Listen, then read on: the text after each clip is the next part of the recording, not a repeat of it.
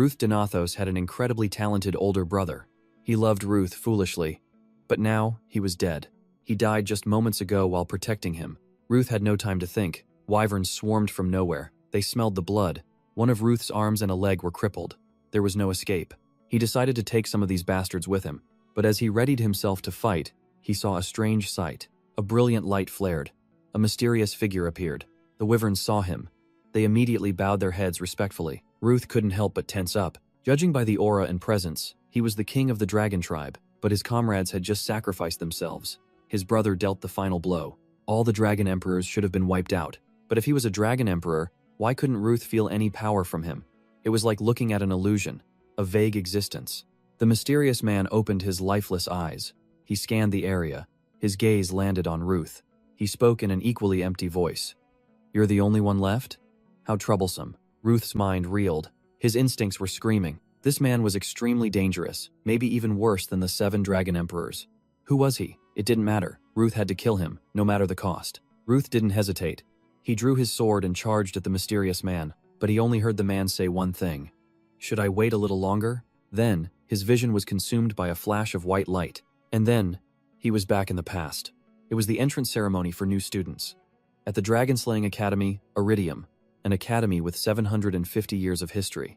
It provided the best education and knowledge for destroying dragons. The image of dragon slayers, or warriors specially trained to slay dragons, is not just a concept existing in the fictional world of the Iridium Academy. From a cultural and historical perspective, the dragon slayer motif has been deeply rooted in the human psyche since the dawn of civilization. Based on archaeological evidence, the oldest records of humans fighting dragons are found on cuneiform clay tablets from ancient Mesopotamian civilization. In the famous epic Enuma Elish, inscribed on 7 clay tablets from around the 18th century BC, the god Marduk defeats Tiamat, a primordial entity representing chaos, often depicted as a giant dragon. From an academic perspective, this epic reflects the ancient Babylonians' desire to establish order in the face of unpredictable natural disasters. Looking at the historical context of Europe, the dragon slayer symbol is strongly individualized through the figure of Saint George. According to historical records, Saint George was a real person, a Greek-Roman soldier who was martyred in 303 AD during the reign of Emperor Diocletianus. However, according to local legends recorded in the 13th century work Golden Legends, he became a symbol of bravery for slaying a vicious dragon to protect the city of Cyllene. Although the detail of slaying the dragon is not historical fact, the folk association of the dragon as a symbol of calamity and the recognition of this real soldier as the dragon slayer reveals a unique cultural perspective. Whether in the real world or the magical world, humanity has always needed a powerful symbol to fight against destructive disasters. Returning to the setting of Iridium Academy, when Root, driven by a fierce will to survive, travels back in time, he realizes that the dragon-slaying experiences he gained at the cost of his life are now the only key to confronting reality. Ruth was confused. What about the battle? The dragons? Was this a dream? But this feeling was too real to be fake. Had he really returned to the past? But why did it happen? No spell could turn back time. Even if one existed, a dragon could never use such a spell. So, was the thing he just fought really a dragon? Anyway, whether it was a dragon emperor or some kind of monster, whatever its plan was, this time, Ruth would kill all the dragons. He wouldn't let anyone die. With firm resolve, Ruth headed straight for the hall. After a few steps, a familiar voice called out, "Hey, you!" The girl with fiery red hair called out to him. "Are you sick or something?" Hennis Harpulia. Ruth instinctively called her name. Hennis was one of his fallen comrades. Hennis was surprised Ruth knew her name. "Do you know me?" Ruth then realized this was their first meeting in this timeline. He quickly made an excuse. "You're the top student of our year. Of course, I'd recognize you." Hennis found this reasonable. She didn't suspect a thing. Ruth then asked irritably, "Why did you ask if I was sick?" Hennis casually replied, "You were just talking to yourself and cursing.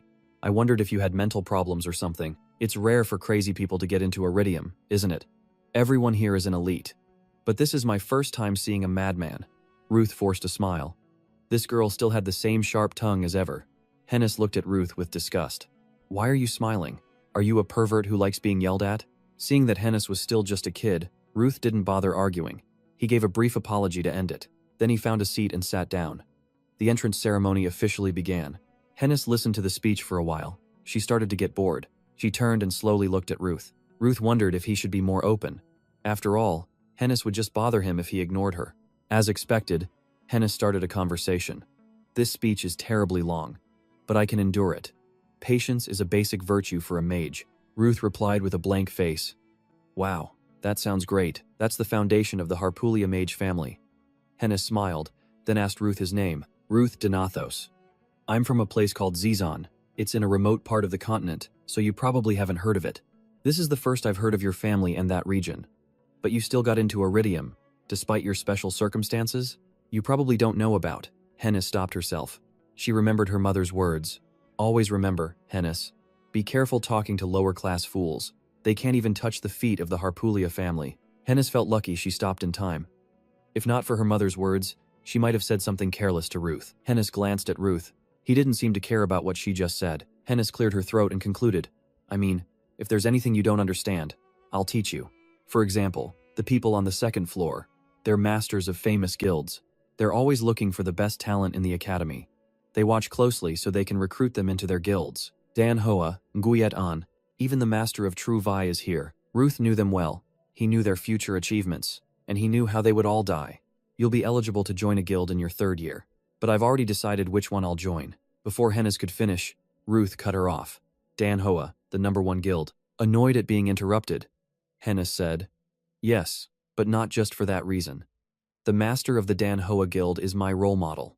The White Flame Queen, Liana Troneka, a high-level mage who uses pure white fire. Lady Liana is so amazing. Seeing Hennis gush about her idol, Ruth remained silent. After Liana's death at the hands of a dragon emperor, Hennis became the next master of Dan Hoa. In the end, she burned her own life away to avenge the senior she so admired. Ruth said just one thing. If it's you, you can definitely get into Dan Hoa. Hennis heard this and thanked him happily. Then she went on stage as the top student. She recited the oath on behalf of the freshmen. Everything was happening just as Ruth remembered. He anxiously awaited the next moment. Because if he remembered correctly, next up was his brother's speech.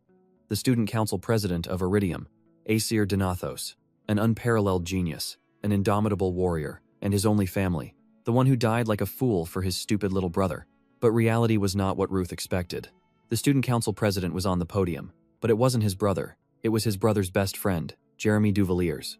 As soon as Jeremy stepped down, Ruth rushed toward him like a madman. Why are you the student council president? Shouldn't it be my brother?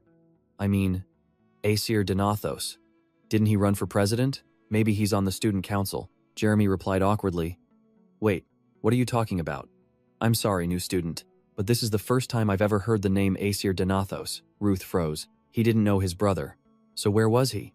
At that moment, a dark theory crossed Ruth's mind. That Aesir Denathos didn't exist in this world.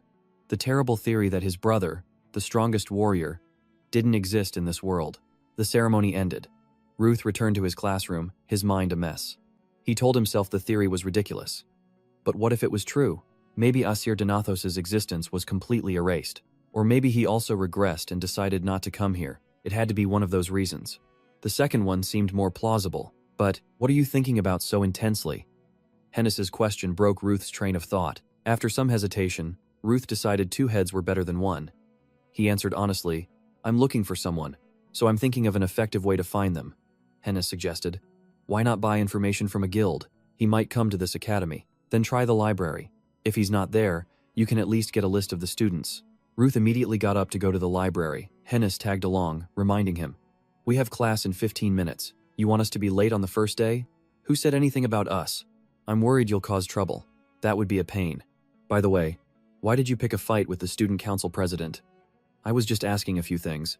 Are you an attention seeker? I wouldn't have thought so. So, do you even know where the library is? It's not that way, you idiot. Follow me. Ruth stopped. He then turned to follow Hennis's lead. Opening the door, Hennis couldn't hide her amazement. So this is the central library? I really want to explore this place someday, Ruth asked while looking around. How did you find this place if it's your first time here too? Hennis glared at Ruth. Isn't it normal for a student to memorize all the facilities before coming to the academy? Yeah, I guess so. Ruth gave a vague reply. Then he started checking the record books. Hennis helped out. But instead of the right book, she found several classics for mages. Wow, the IE Tenny Herbology catalog. Hasn't this been out of print for ages? Whoa, there's even a first edition of McFab's Understanding. You can't buy this with money. Ruth ignored Hennis. He was focused on finding his brother's name in the student list. Sadly, the name Aesir Denathos was not there. If he didn't exist in this world, it was probably because of that bastard, Sarnin, the Void Dragon, a dragon lord who controls dimensions and the void. In the battle before Ruth's regression, He vanished along with his brother's body. If that skill moved him to another dimension, then maybe he's still alive there. But of course, the Void Dragon would probably be there too. Their task in the library was done. Ruth turned to find Hennis, only to see her arguing with the librarian. What do you mean I can't? I'm only borrowing 17 books. The librarian calmly explained.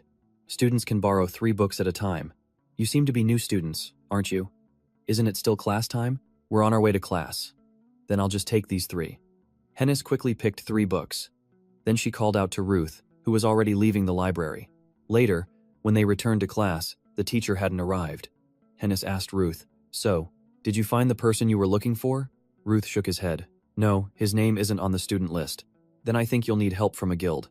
Who are you looking for anyway? Ruth hesitated for a moment, then replied, My older brother. Just then, a handsome teacher strode into the classroom. He said cheerfully, I'm Daniel Gold.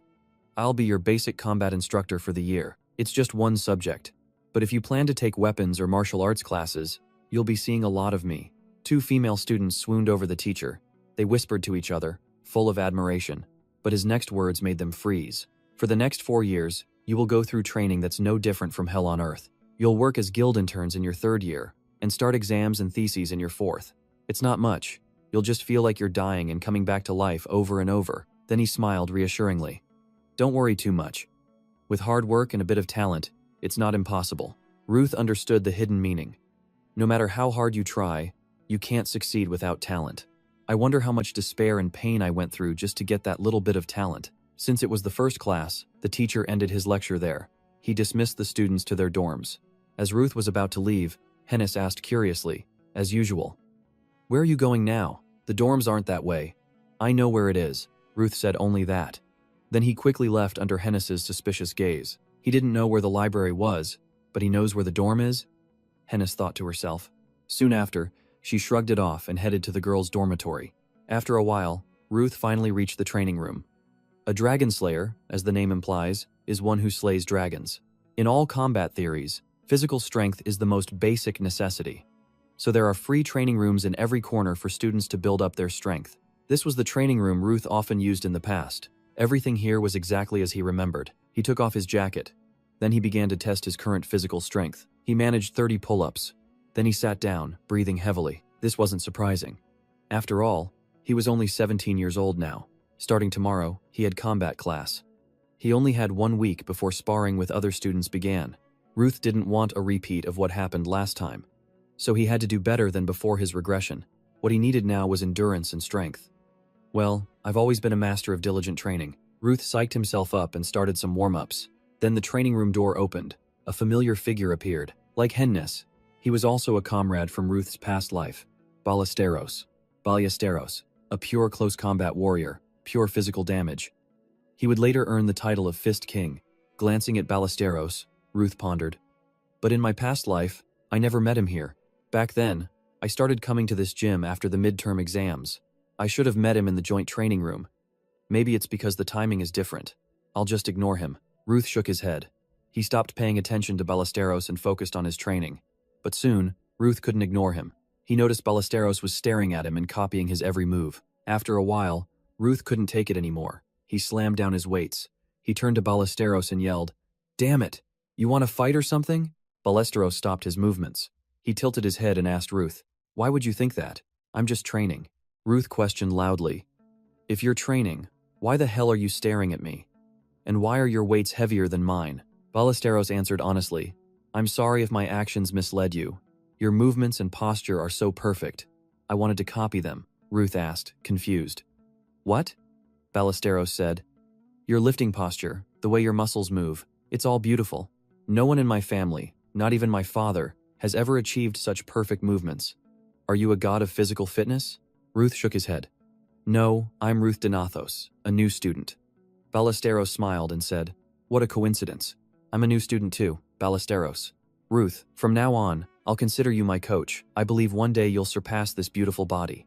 So, fitness coach Ruth, can you take me as your student from now on? Ruth shuddered. He firmly refused. No. A while later, at Iridium's 3rd outdoor training ground, Daniel Gold spoke loudly to the new students.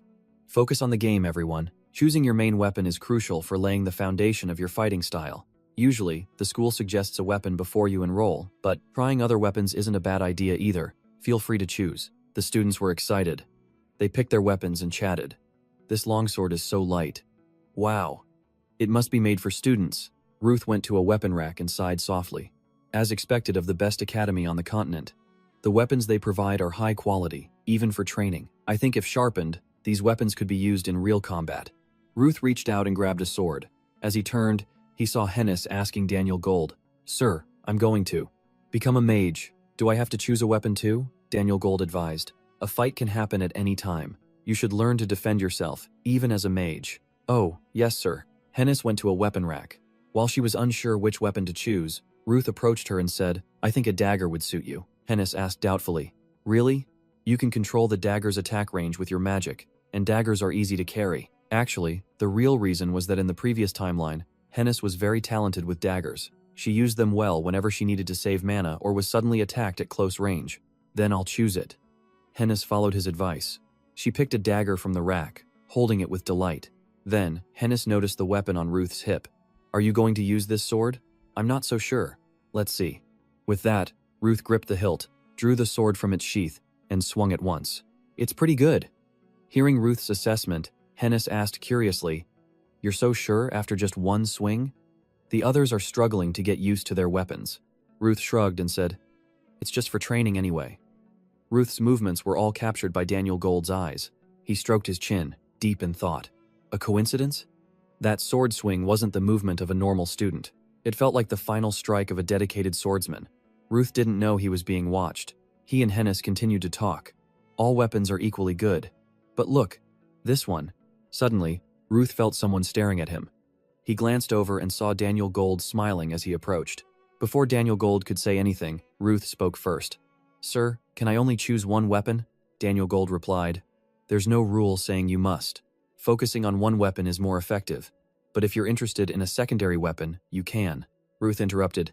"I want to use multiple main weapons." "Multiple main weapons? Is this arrogance or confidence?" "Let's see." Thinking this, Daniel Gold agreed. "All right, the decision is ultimately up to you." "Good. Then in addition to the weapon I just chose, a spear and a greatsword, I'll choose these three." As he spoke, Ruth used the three weapons one by one, demonstrating for Daniel Gold. Daniel Gold chuckled, inwardly assessing. "A genius? No, a little different. Besides elegance and refinement, I can see incredible skill in his every sword stroke."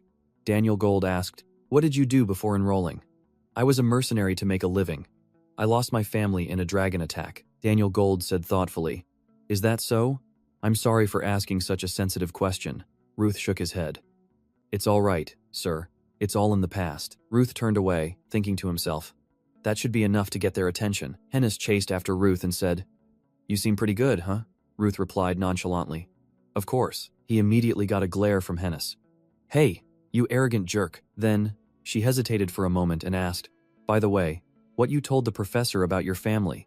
Did your parents really pass away?" Ruth unconsciously clenched his fist and replied in a low voice, "Yeah, they're all gone." Hennis turned her head away and said in a small voice, "I'm sorry. That must have been tough.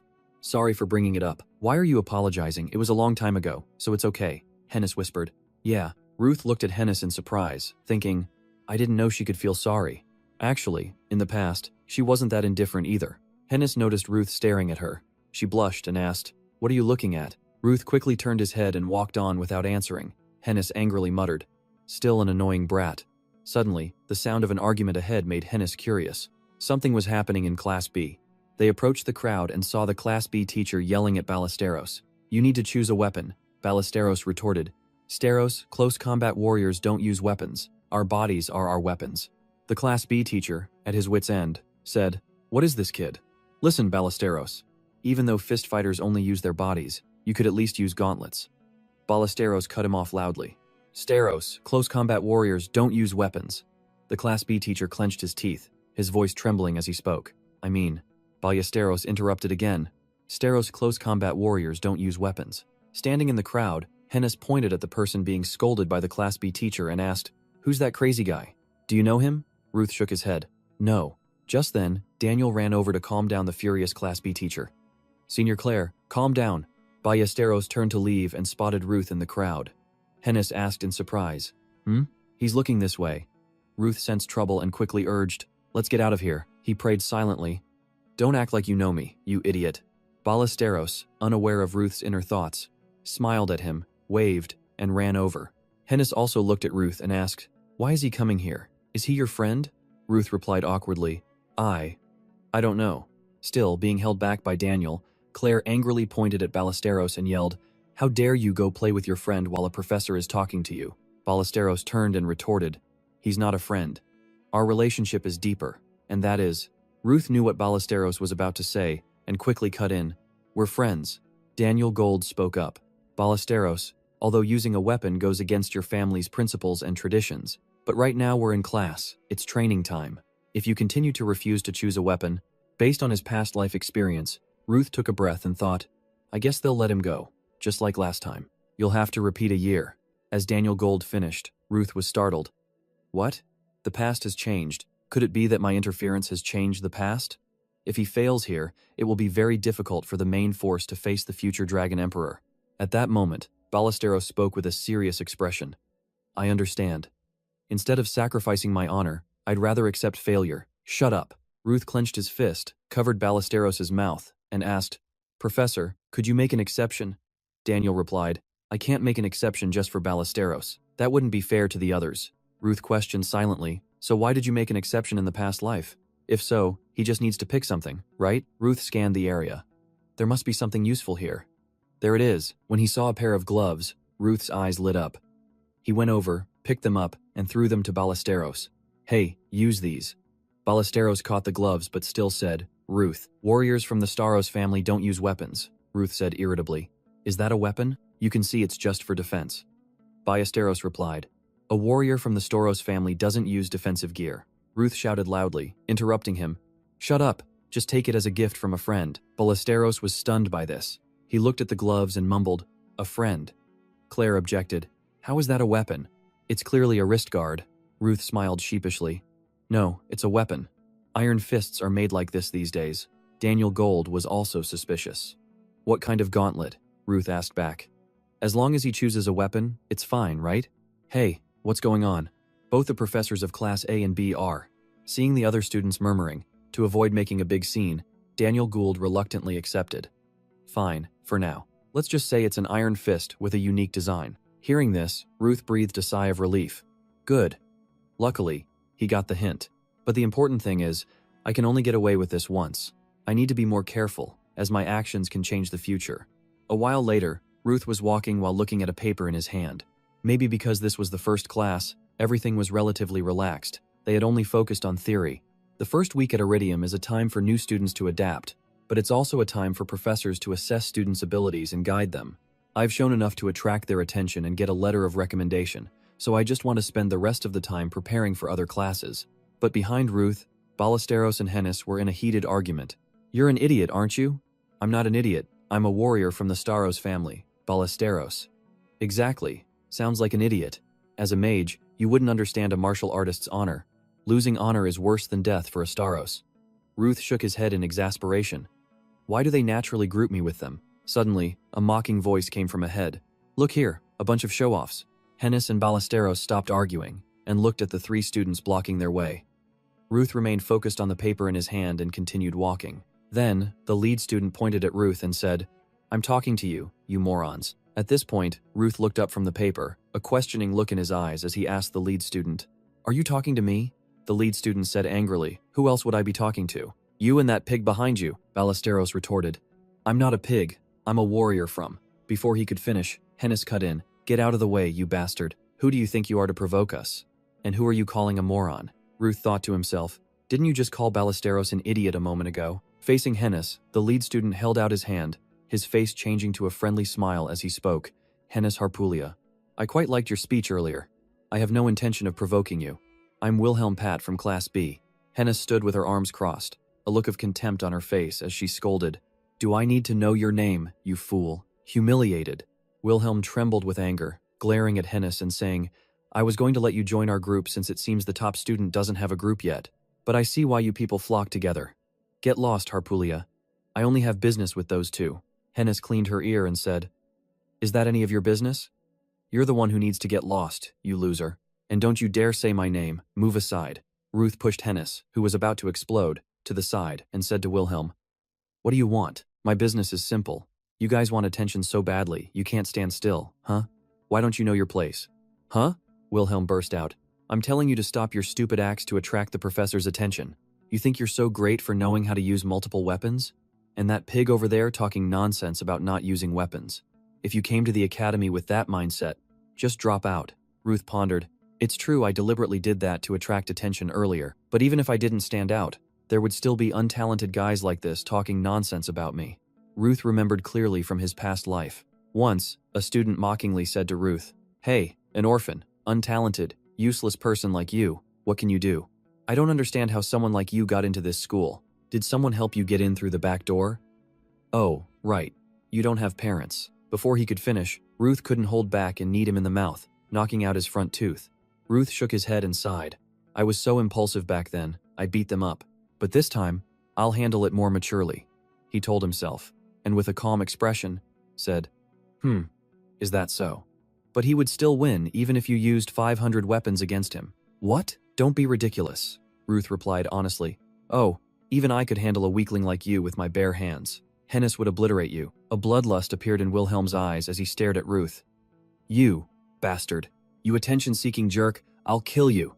With a roar, Wilhelm couldn't hold back anymore and threw a punch at Ruth. Ruth's hands were in his pockets, his expression unchanging in the face of Wilhelm's punch.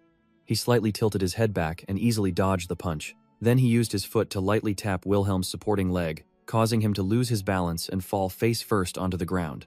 "You bastard," Wilhelm growled, cursing. He turned and sat up, his hand reaching for the weapon on his hip. Seeing this, Hennis was terrified. She shouted a warning. "Hey, using weapons outside the training ground is forbidden." "Shut up," Wilhelm yelled, his anger clouding his mind. He was now reckless, drawing his sword and lunging at Ruth. Facing the impending danger, Ruth remained completely calm. A despicable fool.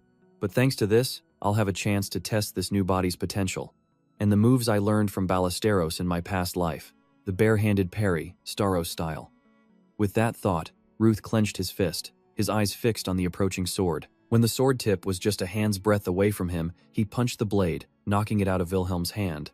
Then, to Wilhelm's horror, Ruth quickly closed the distance. He slammed his hand into his head, knocking him out on the spot. Wilhelm's two cronies were no longer arrogant. Their eyes were filled with fear as they looked at Ruth. Ruth didn't give them a hard time. He just said flatly, "Let this be a lesson." Behind them, Ballesteros was staring intently at Ruth. He realized that the move Ruth had just used was a technique of his family. Just then, Claire ran over. "What's going on here?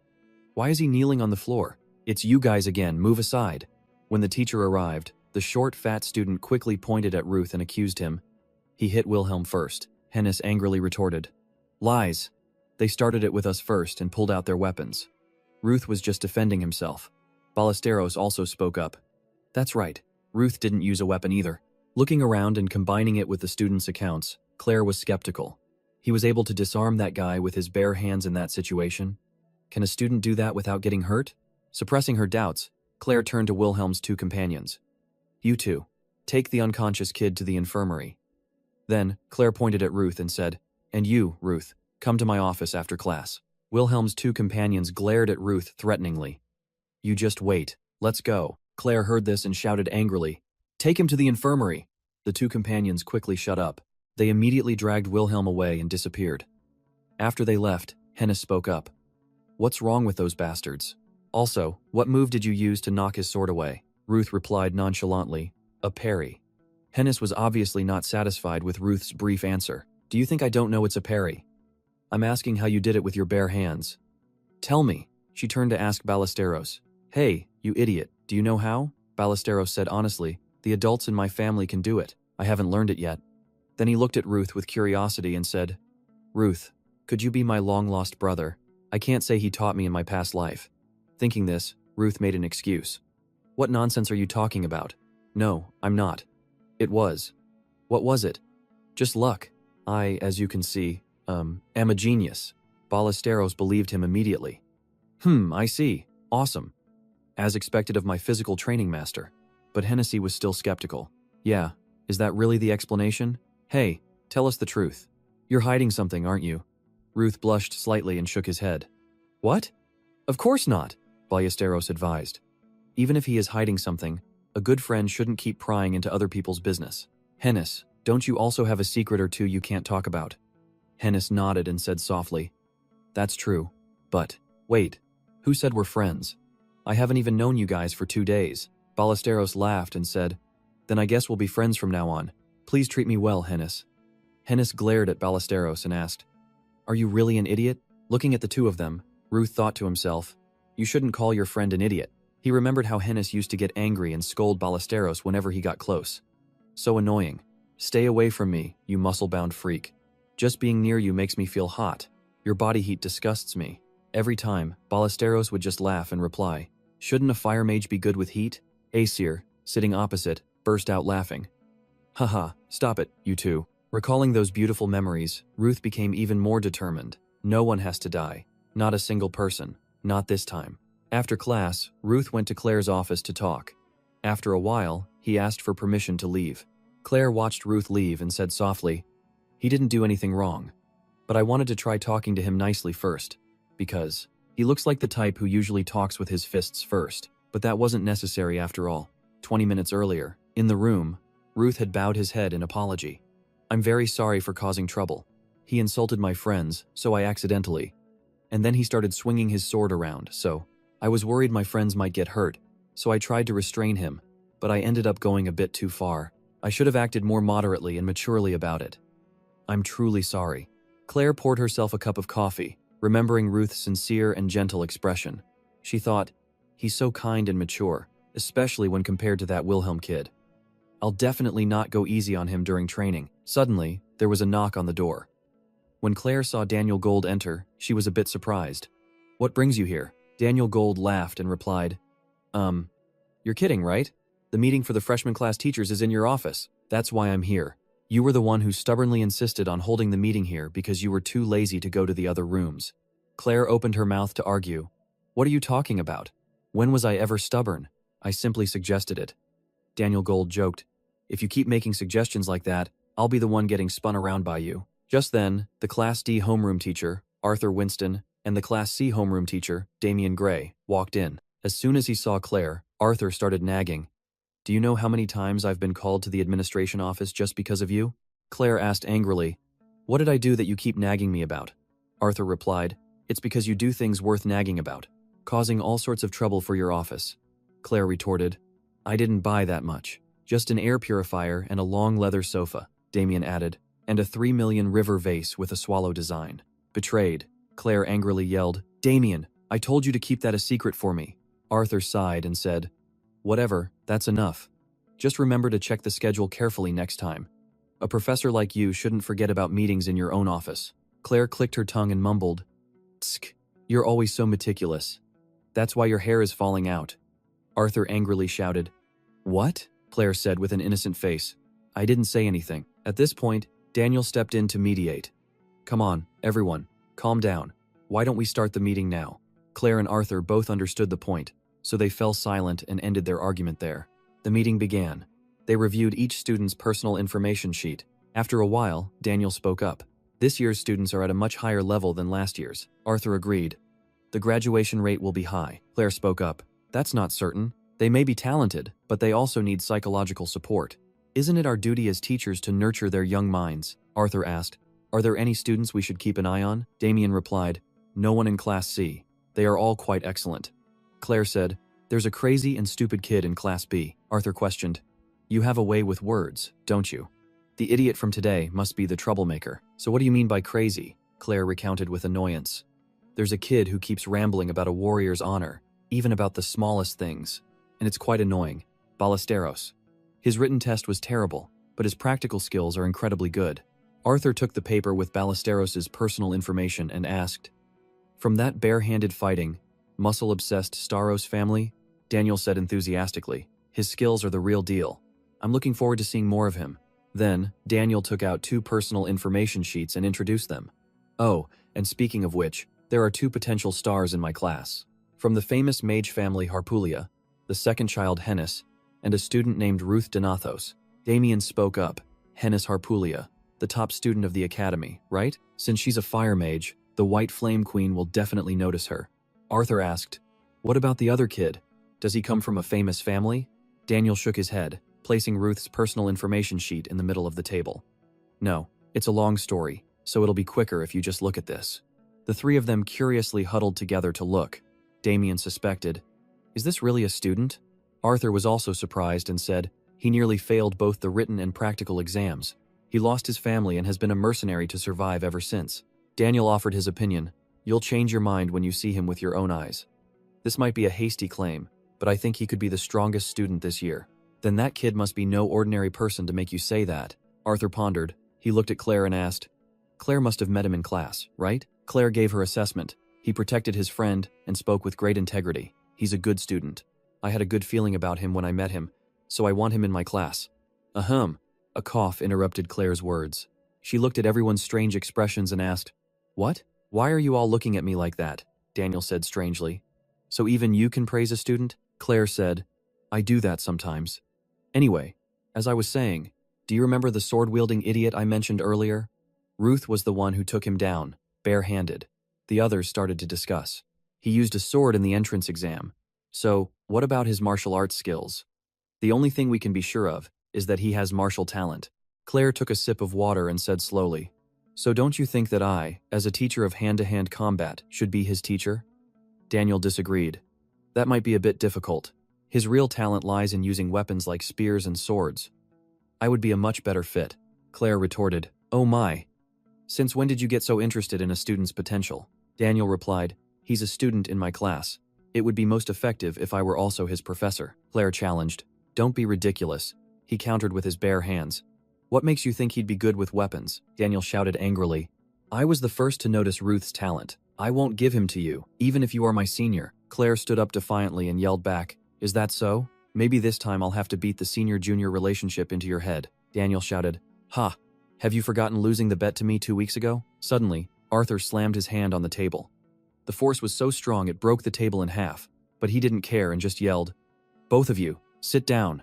Is that how people who call themselves professors should behave?" Daniel said nothing more and obediently sat down.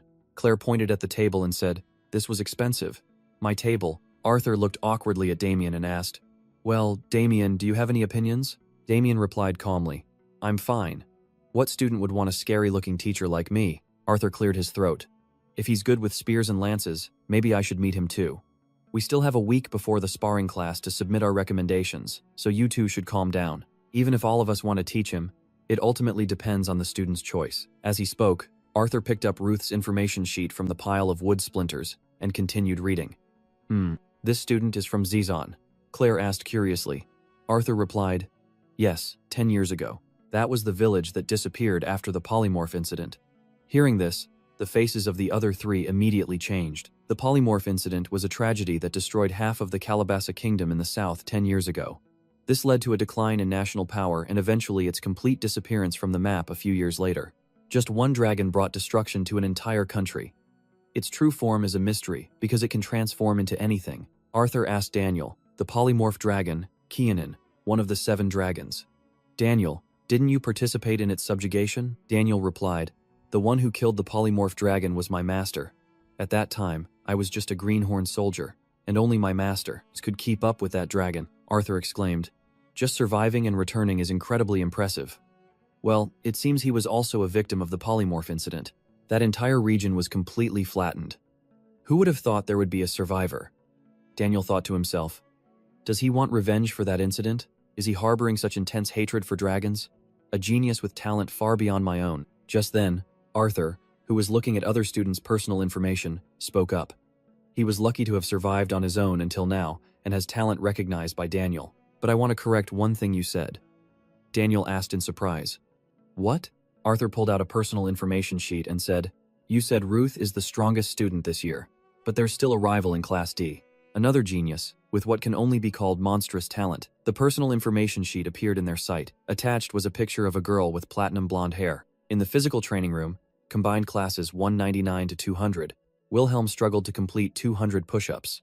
He was out of breath, lying exhausted on the floor, whispering, "Coach, I've completed 3 sets of push-ups twice already." Claire nodded and said nonchalantly, "Good. Next up is 2008 count burpees." Wilhelm was on the verge of tears. He tried to lift his head to look at Claire and asked, "What?" Claire ignored him and urged loudly, "What are you waiting for? When are you going to stand up?" Elsewhere in the room, Ruth was wiping sweat with a towel after finishing a workout. "Now I can use it. There are 3 days left until the sparring match. And now I can finally use the breathing techniques and stances I used in my past life to some extent. I hope it will be enough for me to achieve what I want." Lost in thought, Ruth was annoyed by the noise from Ballesteros. He couldn't help but turn and ask, "Can't you train with your mouth shut?" Ballesteros didn't stop his movements and said matter-of-factly, "Strength comes from breathing." Ruth questioned, "What kind of nonsense is that? Are you saying you'll be as strong as a bear by breathing like one?" Ballesteros glanced at Ruth. "Ruth, the reason you can't lift weights like this is because you don't have a proper breath." "Shut up," Ruth interrupted. He sincerely reminded, "Say what you want, but train properly. Every time you huff and puff, that weight gets wobbly." "Huh?" Ballesteros was a bit surprised. He tried again and found out that it was exactly as Ruth said. So he stopped training, sat up, and looked at Ruth, saying, "You're right. I can feel my muscles tensing up more." "You're good, my master." Yeah, whatever." Just then, Hennis approached from a distance. As she got closer, she pinched her nose. She looked at Ballesteros with disdain. "Ugh, you stink. Are you even human? How on earth can you train continuously for 3 hours without a break?" Ballesteros said seriously. "When you feel your muscles growing, you'll know the exhilarating feeling. By the way, Hennis, you're too skinny. I'll guide you, so let's start training." Hennis had a wary expression. "I'm normal, don't come near me," Ballesteros asked, puzzled. "Why are all the women in the academy so fragile? No one is like the women back home. You all look like starved stray dogs." Hearing this, Hennis asked angrily, "Did you just call me a dog? Do you have a death wish?" Suddenly, Hennis saw Ruth leaving. She quickly called out, "Hey, where are you going?" Ruth replied, "Just getting a drink." "Wait, I'll go with you." Then, Hennis turned to Ballesteros and asked, "Hey, blockhead, what about you?" Ballesteros replied, "I'll lose my gains if I walk, but I'd really appreciate it if you got me a protein shake." Hennis nodded. She ran to Ruth's side, and they left the gym together. When they reached the vending machine, they saw a silver-haired girl standing in front of it. Hennis exclaimed in surprise, "Oh, someone's here." Seeing Ruth didn't reply, Hennis looked over curiously and saw Ruth's grim expression as he stared at the silver-haired girl. At that moment, Ruth was indeed in a bad mood.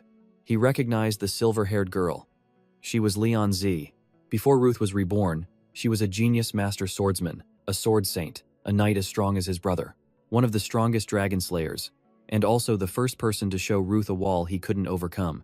Once, Leon Z looked at the injured Ruth on the ground and said contemptuously, "I thought you'd be stronger since you're Aesir's brother, but I guess I was wrong." At that time, Ruth, lying on the ground, could only helplessly clench his fists and stare at Leon Z, gritting his teeth.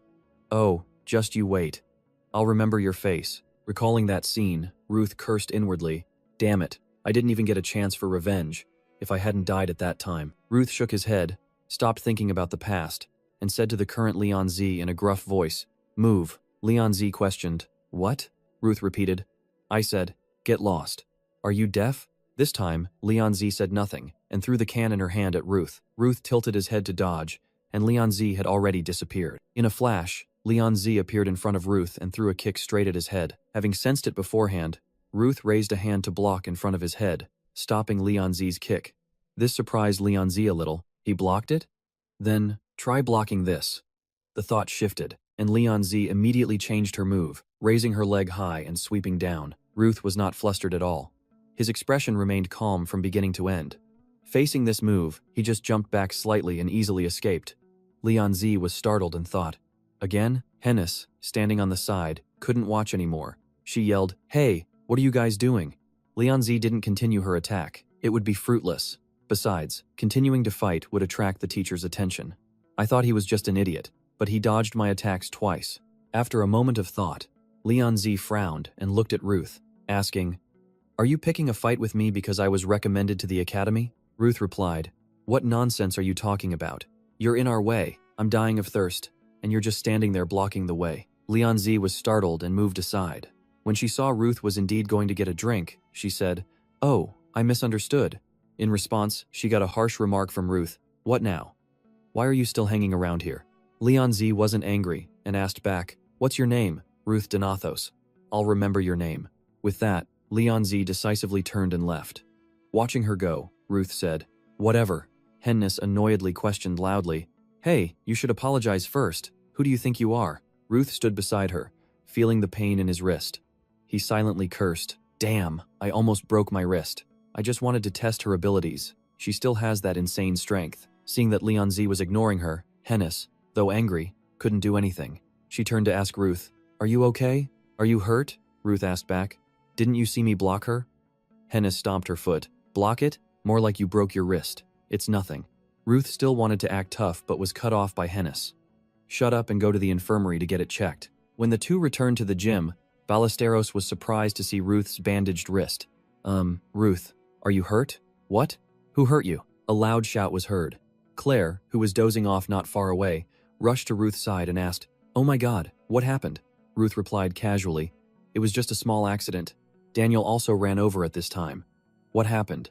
Before Ruth could speak, Hennis cut in. He was beaten up by a kid. Ruth was startled and quickly explained. Huh? I wasn't beaten up. It was just a small argument. Claire ignored Ruth and went to Hennis's side to ask, So who hit Ruth? Hennis didn't hide anything and recounted. She's a new student. She has white hair and golden eyes, and she mentioned being recommended. From Hennis's account, Claire and Daniel exchanged a look. A name popped into their minds. Leon Z from Class D. Claire turned furiously and walked towards the door. Daniel knew what she was about to do and quickly pulled her back. Claire's face was dark, and she gritted her teeth, saying, Let go of me. I won't let this go. I'll teach her a lesson. Daniel advised, Claire, calm down. I can't let this go this time, even if Ruth started it first. She's hurt too many people already. Why would she hit a good person like him? Claire's loud shout attracted the attention of the other students in the room. What's up? It looks like someone from our class got beat up. Seeing students starting to gather, Daniel quickly smiled and said to Claire, I'm not telling you to let it go. But as an instructor, there are more clever ways. Claire asked suspiciously. More clever? Daniel whispered in Claire's ear. If you can't control the situation and cause a scene, Arthur, who is responsible for Class D, will take control of the situation and say he will handle everything. First, let's avoid any complaints from Leon Z's guardian, the leader of the Dragon Slayers. He definitely knows how to handle things professionally, so he'll probably ask Arthur to handle this. Then, we can do whatever we want. Claire's eyes lit up. Shift the blame to Arthur and take the credit? So we can punish that aggressive kid, right? Not bad. Daniel smiled and replied, Exactly. There's no reason to make a big deal out of this. Just punish her with her grades. Make her do volunteer work for the academy. Extra classes. But of course, since we want her to change her attitude, no one will complain if those classes are a bit harsh, right? While Claire and Daniel were whispering and plotting, Ruth was being gossiped about by many of his classmates, which made him feel a little embarrassed. Ballesteros looked at Ruth, who was covering his face, and said, Ruth, it seems like the teachers really like you. Congratulations. Ruth, still covering his face, said, Shut up. Ballesteros continued, Don't be too heartbroken. Get over it and become a man. Ruth really couldn't take it anymore and yelled, Shut up. 3 days later, in the grand hall, the students were already lined up and waiting. From the teachers' ranks, one stepped forward, scanned the room, and announced loudly, It seems everyone is here. Students, please line up by class. We will now begin the combined combat assessment. Now, we will begin the training session for Class A and B. In this practical combat session, each person will be assigned a number. You will also get to choose your opponent. You cannot choose the same person twice, so each of you will only have 2 matches today. The explanation is over. Good luck, everyone. As soon as he finished speaking, a referee stepped into the middle of the arena and called out, Number 1, Helion McDowell. Come out and choose your opponent.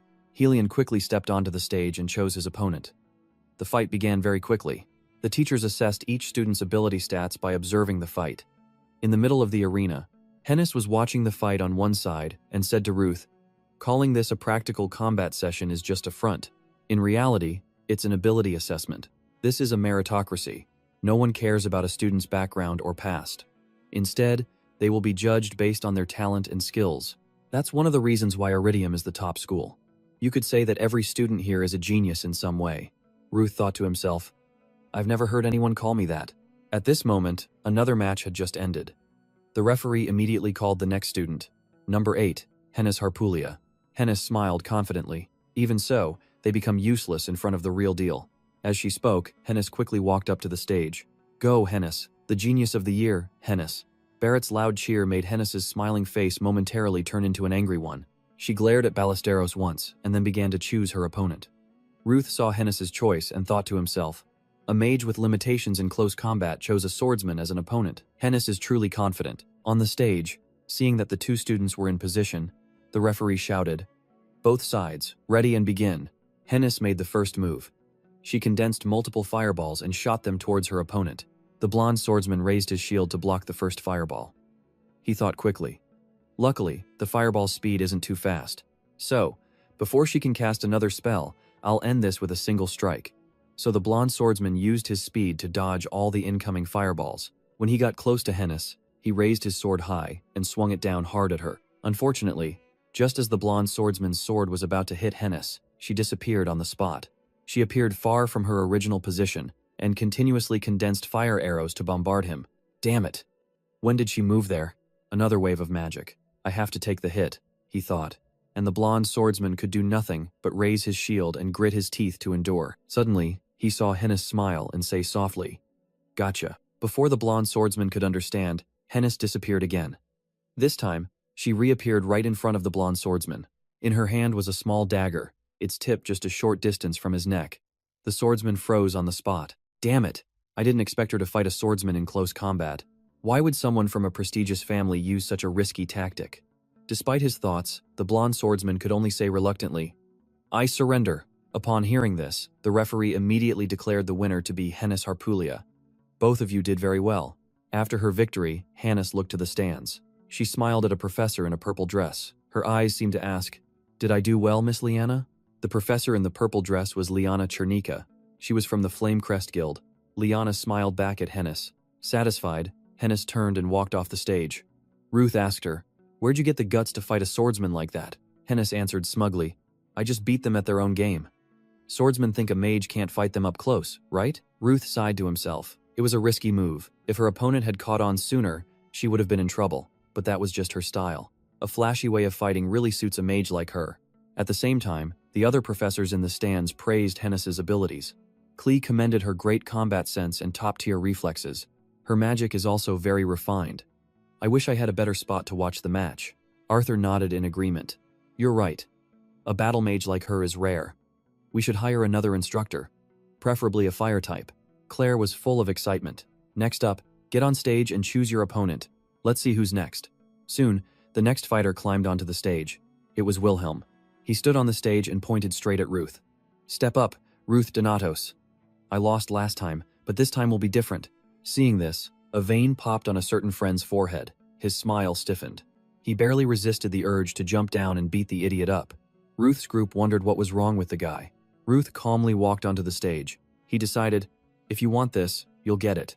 I admire your persistence, but I'm going to beat you to a pulp, kid. The fight turned into a public beatdown.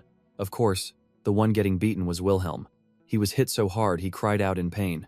Wait, hold on. You son of a... Don't, I lose, I surrender already.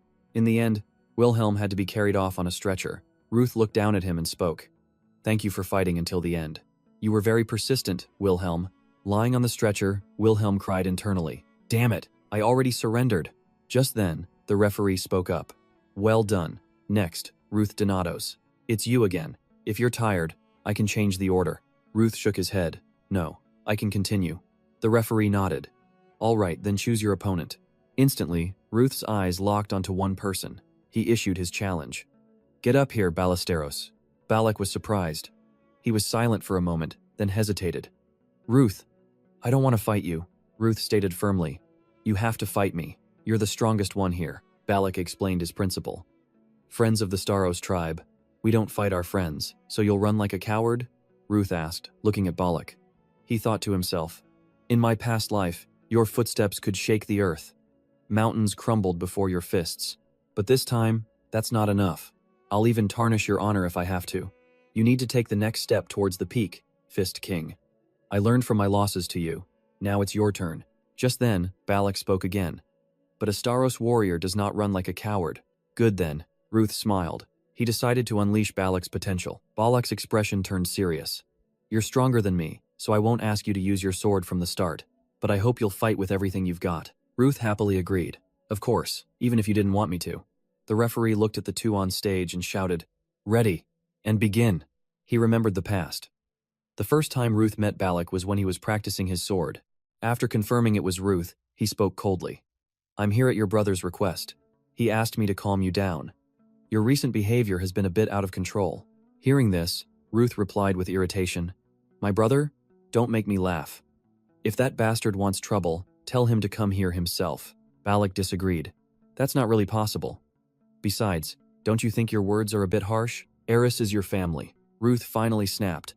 He threw the wooden sword in his hand to the ground and cursed at Balak. "Hey, you damn pig. If you've got guts, then shut up and come at me. Family my ass." After a brief exchange of words, they started fighting. The result, of course, was Ruth getting beaten to a pulp. He lay flat on the training floor, fuming. "Damn it, you fat oaf. You're pretty strong." Balak picked up the wooden sword from the ground. He handed it to Ruth and said, "You too, Ruth Donatos." Ruth's temper flared even more. "Are you mocking me?" Balak shook his head and replied, "I'm serious, even though I am stronger." Thinking back, Ruth couldn't help but sigh. After getting beaten up by Leon and this bastard, I realized I wasn't that talented after all. While Ruth was lost in thought, Balak began the fight. He built up momentum, then he shot forward like an arrow, launching an attack. Ruth managed to dodge.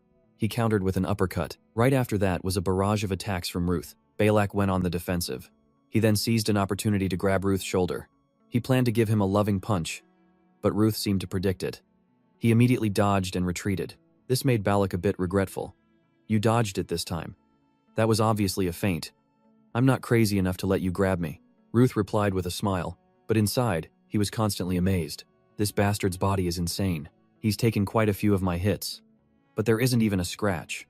The soul of a warrior who fights with physical strength lies in their muscles." The Staros are a family of martial artists from the north. Every member of this family is a monster of muscle. Their muscles, improved over generations, have fused with mana. This creates an armor thicker and harder than steel. Would it be wrong to say his body has become the strongest shield and the sharpest spear? Ruth started calculating. Normal attacks definitely won't work. In that case, instead of short, decisive blows, softer strikes with strong pushing force will be more effective. I'll attack the gaps in his armor and destroy it from the inside. He put his thoughts into action. Ruth quickly changed his strategy. Balak also sensed the difference in Ruth's fighting style. So fast. His attacks weren't just faster than before. Even his attack patterns became harder to read. Cunning like a snake. It was getting harder and harder to keep up with them. With this thought, Balak began to focus on strengthening his armor. He believed there was no way Ruth could break through the armor of the Staros family. Who would have thought his confidence wouldn't last long? He took a painfully sharp blow. "Try and dodge this." As he spoke, Ruth continued his assault, shocking Balak.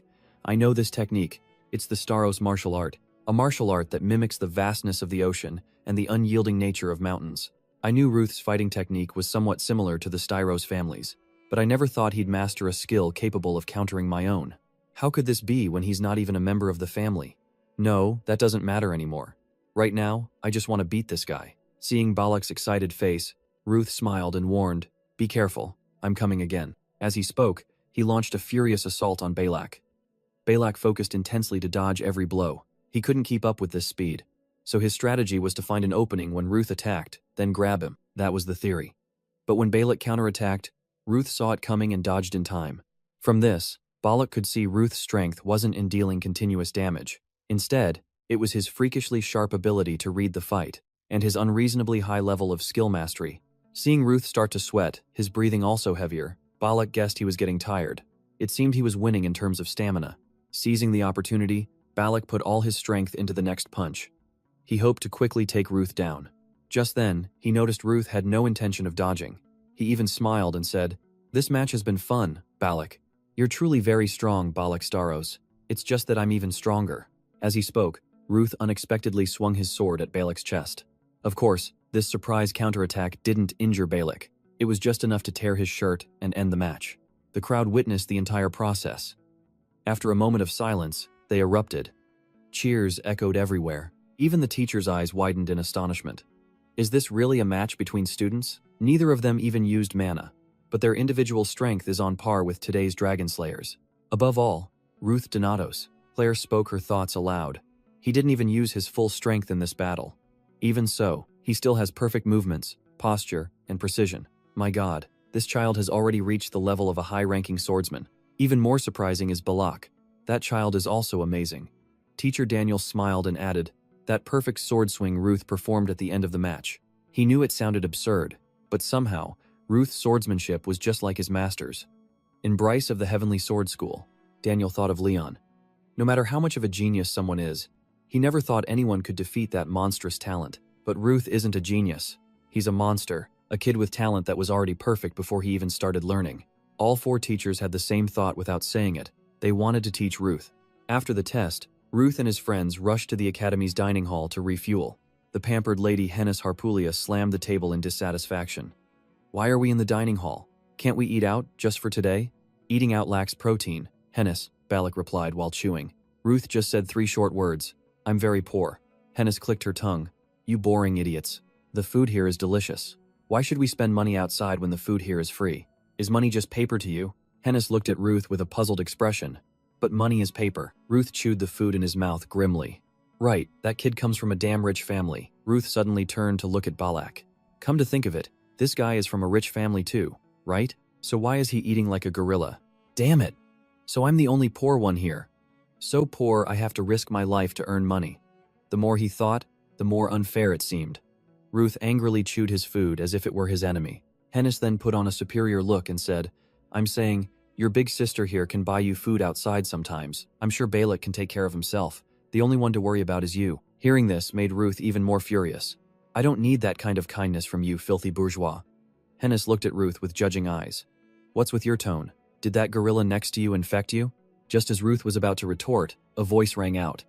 Found him. That student from before. Hennis and Ruth both turned to look. They saw a blue-haired young man with a bright expression talking to a silver-haired one beside him. Look, Abel. That's the student you were talking about. Then they strode over to Ruth's group. The other students in the dining hall started whispering. Those are the guild leaders. Oh, really? The Pursuit Guild and Moonshadow. As soon as he reached Ruth's table, the blue-haired man introduced himself. Hello, juniors. That was an impressive match. I'm Roderick Riddle, leader of the Pursuit Guild. Ruth also replied politely. I'm Ruth Donatos. Roderick then pointed to the person next to him. This is Abel White.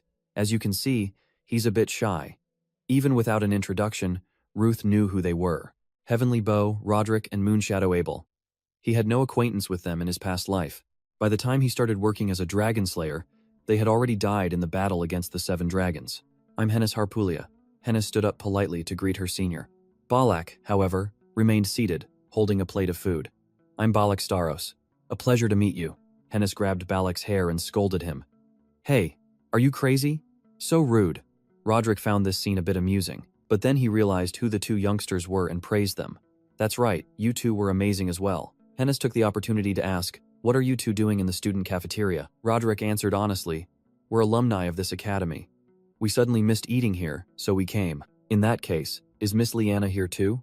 Hennis continued to ask, with a hint of anticipation on her face. Liana went back as soon as the swordsmanship class ended. She said there was no need to stay any longer. Oh, I see, Hennis replied, her face falling. Roderick saw this and comforted her. Don't be so disappointed. She'll visit Iridium again soon. By the way, at this point, he turned to Ruth. Abel has praised you a lot. He said you're the kind of person he really needs in his guild. Don't waste any more time, Roderick. Abel placed a hand on Roderick's shoulder. Then he looked straight into Ruth's eyes and asked, You're Ruth Donatos, right? Do you know who I am? You're the 4th-ranked Dragon Slayer on the individual list, and the guildmaster of the 2nd-ranked guild, Moonshadow. Abel corrected him. So you know me well. But remember, we're ranked 2nd because of information processing, not because we're weaker than the number 1 guild. Let's get straight to the point. I saw your match. It was quite impressive. Since I can't avoid this, I might as well act like a genius. Thinking this, Ruth replied, Well, I am good. I like your confidence. And because of that, I want to make you an offer. Do you want to join the Moonshadow Guild right after you graduate? While Hennis seemed quite surprised, Ruth was calm. Isn't this kind of recruitment forbidden? Why are you going to such lengths? Abel answered honestly. When the target is someone talented, people don't usually follow that rule. You're a genius with great potential. Someone like you needs a big stage to perform on, right? I assure you, Moonshadow will provide you with a perfect stage like that. Although having a major guild like Moonshadow backing him was a sweet deal, it wouldn't be a good idea to join a guild where Ruth couldn't freely do what he wanted. So Ruth didn't hesitate to refuse. Instead, he proposed a deal. Can you find someone for me? It's my older brother, who survived the disaster 10 years ago. A survivor of the disaster 10 years ago? That's quite a tough one. If I help you, what do I get in return? Ruth replied with a straight face, a good relationship with me. Roderick heard this and burst out laughing at Abel. Abel didn't find it funny at all. On the contrary, he was quite interested in this offer. Having a good relationship with someone with such a bright future isn't a bad idea. Abel agreed to Ruth's offer. Then he and Roderick quickly left. It was like facing a whirlwind. Are all high rankers like that? Hennis said as she watched their backs. Not sure, Ruth shrugged. Anyway, rejecting an offer from a major guild. If you're that confident, it seems you must have received a pretty good letter. Hennis then picked up her letter. The professor had given each person a letter after class. Because of that sudden offer, Ruth had completely forgotten about this. This letter was related to the evaluation of the first swordsmanship class. The evaluation letter for the first sparring session. In his past life, his result wasn't very good. He didn't know how it would be this time. Ruth felt a bit nervous as he slowly opened the letter. Hennis, sitting opposite him, stared at him and guessed, "You don't need to look. I'm sure it's all good things. Things that would make your family proud." Balak suddenly asked, "Ruth, what's your brother like?" Ruth replied without hesitation, stupidly kind. "Yes, he's a real idiot. Even as an undefeated dragon slayer, he struggled because of his pathetic little brother. He suffered until the very end. He's also very strong. Someone like me can't compare to him." Ruth continued with a proud smile, his eyes shining. "If he's that strong, then I'm sure he's still alive. Don't worry too much." "Yeah, I guess so." The atmosphere suddenly became heavy. Hennis saw this and changed the subject. "Anyway, why don't we open our letters? I'll read mine first. Good combat sense, fierce strategy that penetrates the opponent and uses appropriate skills, potential to become an excellent battle mage. Just as expected. My turn," Balak said proudly. "High-level martial arts, powerful physique, perfect body, fierce strength, and good reflexes. Beautiful muscles." Beautiful muscles made Balak drool with delight. His opinion of Professor Claire skyrocketed. The professor really pays attention to detail. Professor Claire is amazing. She really knows how to describe things. Now it was Ruth's turn. Seeing him remain silent, Hennis impatiently snatched the letter from his hand.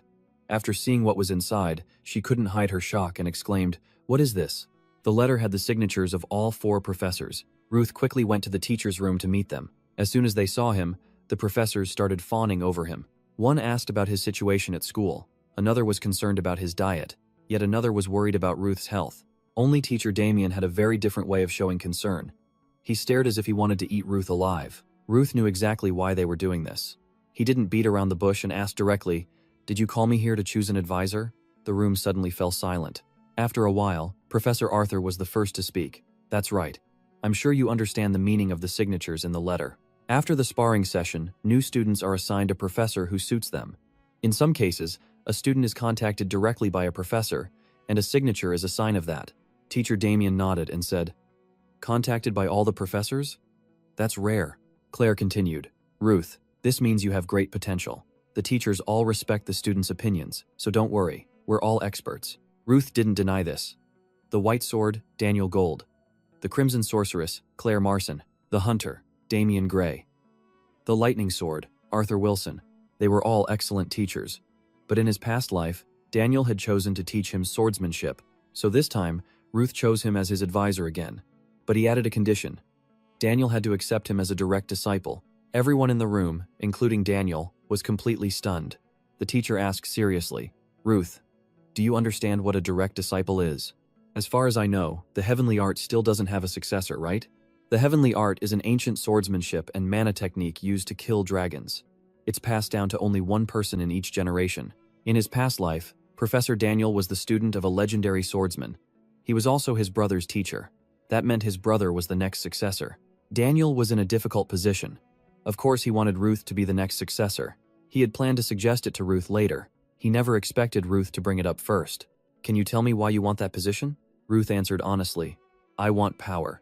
Because when I was weak, dragons killed my friends and family. If I had been stronger, I could have saved them. From now on, I don't want to see the people I love die in front of me again." Ruth's answer reminded Daniel Gold of a painful memory. When Daniel was a child, he and his sister had to flee from a dragon. But his sister died protecting him. No matter how much pain a person has suffered, if their reason for wanting to be stronger is simply revenge, they are not worthy to become the next successor of the heavenly art. But if it's to protect those important to them, that's a different story. "All right, Ruth. I mean, from now on, you are my direct disciple.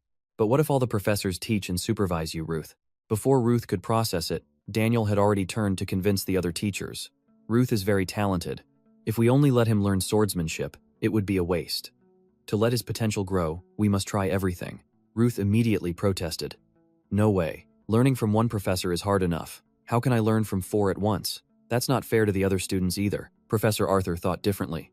No, this idea is good. To destroy all dragons, we need a great dragon slayer. To create someone like that, a little unfairness is acceptable. There will be complaints. But what can they do other than blame their own incompetence? Hearing this, Ruth became even more confused. Why would a professor known for being strict and conservative like Professor Arthur allow such a risky thing? The other professors all agreed with Daniel's idea. Seeing the hesitation in Ruth's eyes, Daniel walked over and gently patted his shoulder. Ruth, this is just a suggestion from me. Whatever you choose, I will respect your decision. A series of questions popped into Ruth's head. Can I become the successor of the heavenly art while being taught by other professors? What if others' opportunities are lost because of me? This could have a huge impact on the future. A knight who can fight dragons. A knight who can prevent disaster from happening early. I must ensure everyone's future. To do that, I must surpass my own limits. I must become stronger at any cost.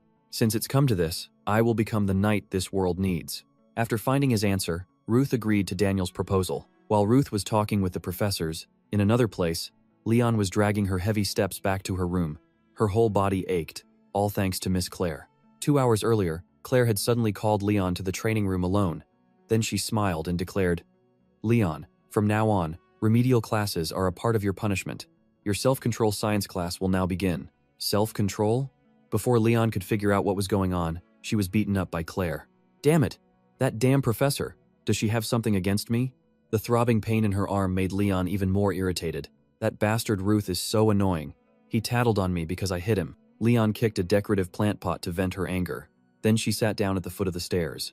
I was wrong to misunderstand and kick his joint by surprise. But just for that, I have to do cleaning duty.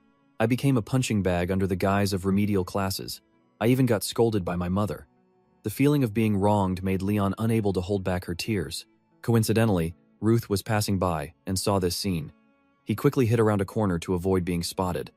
At the same time, he couldn't help but wonder, am I mistaken? She's always so cool and sharp that I thought she wasn't human. Leon is crying. She has tears? What happened to the captain of the dragon-slaying team? In the past life, Leon was a normal child before the death of the dragon-slaying team's captain, her adoptive mother. Back then, Ruth was also an immature kid. Their relationship wasn't great, so there was no reason for him to care. But now, circumstances had turned this 7-year-old into a demon. And the person who made this 7-year-old cry was Ruth. He didn't even tattle or attack first. But why did everyone judge him as guilty? Ruth peeked around the wall to see how Leon was doing. When he saw she was still crying, he just sighed and stepped out to talk to her. Why are you crying in the middle of the hallway? Realizing it was Ruth, Leon's hands trembled. She couldn't help but shout, You bastard! You tattled to the professor just because of that little conflict? Do you know what I've had to endure because of you? Besides, you were the one who behaved rudely first. Sorry. Ruth's sudden apology took Leon by surprise. What did you just say? Ruth pulled a handkerchief from his pocket, then replied shyly. I'm sorry for being rude back then, and I went a bit too far, but I wasn't the one who tattled. I was also embarrassed when the rumor spread. My friend was the one who revealed it in front of the professor. Leon froze for a moment. Then she shamelessly blew her nose into Ruth's handkerchief. When she was done, she said with a cold expression, You think that's enough to calm me down? Ruth retorted. I didn't tell you to blow your nose like that. I'll wash it and return it to you, Leon replied awkwardly. Then she tried to cover it up by acting superior. I misunderstood first, so I accept your apology. But I won't forgive you if you bother me. All right. I'll avoid you as much as possible, Ruth replied indifferently. He thought to himself, She'll get stronger on her own. She doesn't need my help. She acted alone in the past, too. Just then, as Leon walked past, he heard her mumble an addition, saying hello is okay. What? Ruth didn't hear clearly and asked again. Leon, embarrassed, got angry and shouted, I said saying hello is okay. With those words, she turned and walked away. Ruth chuckled. I've never seen her like that before. At the same time, on her way, Leon kept deluding herself. Doing something I never do doesn't mean we're becoming friends. Suddenly, Ruth asked from behind, Doing what? Leon was startled and shouted, Why are you following me? Ruth shrugged. I'm going this way too. They exchanged a few more words and discovered their destination was both Professor Daniel's training room. A thought flashed through Ruth's mind. He quickly pushed open the door and stepped inside. Professor Daniel saw him and Leon and smiled. I was waiting for you two. Did you come together? Ruth quickly questioned. Professor, could it be that Leon is in the same class as me? That's right, I suggested it. Ruth couldn't hide his surprise and exclaimed, no way. Gray was Leon's advisor at her previous school, Ekip. Since Leon is the adopted daughter of the dragon-slaying team's captain, a master swordsman to supplement her weak grappling skills would be a safe choice. But why? Ruth's expression made Leon a bit annoyed. What? What are you unhappy about? Ruth quickly clarified. It's not that. You plan on learning grappling, right? This is necessary when facing a dragon slayer. Above all, since you use a single sword, it becomes… the practical combat class. I saw you in the practical combat class. You're an excellent swordsman, so I guess combining it with grappling would be better. Daniel also nodded in agreement. Exactly. Grappling techniques are the perfect choice to close the distance when attacking with a sword. Leon, thinking Ruth cared about her, pretended to be unhappy. I'm a bit uncomfortable with you watching me so closely, but it doesn't sound bad. Watching you my ass. Leon deliberately spoke loudly. Why would you do that? Are you trying to speak ill of me in front of the professor? Ruth, afraid of being misunderstood by the professor, panicked and denied it. No, you're the one talking nonsense. Leon saw Ruth's frightened expression and burst out laughing. You're not the only smart one here. Knowing he'd been tricked, Ruth's face darkened as he thought, I can't just be toyed with like this. Has this girl always had such a terrible personality? Leon stopped teasing and asked seriously, forget it. So what were you going to say? I thought you were assigned to Professor Claire instead of Professor Daniel. The mention of Professor Gray reminded Leon of her miserable remedial class earlier. Assigned what? I was never assigned. Even if I were, do you think I would go to that devil professor? The one who beats her students like punching bags under the guise of self-control? I wouldn't go there even if I died. Ruth could only remain silent. The future had changed again. In the past, Leon's advisor at school was Gray, and they had a good relationship. But now, they were like enemies. This was Professor Daniel's plan, but was the cause perhaps him? The atmosphere was a bit tense. Professor Daniel changed the subject. Now, let's talk about that later. We should start the class. Before we step into class, let me explain briefly to you two. Swordsmanship is a profound art. It requires enduring pain like broken bones, starting from simple movements to achieve perfect swordsmanship. Of course, you two already have an excellent foundation, so we don't need to get bogged down in theory. But there are still thousands of techniques. You must experience them yourselves and find what suits you best. Proper training will provide experience through the self-control class. As he said this, Daniel held a wooden sword in his hand, a dangerous smile on his face. Now, are you two ready? Ruth and Leon's faces darkened. They had the same thought without saying a word. In the end, he still wants us to get beaten up. Not long after, Daniel looked satisfied at Ruth and Leon lying miserably on the floor. Today's lesson is now over. From now on, we will have both group and individual lessons like today. Have a great weekend. See you next week. After saying that, Daniel left the two in the room, happily whistling as he went. Ruth struggled to sit up. He muttered a curse. Damn it. I thought at least the two of us could protect ourselves. Leon also sat up. She tied back her silver hair, frowning at Ruth in reproach. Hey, I told you to be careful with your words. Why do you keep spouting those curses? Ruth said unhappily. If you were a mercenary like me, you'd be the same. Besides, after being beaten to a pulp like that, you don't feel angry at all? Leon scratched her head and replied, not really. Why should I be angry when we lost because we weren't strong enough? Besides, we need to learn because we're still weak. You should also know that Professor Daniel is a very lenient teacher. When you get to train with Professor Claire, you'll realize how humane those slashes just now were. Ruth looked at Leon in astonishment. Then he closed his eyes and said, let's stop talking about this. Leon laughed cheerfully. What's wrong, feeling guilty? Ruth didn't dare to look directly at Leon. He stood up and said, I'm leaving. Leon saw this and said quickly, where do you think you're going? If you feel guilty, then teach me grappling techniques. Ruth asked suspiciously. What? Why so suddenly? Leon grabbed Ruth's pant leg, her enthusiasm overflowing. You were the one who said my grappling skills were lacking. There's a rumor that your close combat skills are amazing, so teach me. Ruth refused. Why should it be me? Go ask the professors. Leon tried to persuade him. I don't even have enough time for swordsmanship practice. So if you teach me, it'll be more convenient. Besides, I'm too tired of being beaten up by Professor Claire already. Faced with Leon's expectant gaze, Ruth softened and agreed. Fine, all right? I get it. Now let go of me. Leon smiled and let go. Really? You better keep your promise. I said I know. Leaving that one sentence, Ruth immediately fled the room. Walking down the corridor, Ruth put a hand to his head and thought, the differences between this life and my past life keep catching me off guard. I couldn't even refuse her offer. It's definitely not because I think she's cute. Anyway, she's one of the important people. Getting a little closer to her should be fine, right? Suddenly, an idea popped into Ruth's head. Wait, isn't this a good opportunity? Yes. Let's take this chance to repay the debt I owe her from my past life. It's all your fault for asking me to teach you grappling. I'll make you regret it. Having made up his mind, Ruth felt happy and continued on his way. The Iridium Dragonslayer Academy is located in the capital of the Alpian Empire, in the center of the continent. A powerful dragon slayer represents the strength of an entire nation. Therefore, the imperial family spared no effort to support him. And most of the graduates from Iridium were sought after by the Royal Association. Most of the facilities at the academy were built in a modern style. However, students would surely be dissatisfied with this boring life, because they could only move within a limited space. That's why students are allowed to freely wander around the capital on weekends and major holidays. This morning was one such day. On the streets of the capital, you could easily spot academy students, including Ruth's group of 3, Hennis and Balak.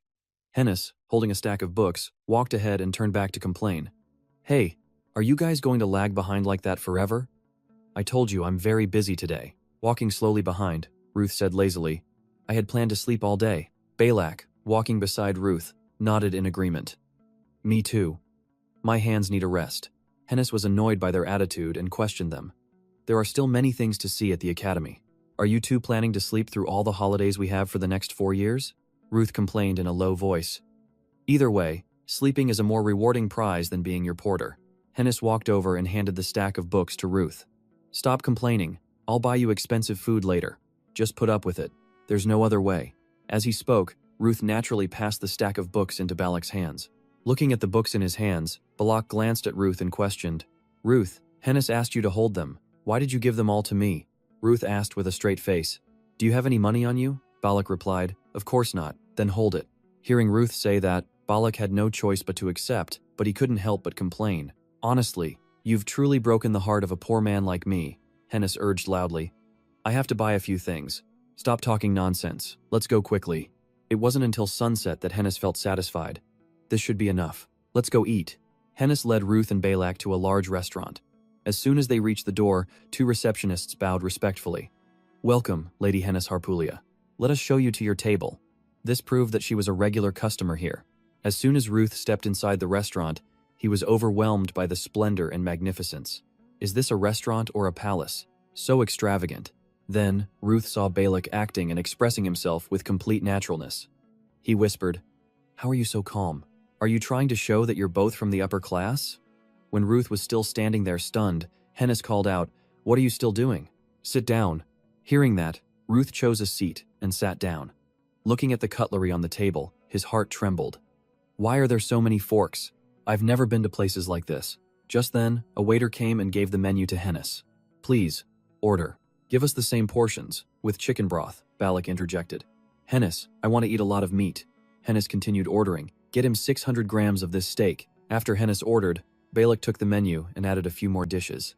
I want to eat a lot to replenish the muscles I use to carry things for you. Hennis, sitting next to him, shouted angrily, Hey, eat in moderation. Sitting opposite them, Ruth looked at the menu and was shocked. One dish costs 500,000 dibble? That's enough for me to eat for a month, Ruth asked in a low voice. Hey, why are the dishes here so expensive? Towards Ruth, Hennis's attitude changed 180 degrees. She generously said, You worked hard carrying things for me today, so this is what you get. If you want to order anything else, just tell me. Balak spoke up. Hennis, what about me? Hennis cut him off. You, shut up. I already ordered a steak for you. Can a freeloader like you be less shameless? Balak mumbled. But I helped you carry things too, Hennis shouted. Shut up. Not long after, the waiter started bringing the food. Here is your food. Enjoy your meal. Looking at a table full of food, while Ruth still didn't know what to do, Balak was already eating heartily. So delicious. The taste is no less than our family's exclusive chef. But this still isn't enough. I think we should order more. Just as Balak reached for another dish on the table, a knife flew straight towards him. He quickly pulled his hand back, looking fearfully at Hennis. Hennis glared, warning Balak with her eyes. Then she turned to Ruth with a cheerful face. Ruth, what do you think? Do you like it? Try this dish. And that one too, I've tried it before. Ah, thanks. Ruth spoke, looking at the smiling Hennis. He thought to himself, someone who has eaten expensive food before would definitely notice the difference. To a common eater like me, every dish is the same. And also, after the last time we talked about my brother, for some reason, I can feel her excessive kindness. To be honest, it's a bit pressuring, because in my past life, she and I were more like sworn enemies than friends. Ruth recalled a time in his previous life. While he was eating, Hennis slammed the table and shouted, Ruth, you stupid idiot! I told you to exterminate the Earth Dragon first. How strong are you to let it go on a rampage and make me pay for all this expensive equipment? Ruth cursed back. Damn it, you're yelling while I'm eating. Are you stupid or something? Those words truly enraged Hennis. She bared her fangs and claws and shouted, Stupid! You can still eat after causing all that trouble? You're even stupider than a stupid person. Back in reality, Ruth thought to himself, even though she's angry, it's still better to see her true face. I don't like it when she's always putting on this act. Hennis. Just as Ruth was about to speak, Hennis's shout cut him off. Hey, blockhead, don't move. I told you not to order. After eating all that, what else are you planning to stuff down your throat? Do the nutrients from what you eat go straight to your muscles and forget your brain? Or does your brain have no wrinkles because it's also made of muscle? If you touch that menu one more time, I'll chop off your hand and cook it for you to eat. After scaring Balak pale, Hennis smiled and asked Ruth, Ah, what were you saying, Ruth? Facing such a terrifying Hennis, Ruth quickly swallowed the words he was about to say. He forced a stiff smile and gave a thumbs up. Nothing. I just wanted to thank you for treating me to such a delicious meal. Yeah, Ruth decided in his heart. Nostalgia is truly a scary thing. Although it's not very comfortable, it's still better for her to treat me well like this. I'll just stay quiet. Ruth's words made Hennis very happy. She tucked her red hair back, smiling brightly. It's nothing. Balak, on the side, said pitifully, Ruth, this discrimination makes me sad. Ruth couldn't bear it and encouraged him. Cheer up. Just then, Ruth accidentally glanced at the clock on the wall and was startled. It's almost 8 o'clock. Wait, 8 o'clock. Seems like there's something else. Suddenly, he remembered the image of Leon smiling yesterday. Then I'll see you at 8 o'clock. Can you help me practice at 8 o'clock? Ah, that's right. Realizing he had stood Leon up, Ruth stood up, said goodbye to Hennis and Balak, and hurried back to the academy. The girl Leon was feeling extremely annoyed. Her left foot tapped continuously on the floor, as if she were waiting for someone to arrive. She looked at the time and revealed an annoyed expression. It's 8:05. Why isn't he here yet? She stood with her arms crossed, leaning against the wall. He's the first friend I can talk to normally. Unlike me, he seems to have a lot of friends. Maybe he completely forgot about the promise. Thinking this, she suddenly became gloomy. Then, from a distance, Ruth opened the door and walked towards her. He asked, Oh, you're here? Which startled Leon. She acted sulky. You're late. Don't you know you're supposed to arrive 10 minutes early for an appointment? Then she turned her face towards the door. After hearing her, Ruth raised his hand and scratched his head. I see. I'm sorry. As they were walking, she suddenly asked, What did you eat before coming here? He immediately sniffed his clothes. Do I smell? I just had a few dishes with some friends in the capital. Then he walked towards the locker area and took off his outer shirt. Leon, after hearing him talk about the capital, was a bit curious and asked, You said in the capital? You mean outside the academy? Ruth replied, Yeah, my friend treated me to a meal. He finished folding his clothes and looked at Leon. Leon seemed a bit shy and looked down. I see. Although Ruth had turned away, he still saw all the expressions on her face. So he quickly changed the subject. Anyway, about today's grappling technique. Before he could finish, Leon interrupted. So you're someone with a lot of friends. But he didn't care. He put his hands in his pockets and turned away. Now, let's start with the basic foot movements. Leon was still lost in thought about the capital. She rubbed her palms sadly. I've never been to the capital, but it's just. By now, Ruth had walked far away, leaving her standing behind, looking very pitiful. He frowned. Damn it. When Leon didn't see him react, she changed the subject. All right, let's start our grappling practice. After thinking for a moment, Ruth spoke as he walked down the stairs. Next Saturday. His words confused Leon. Huh? She ran down the stairs towards him and saw Ruth standing calmly by the wall. If you want to go so badly, then let's go see the capital. Hearing this, Leon smiled brightly like a child going on a trip for the first time. She asked again excitedly just to be sure. Really? Seeing her so happy, Ruth teased her. That happy, huh? The girl immediately changed her expression to a calm one. Not really. I'm only going because you invited me. Ruth continued to tease her. Then let's stay. She replied without hesitation. No, I'll go. Rook said nothing more. All right then. Now let's do warm-ups. You said you wanted to learn. Leon happily followed behind him. Of course. By the way, she kept asking him questions about the outing. Are there many things to see in the capital? I heard there's a lot of delicious food there. Oh, right. What should we eat and do when we get there? Before Ruth could answer, she asked more. Where did you and your friends go today? What do people usually do for fun these days?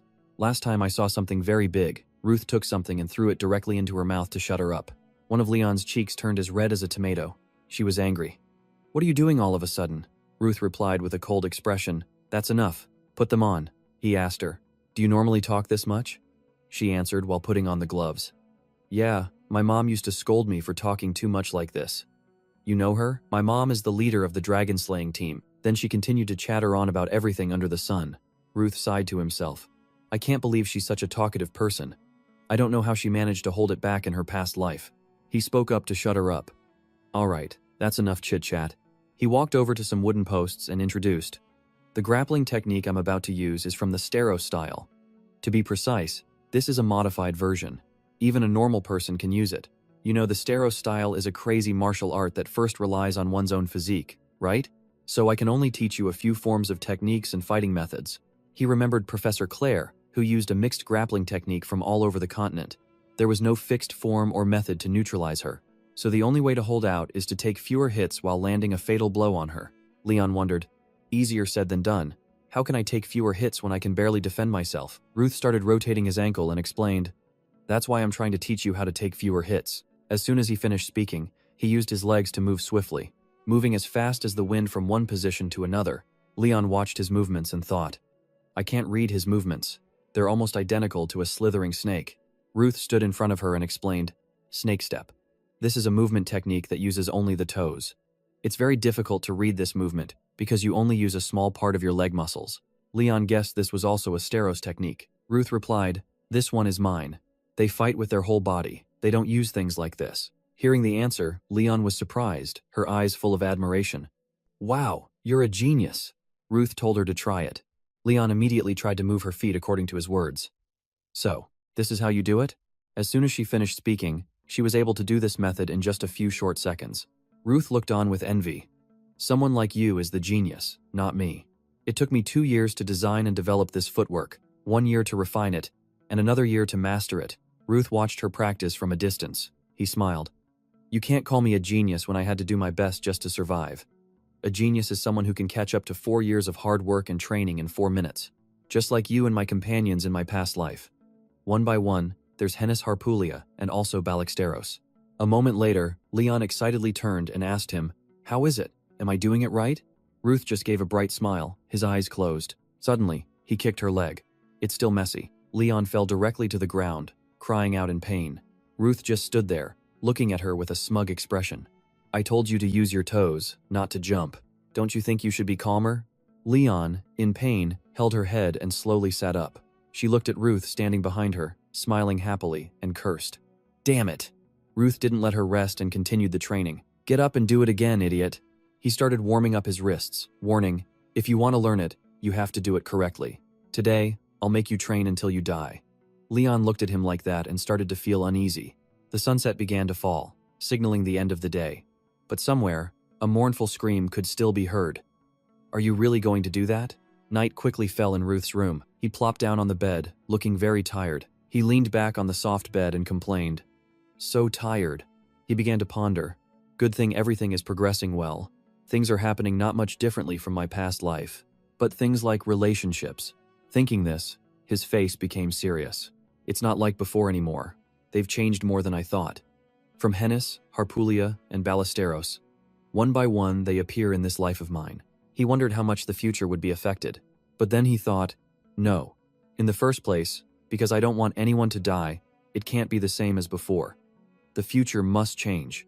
But if I can once again gather my companions and destroy the 7 dragons, I'm sure I'll meet it. He thought over and over. To do that, I must take on my brother's role. He closed his eyes. The first thing I must learn is, memories of his past life began to surface. A strange person with an unclear face, only a back view with red hair and armor, holding a sword and fighting. On his hand appeared a mark consisting of 8 arrow-like shapes converging. He decided the thing he needed to learn was the sky-gazing art.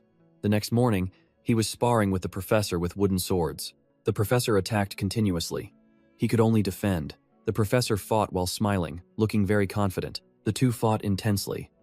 It seemed the match was quite disadvantageous for Ruth. He thought, this is getting tricky. He's always toying with me, but it doesn't seem like he plans to lose either. The two continued to exchange blows, one after another. The match was not yet over, until the professor came up with a new idea. While parrying, he calculated to himself, should I change my fighting style here? No sooner said than done, he changed his technique, surprising Ruth. Why is he raising his fist here? So he dropped his sword and threw a punch at Ruth. Fortunately, he managed to raise his hands to block it. He questioned the professor, didn't we agree to only use swords? Hearing this, he laughed and replied, I'm a very unpredictable person, while continuing to throw punches. He thought to himself, even if it's hand-to-hand, it's still very difficult. Suddenly, he retreated and stopped attacking, confusing the professor. He thought, he's retreating that far. Is he trying to lure me in? Then I'll go all out with you. Show me what you've got. With those words, he charged forward. As he was about to reach him, Ruth sensed it. Here it comes. He calculated to himself, I'll fight using the standard style. He launched a defensive move. His sword flew into the air, and he counterattacked. A series of moves were unleashed. He thought to himself, true to its name, the sky-gazing art is a sword style for protection, a slash for defense, locking the enemy's attack, and a counterslash, parrying the enemy's blow. In his previous life, he only learned the heavenly art swordsmanship to at least catch up to his brother. But the true sky-gazing art required another element, not just sword skills. This one blow of his made the professor exclaim in admiration. Both your defense and counterattack are so perfect that I have nothing to criticize. You've had such outstanding swordsmanship skills from the very beginning. Hearing the professor, he didn't get arrogant and replied, you say that, professor, but you still easily blocked my attack. He chuckled. It seems you can start a proper training regimen from now on, he asked, confused. A proper training regimen? The professor, seeing his confusion, explained in detail. The sky-gazing art isn't just about swordsmanship. Even those who don't understand, non-successors can also learn the swordsmanship, but the mana control skills are only passed down to successors, and only through learning. Learning this is how you can perfect the sky-gazing art. Mana is an unrefined source of life. Normally, one must accumulate refined mana in the heart, the center of life. But the heavenly art doesn't follow that. Instead, it attracts and uses external mana in a unique way. As he explained, his hand was generating mana. He then pointed to the mana engraving. Through this, the successor of the sky-gazing art controls a huge amount of mana accumulated in a subspace called the heavenly spirit. The heart is only used as a conduit, not a storage. Ruth then remembered his brother, the heavenly spirit that was once on the back of my brother's hand. On this side, the professor continued to explain. Therefore, its power and function are beyond amazing. However, if the heart is already full of mana, its function is only as a channel. You've never trained in any other mana control skills, right, Ruth? Hearing this, he replied, no, I haven't. He thought, in my past life, the mana control skill I used was just a common type, alchemy. It was based on the sorcerer's circles. If so, this is the most important variable. I've never experienced this until now. The professor walked over. It'll be faster if you experience it yourself. Sit down, Ruth. Before that, where do you want the engraving? He was silent for a moment. Then he held out the back of his hand. Please engrave it here. The professor reached out and took his hand. This will sting a little. The professor began to draw on the back of his hand. Blue lights began to appear in front of him. He grimaced and thought to himself, sting? This feels like being burned on a fire. After a while, it was finally successful. His hand now had the arrow-like engravings. It glowed continuously. He exclaimed, this is. He stared at his hand. I can feel the pure mana flowing. Suddenly, he looked up. The legacy of successors from generations past, passed down for a long time. He was standing under a vast, clear blue sky, utterly mesmerized. The achievements they reached after a lifetime of dedication were now just information. The flow of mana and everything else created an entire sky. And it was a clear sky. While he was engrossed in the source of mana, a strange voice rang out. So it's you, little one. He heard it and turned, but saw no one. Suddenly, the professor's voice called out, Ruth, startling him back to reality. He asked, how does it feel to see the clear sky for the first time? He immediately replied, it's amazing. The professor explained further. Mastering a mana control skill for the first time is like gaining a new organ in your body. You will need a long time to adapt to feeling and using mana. What's impressive is that you've already awakened to how to circulate mana. The professor turned to look at Ruth and was shocked to find him controlling the flow of mana with great flexibility. He didn't just awaken to it, he's already using mana from the heavenly spirit. In just a few minutes? The professor looked at him with suspicion. Who is this child? Ruth, on the other hand, was still focused on the mana on his hand. When I practiced alchemy, the circles around my heart represented mana levels.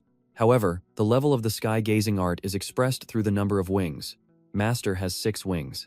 A heavenly sword master has 7 wings, like my brother. Before, his brother had also told him, I'm just a little short of 8 wings. I need to work harder, and me. He looked at the glowing mana on his hand. I have one now. A single wing appeared on his hand. Daniel's words echoed in Ruth's memories. Now that the mark is engraved on your soul, not your body, that mark can no longer be broken by any means. Even if the inheritor of the mark dies, all their memories and power throughout their life will be restored. But only 2 people have a conscious link to the heavenly spirit. Only Teacher Daniel and the immortal heavenly sword, the one who called me Little One. My brother isn't among them. He looked at the wing on his hand and thought, if this mark is engraved on the soul, then it's possible that traces of my brother are still preserved in the heavenly spirit, even after regressing. However, the example the teacher gave me didn't include an entity imprisoned in another dimension. Ruth walked around the academy garden. The dragon of the void. The dragon that disappeared along with my brother. That's the only clue. Hey, why are you so late? A voice rang out, catching Ruth's attention. Hennis complained. Don't you know that every second we can use to teach this idiot is better? Ballesteros was standing nearby, leisurely eating a banana. We should finish on time. Why didn't you guys start without me? Ruth walked towards them. Hennis was angry. You think I'd let myself suffer this blockhead alone? Ballestero retorted. I'm not a blockhead. Hennis seemed desperate. At this rate, you'll fail the exam soon. Do you understand?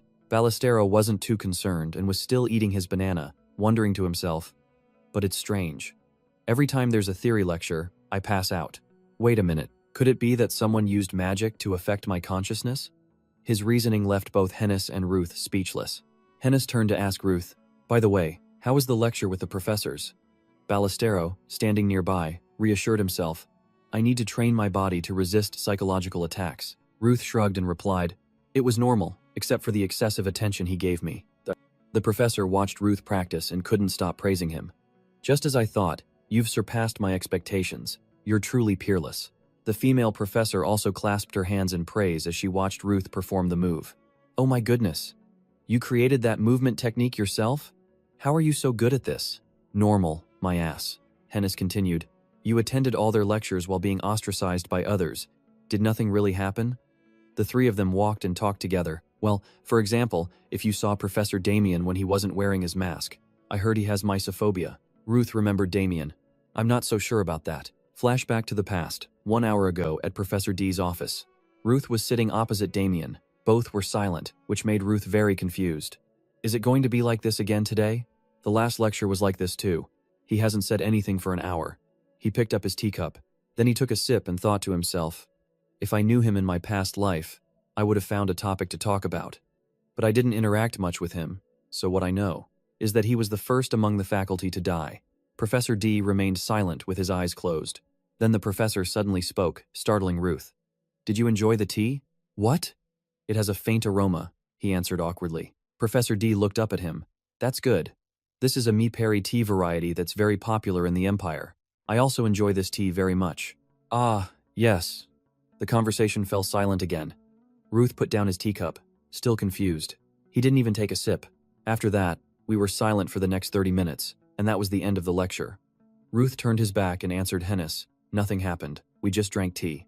Hennis, not hearing anything interesting, opened the door in disappointment. How boring. Ruth turned to talk to Ballestero. What about you? How was the lecture with the professor? Ballestero replied cheerfully. I quite like Professor Claire. She's very strong and very respectable. She's one of the few people who can truly understand the beauty of muscles. Ballestero's answer made Ruth realize something. He thought back to his past life. They must have a strange connection. Is it because they both have muscles for brains? Henrik seemed annoyed. For me, it was the worst. I had to learn from a lecturer because there were no magic professors available. Do you know what that lecturer said? He said fire magic was the pinnacle of inefficiency. He told me I should study other types of magic. Does he think he'll reach his limit just by sticking to one curriculum? He's not even worthy to be compared to the White Flame Queen. Enraged, Henrik slammed her book on the table. Ballestero pulled up a chair to calm her down. But Henrik, that lecturer wasn't wrong. Don't you see how rare fire mages are these days? That remark sent Henrik into a rage. What do you know? Ruth patted her shoulder. Calm down. Besides, you can always switch lectures if the instructor is that annoying. Henrik sighed. It's no use. There are no fire magic instructors at this school. Ballestero opened a book to read. Ruth walked over and took the book from him. He smiled. You can't be so sure about that, can you? The White Flame Queen could nominate herself as an instructor and teach you. A large question mark appeared over Henrik's head. What on earth are you talking about? Suddenly, another student approached them. Excuse me for a moment. Ruth's face immediately hardened. He clearly didn't welcome this person, but the other student just smiled at Ruth's stony gaze. He approached them with a friendly demeanor and introduced himself. Hello, Ruth. We met at the opening ceremony, right? I'm Jeremy Duville, the student council president. Are you having some sort of argument with Henrik? Seeing Jeremy, Henrik stammered. Hello. Ruth maintained his annoyed attitude, smirking in reply. Did you investigate us beforehand or something? Because you're both incredibly famous. There's no way you two wouldn't stand out. Especially when specially selected students hang out together. Don't you think? Jeremy's words made Henrik's face darken in shock. That blatant jerk. And you especially, Ruth. He slowly opened his dark purple eyes. You're the one chosen by all the professors to be their disciple. This has even stirred up the upperclassmen. They think it's unfair. Hearing this, Ruth found him ridiculous. He replied, So you're here to complain to me on behalf of all the upperclassmen? Jeremy quickly waved his hands, feigning innocence. I would never do that. I have nothing to complain about. The professors aren't blind. They must have their reasons. On the contrary, I'm quite interested in talented people like you. Ruth's hands suddenly clenched into tight fists. Jeremy kept his cheerful tone as he revealed his purpose. So, that brings us to why I'm here today, Ruth. Are you interested in joining the student council? We always need talented people like you. Ruth immediately answered him. I don't like being someone's lackey. Jeremy tried to persuade him. Don't be so harsh. You wouldn't be treated like a mercenary or anything. Ruth gritted his teeth. His eyes burned with fury. A terrifying anger erupted from him. Noticing Ruth's hostility, Jeremy just scratched his head. I just said what I thought. But it seems I've touched a sore spot. He glanced at Ruth's scarred arm and commented. Scars like that are common on mercenaries. You must have lived a difficult life, huh? Ruth warned him. You're sticking your nose a little too far into other people's business, senior. He just smiled back. My hobby is playing detective. I know you're a special student, and you came here looking for information about your brother. Ruth sighed. He's as annoying as ever. With those eyes and that giggling tone, he acts like he knows everything. Even in his past life, his sharp mind earned him the title of decision-maker among the dragon slayers. But I know this bastard's true nature. He might not have malicious intent, but he's selfish. And he has a self-righteous attitude when he makes decisions for the masses. Ruth turned away. I don't like playing detective like you, but I know a few things about you, too. Like how you meddle in others' business almost to a fault, or how you use your intellect to manipulate people. You treat them like ants in the palm of your hand. Ruth laughed with contempt. Jeremy just kept chuckling. Oh dear, it seems I've made you hate me, but I'm still very interested in you. As Ruth walked away, he replied, I know, you're only interested in people who will become famous in the future. But I have absolutely no good feelings for you, Senior Duville. Henrik hurried over to mediate. I'm sorry, he's a little. It's all right, I don't mind. Jeremy smiled back at her. Then he quickly said his goodbyes. So you're studying? Sorry for the interruption. I'll leave right away. After Jeremy left, Ruth walked back to Henrik. She asked, confused, What's gotten into you? He's still the student council president. Nothing good ever comes from getting involved with that bastard. Ruth sat down, annoyed. Ballestero, beside him, agreed. I agree. I smell danger from him. Henrik and Ballestero continued their conversation. What smell? Are you really a beastkin? Everyone has a unique scent. I smell something familiar from both you and Ruth. Ruth remained silent. Inside the book Jeremy had touched, there was a letter. Be wary of Damian Gray. That crazy bastard. Ruth was furious as he read the note. A word of advice. That bastard is who you should be watching, not Professor Damian. In his past life, that maniac did countless insane things. He made choices he thought were right, but he sacrificed countless lives. Besides, Damian Gray was the first of the faculty to die. He was Jeremy's first sacrifice. Ruth thought back while in a carriage. In the end, Jeremy didn't kill Professor Damian himself. He sat by the window, staring out dejectedly. Ruth remembered it well. Damian had been about to end his own life. He held a knife to his own throat. However, It was Jeremy who had tempted and pushed Professor Damien. He drove him to take his own life. He did it for a very simple reason. According to Jeremy's judgment, Damien was a danger to the Empire. As expected, Professor Damien's death had a huge impact. It affected the chain of events that were to come. Inside the carriage, the cheerful atmosphere was a stark contrast to Ruth's thoughts. This time, they had to stop it before something similar happened. There was still a lot of time until that day, but Jeremy had probably already started pressuring Damien. That's why he couldn't see him again. There's no time to waste. Leon's voice shattered Ruth's thoughts. She exclaimed, "Unbelievable." Leon couldn't understand why Ruth was always late. She thought he had no concept of time at all. He just said there was no time to waste, yet here he was. Late. Ruth was annoyed by Leon's nagging. He shot back at her. "I'm here now, aren't I?" But there was no escaping Leon. She was furious. She had told him from the beginning that arriving 10 minutes early was basic courtesy. The passenger sitting across from them seemed amused by their conversation. Ruth argued back. "The best courtesy is me spending my precious weekend sitting next to you. Did you know that, Leon?" Leon didn't back down. She retorted that he was the one who invited her first. He got even more annoyed. He blamed her for making a pitiful face like a puppy in the rain. Leon ignored his words and simply said they had arrived. Leon seemed very excited about this trip. She felt it was very lively here. Ruth grumbled as he got off the carriage. Many people were gathered here in a bustling atmosphere. Leon thought the Dragonslayer Corps was lively, but not as crowded as this place. Leon cheerfully turned to ask Ruth where they were going next. But contrary to her mood, he wasn't very happy. Ruth told her to mind her own business and take care of her own luggage. Leon pouted and gave him a judgmental look. Luggage? But Ruth asked her to come with him, so he should be the one to carry her bags. Seeing Leon's expression made Ruth a little flustered. He scratched his head. "All right, let's go buy something first." All the kids he knew wanted to have fun. Leon suggested they buy clothes first. She took his hand. Ruth didn't understand why she was holding his hand. He kept telling her to let go. Leon reasoned that this was the only way they wouldn't get separated. Then she pulled him straight towards the market. Ruth could only run along. He didn't understand how she was suddenly so strong. Leon squeezed his hand so hard that he had to yell, "You're going to break my hand!" After wandering around the district for a while, they found a clothing store they liked. Ruth trailed behind, his hand aching from Leon's grip. Leon browsed the store for a few rounds. A white dress caught her eye. She seemed quite interested in it and exclaimed, "It's so pretty." Leon asked Ruth what he thought of the dress. To her, it was beautiful, and it was white. Ruth replied coolly, "Is that all you can say?" An employee saw Leon's interest in the dress and made a suggestion. "Would you like to try it on?" Leon immediately agreed. After trying on the dress, she slowly stepped out. The employee saw her in the dress. She was so beautiful the employee had to exclaim, "Oh my, that dress looks wonderful on you." The dress really suited Leon. She looked prettier and more feminine. She asked again, "Really? Is it really pretty?" Ruth seemed stunned by her beauty. He froze for a few seconds, but Ruth didn't give her a direct compliment. He just said, "Yeah, and it's white." Leon thought he was making fun of her, but she didn't care much and told the employee she'd buy the dress. Ruth coolly turned his back and asked, "Is that all? If so, let's go." Leon stopped him. Since Ruth agreed to come with her, she would buy him something too. Ruth protested because he didn't want anything. He said he didn't need any clothes. But before he could finish, Leon cut him off. She handed him an outfit and said, "This looks good on you. Go try it on." In the end, Ruth couldn't go against Leon's wishes. He reluctantly took the clothes and followed the employee's directions to the fitting room. Leon thought Ruth was a strange person. Leon stood there, lost in thought. She remembered the first time they met. Ruth had openly picked a fight and shown hostility towards her. But right after, Ruth said he saw her crying and sincerely apologized. Besides that, he sometimes showed a sweet side. Although those things only happened by chance, most of the emotions Ruth showed were direct and genuine.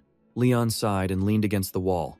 She thought he must have mistaken her for someone else. The sound of the door opening broke Leon's train of thought. Ruth stepped out of the fitting room in the clothes Leon had chosen for him.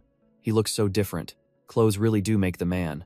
The salesperson couldn't stop praising how great he looked. Leon's eyes widened in surprise. She didn't know who this was. Leon looked straight into Ruth's eyes. She wondered if this was the same person she used to despise. The two of them looked at each other without saying a word. Leon looked at Ruth. He seemed like a star shining in the sky. In such a romantic scene, Ruth opened his mouth and said coldly, "What are you looking at? Didn't you say you'd buy me clothes? Hurry up and give me the money." Leon was annoyed by his attitude. She took out her wallet and mumbled, "The way you talk.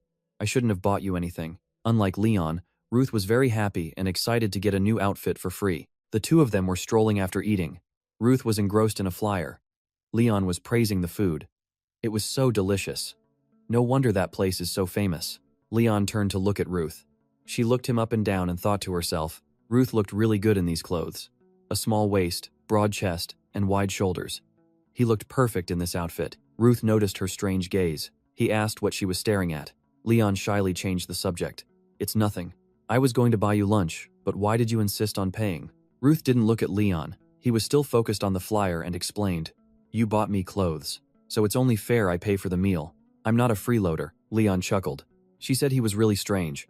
Ruth pouted and denied it. No, I'm not. After a moment of hesitation, Leon turned to ask him, You said before that you've been a mercenary since you were young. Did you have any allies? Ruth said yes. He remembered that time. Though he was an active dragon slayer in his past life, not a mercenary, Leon started rambling. I knew it. The people you went through life and death with were close to you, like a family. Everyone tried their best to protect each other. Then she hesitated, wanting to ask Ruth a question. I wonder, Leon asked, did you have an unforgettable first love with one of them? The question surprised Ruth so much that he unconsciously gripped the flyer tighter. Seeing Ruth's unusual reaction, Leon felt embarrassed.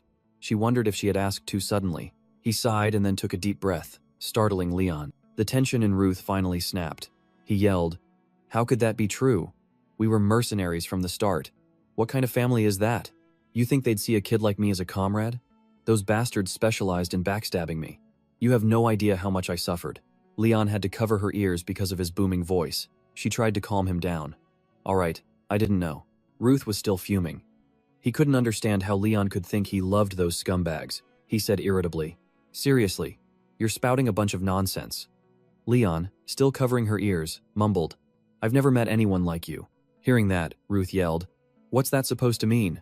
Leon calmly replied, Look, you're a person with a nasty personality who ignored my only question.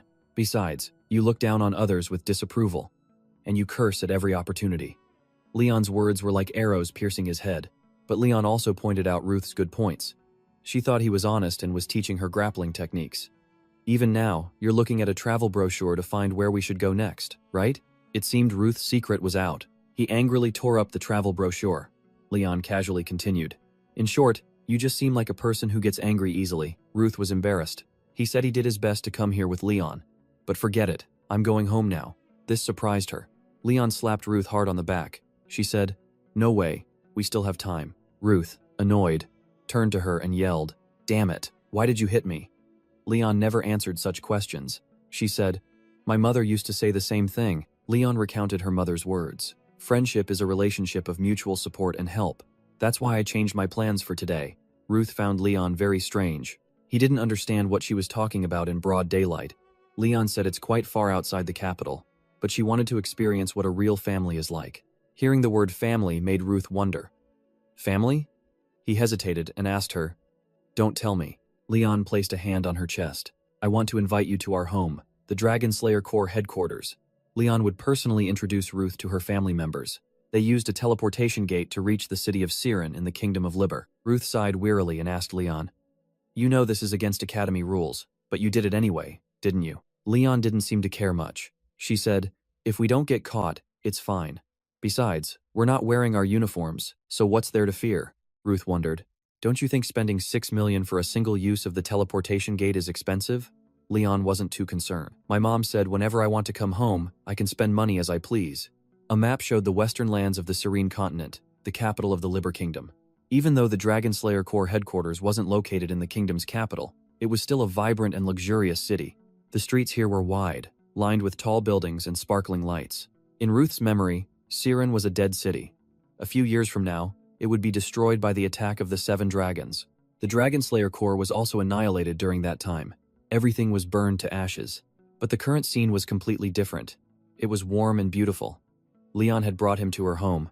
Ruth looked around the luxurious place. It looked more like a nobleman's mansion than a guild headquarters. Leon was happily looking for Heron. That was Leon's groundskeeper. He was very surprised to see her. He didn't expect her to be back at this time. She usually only came home for the holidays. Leon denied it. No, that's not it. She told Heron she just wanted to introduce her friend to the guild members. They would just stop by for a bit and then leave. Hearing that his young lady was introducing a friend to everyone was probably unbelievable. Heron was so shocked he had to ask again. Our young lady finally has a friend from outside the Dragon Slayer Corps. Overwhelmed by this event, Heron was so happy he started to cry.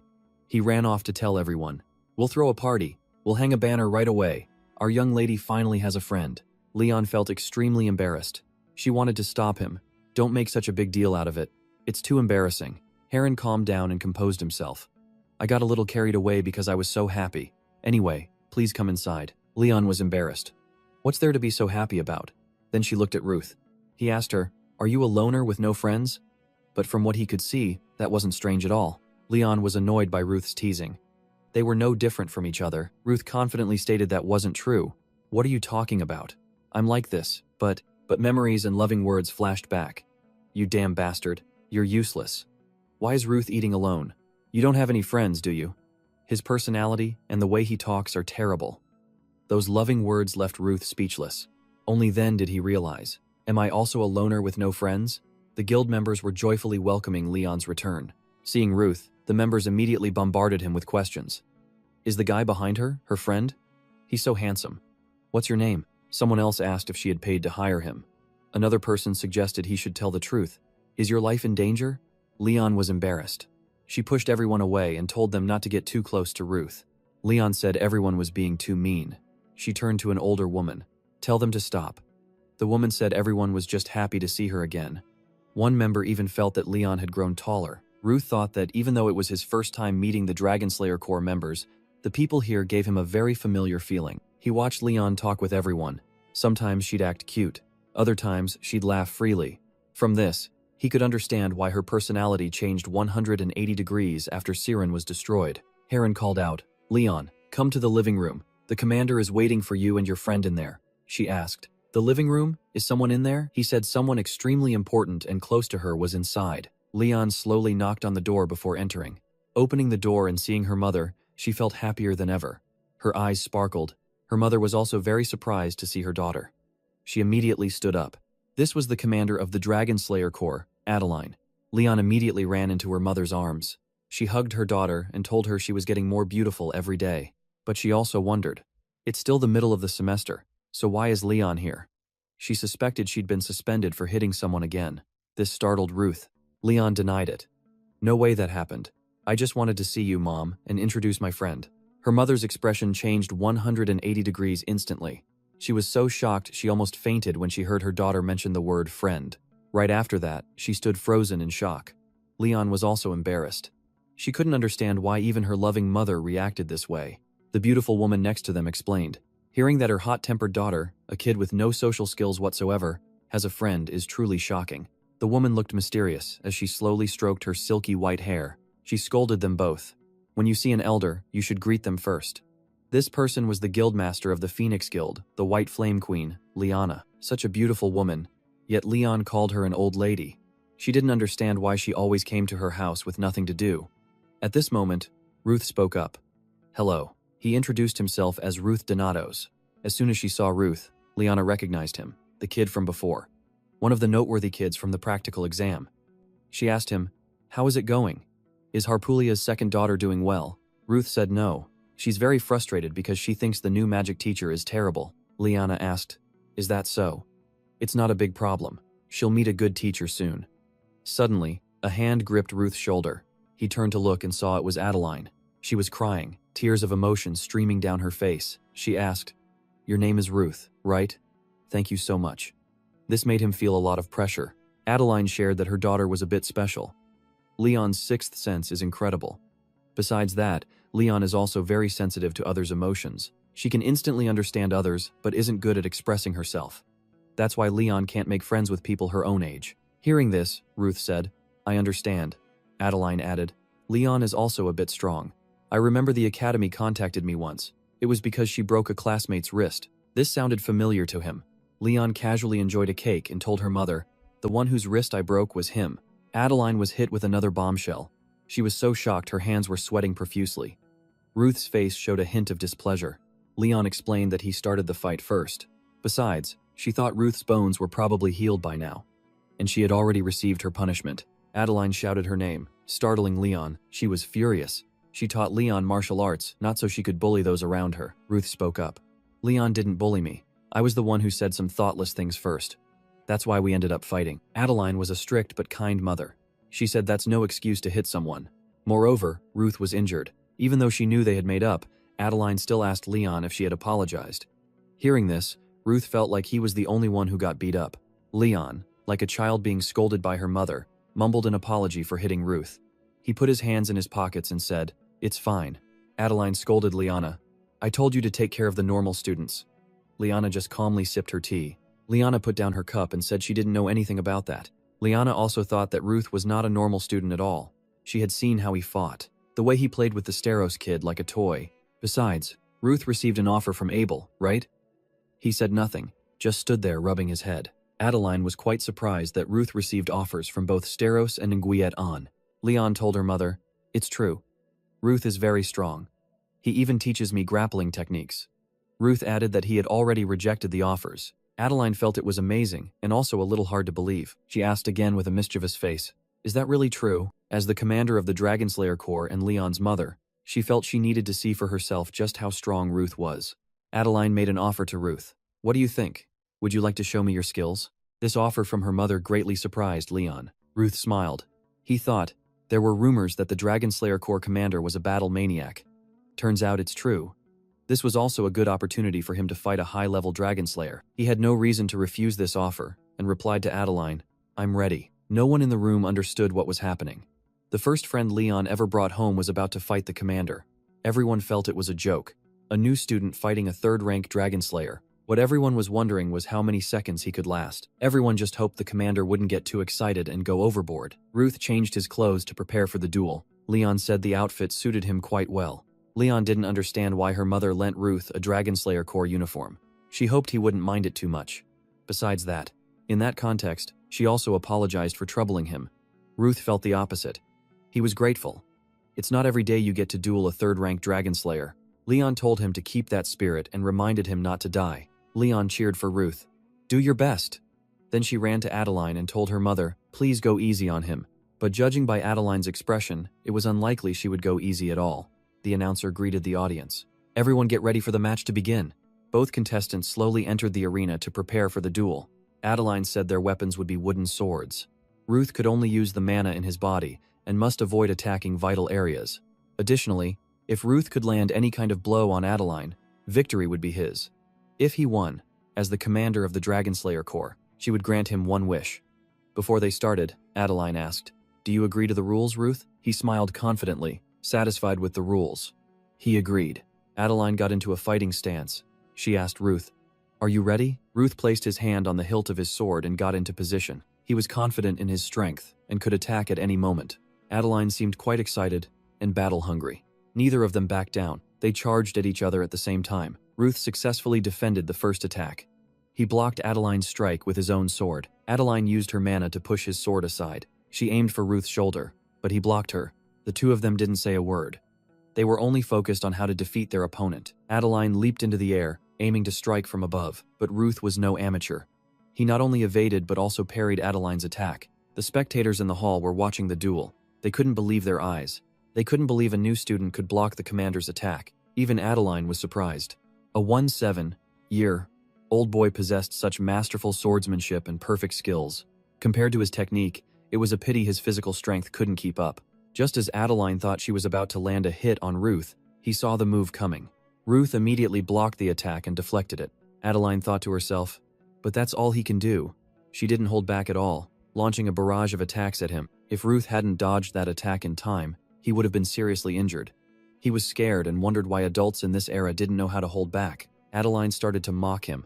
"Oh my, are you tired already?" Her words, treating him like a child, ignited a fire within him. Ruth began to focus his mana into the wooden sword. This time, instead of just dodging and blocking the commander's attacks, Ruth charged forward and began to counterattack. Adeline seemed quite surprised by this reckless move. She widened her eyes and observed him closely, but with her vast experience, as the commander, Adeline easily countered his attack, sending Ruth flying. The sword in his hand shattered into 100 pieces. Watching the technique he used, Ruth sat on the ground. Adeline wondered, it seems Ruth tried to use the sky sword style, didn't he? I didn't think that useless Daniel had a direct disciple. Ruth was unhappy that his master was called useless. He retorted, "What do you mean useless? He is my master." Adeline laughed loudly. "Oh dear, are you sad? If so, don't just sit there. Get up and avenge your master." Leon was also watching the match from above. She knew Ruth was very strong, but this time, it far exceeded her expectations. Leon couldn't believe her beloved mother could be so happy while fighting Ruth. Her heart pounded in her chest. Leon didn't understand this feeling in her heart. Was it suffocation or jealousy from being outmatched? Leon thought to herself. She could easily see through others' emotions. But when it came to her own feelings, she didn't know. Leon stood still, engrossed in the situation on the floor below. Ruth stood up, rubbing his head. "Revenge is a given.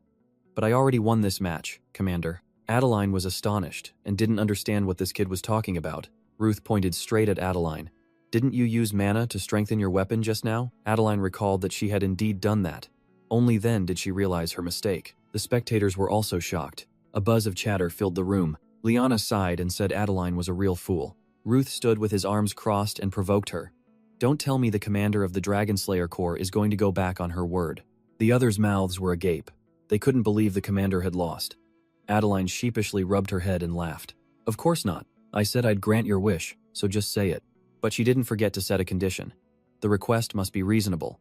Ruth couldn't ask for a lot of money because the Corps' current situation was a bit difficult, but he immediately cut her off, saying he wouldn't ask for such things. Ruth had wondered who Leon's fighting style resembled. Now he knew. Adeline said if it was a request that could damage the Dragon Slayer Corps' reputation, even if they weren't related by blood, they were still mother and daughter, like a ferocious beast.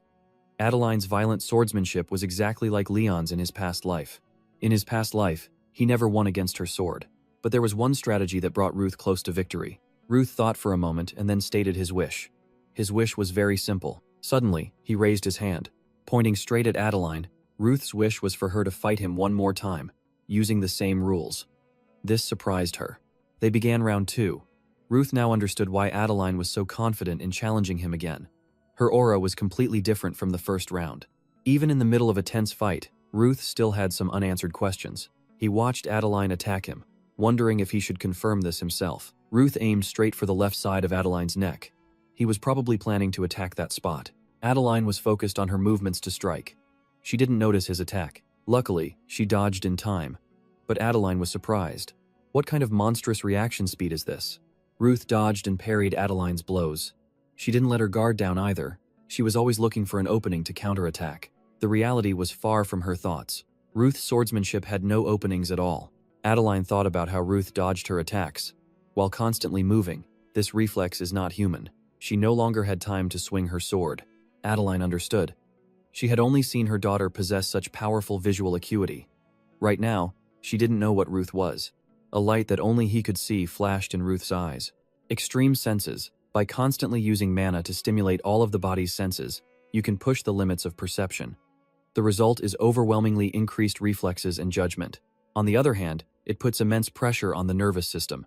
Ruth swung the wooden sword in his hand to deflect Adeline's blow. In the past, Ruth had also used this technique to defeat Leon. After a while of fighting, Adeline thought, seriously, this kid is hard to deal with. Not only does he possess incredible senses like Leon, allowing him to read her movements, but also, Adeline had never seen such strange movements that prevented her from reading him. Ruth jumped into the air, aiming to strike from above. That attack was still within Adeline's control. She easily dodged it. But she wasn't out of options yet. Adeline used mana to swing her sword towards Ruth. A little closer, and if he hadn't dodged in time, he would have lost. Adeline suddenly launched a relentless and somewhat brutal barrage of attacks. The spectators outside the match exclaimed. As expected of the violent destroyer, Leon was a little worried. She had told her mother to go easy on Ruth. While attacking, Adeline taunted him. "Hurry up. Show me all the tricks you've got, Ruth. Or do you only know how to run with your tail between your legs?" Ruth remained silent. He kept dodging and said nothing. Adeline gritted her teeth and said, "This isn't fun at all." In the second round, all Ruth has done is dodge. Perhaps her competitive spirit flared up. She charged straight at him. Ruth continued to back away. This was the moment. Ruth had caught Adeline's opening. Ruth had been waiting for this opportunity.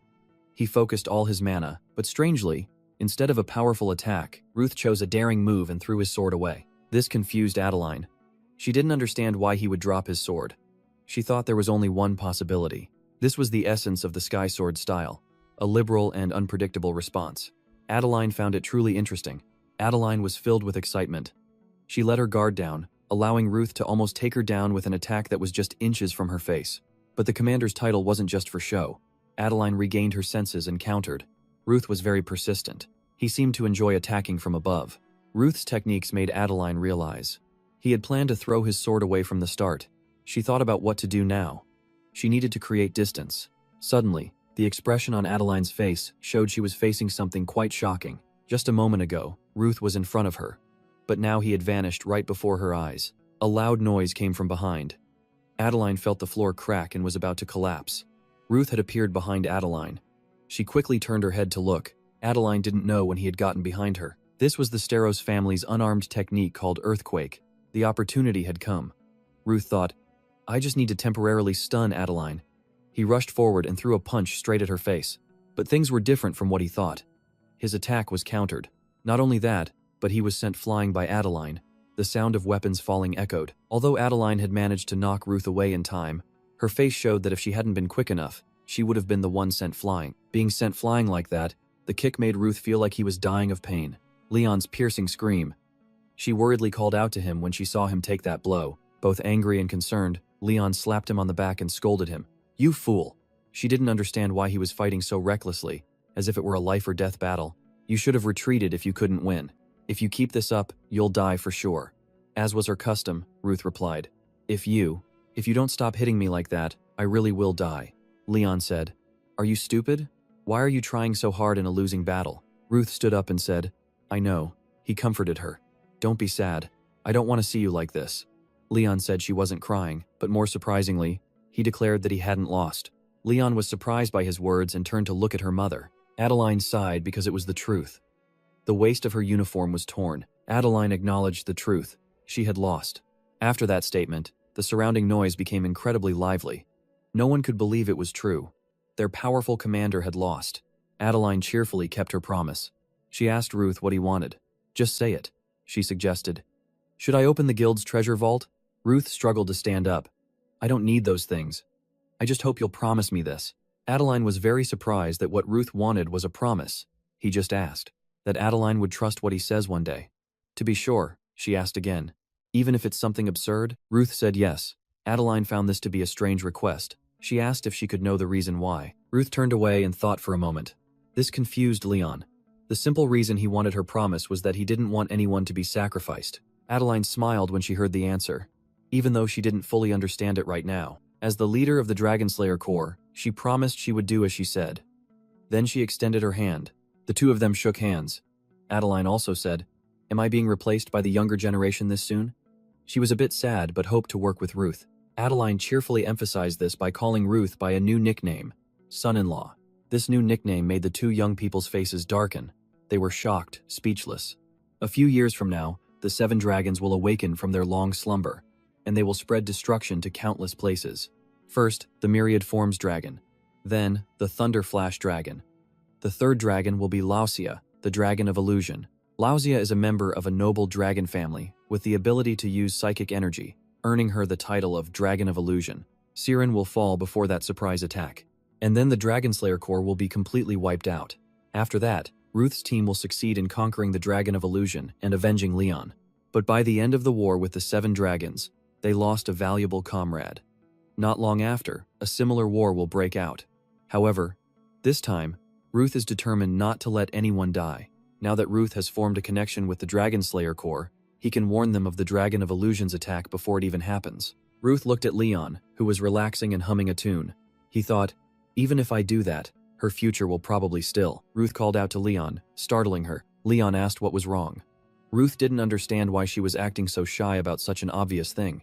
After the match ended, Adeline called him her son-in-law. The Corps members also teased them. They asked when they would get married, and said they were a match made in heaven. This made Leon extremely embarrassed. She kept telling them to stop. Ruth said those were obviously jokes, so she should just ignore them. Leon, trying to cover it up, said, I'm not worried about that. It's just that my mom seems very interested in you. Ruth leaned back and thought, well, if that's the case, then getting hit was worth it. Leon was worried about him. She wondered if the place where he was hit was okay. Ruth bluntly said it hurt so much he almost died. Leon started to nag. I told you to take your medicine, but you didn't listen. "Why are you so stubborn?" saying that painkillers will dull your senses. Fortunately, the carriage had reached the final stop, Eratom. That was the only thing that could end their conversation. By the time they arrived, it was already dark. The streetlights had been lit. Ruth turned back. "Come to think of it, you haven't enjoyed much of the capital yet.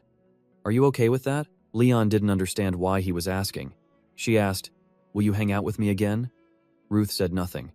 He tried to walk faster to avoid the question. Leon refused to let it go. She chased after him and asked, "Will you hang out with me again? Let's go together again." Knowing he couldn't escape Leon, Ruth said, "I'll have to see."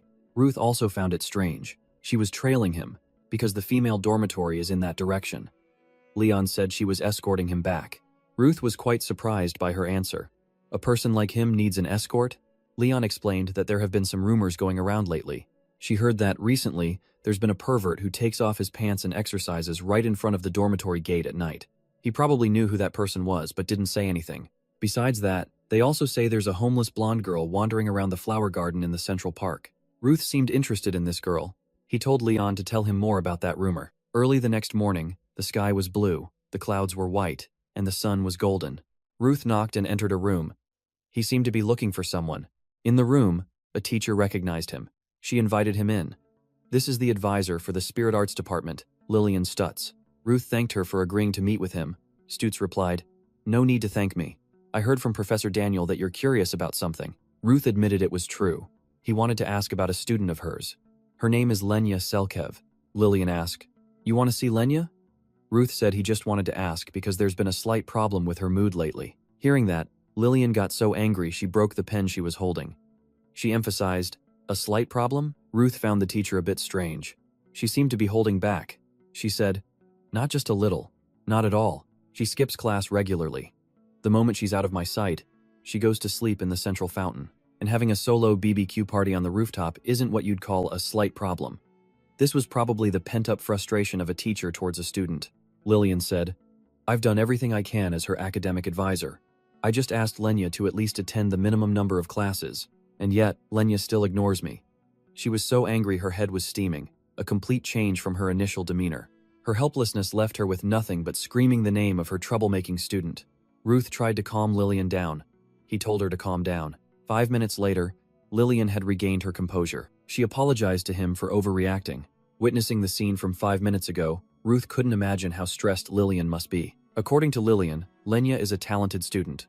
Although most spirit mages value contracts and regulations, Lenya has a natural attraction to spirits. You could say, it's unique. Despite her carefree nature, Lillian was certain Lenya would become an unparalleled spirit mage. But Lenya's only problem is that she loves freedom too much. In class, Lenya would fold paper airplanes with her test papers. Sometimes she'd fall asleep, or she would jump out of the classroom window just because she felt hungry. Recently, Lenya even destroyed a hallway just to test a spirit magic spell, causing chaos for everyone. Lillian had to stay up for days just to clean up that mess. Hearing this information about the person he was looking for, Ruth felt she was even worse than he thought. He didn't understand how his brother managed to turn this wild horse into a comrade in his past life. His brother told him the truth. Helping Lenya graduate was 5 times harder than all the training he had ever been through. Hearing his brother say that, he felt he might be exaggerating a bit. His brother continued, "It might seem like an exaggeration, but..." He hesitated for a moment at Ruth's confusion.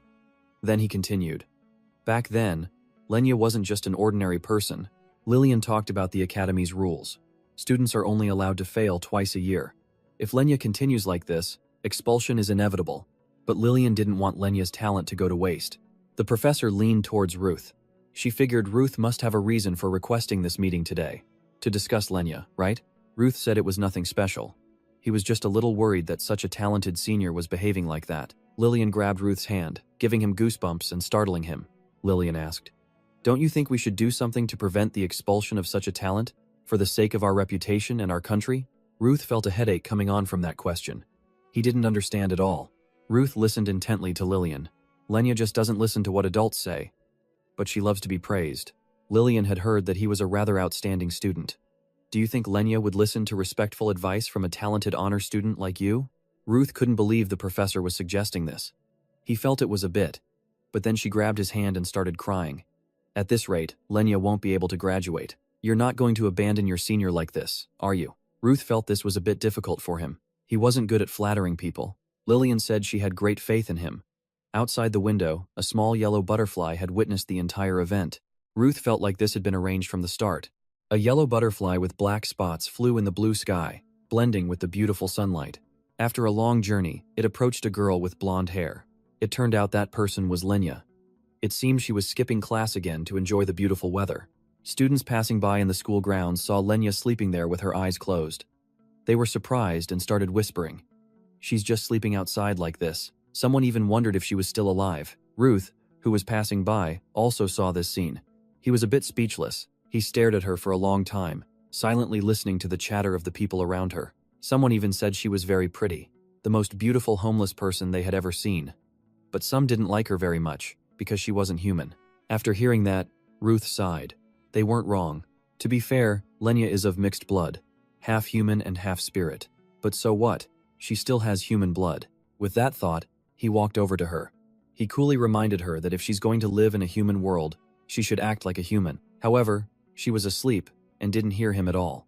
He quickly went over and nudged her with his foot to wake her up. Lenya just carelessly rolled over and continued sleeping. Ruth got a little angry. He couldn't help but kick her. As a result, she rolled a few times into a nearby flower bush. Only then did Lenya groggily wake up, not knowing what was happening. Seeing the person in front of him sit up, Ruth coolly asked what she was doing here so early in the morning. Lenya frankly replied that she was just admiring the flowers and going back to sleep. "And who are you to question me?" Ruth sat down in front of her, introduced himself, and stated his purpose. He had something to say on behalf of advisor Lillian. Hearing this, Lenya chuckled and asked if he was her junior. Before he could answer, she told him to go ahead and say what he needed to. Ruth reached out and picked the leaves from her hair.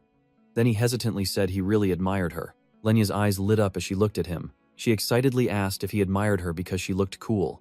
She also asked if he wanted to be friends. Hearing this, Ruth felt a bit helpless. Having no friends was a requirement for his group. Why was she looking for friends? With that thought, he avoided the question. He changed the subject. "How are your classes going lately?" But Lenya wasn't paying attention. She was currently focused on a beautiful butterfly flying in the air. Seeing this, Ruth couldn't help but feel dissatisfied. He was still talking to her, this respected senior. Seeing that she still wasn't paying attention, he immediately went over and pulled her shoulder. He coolly told her to listen carefully to his words.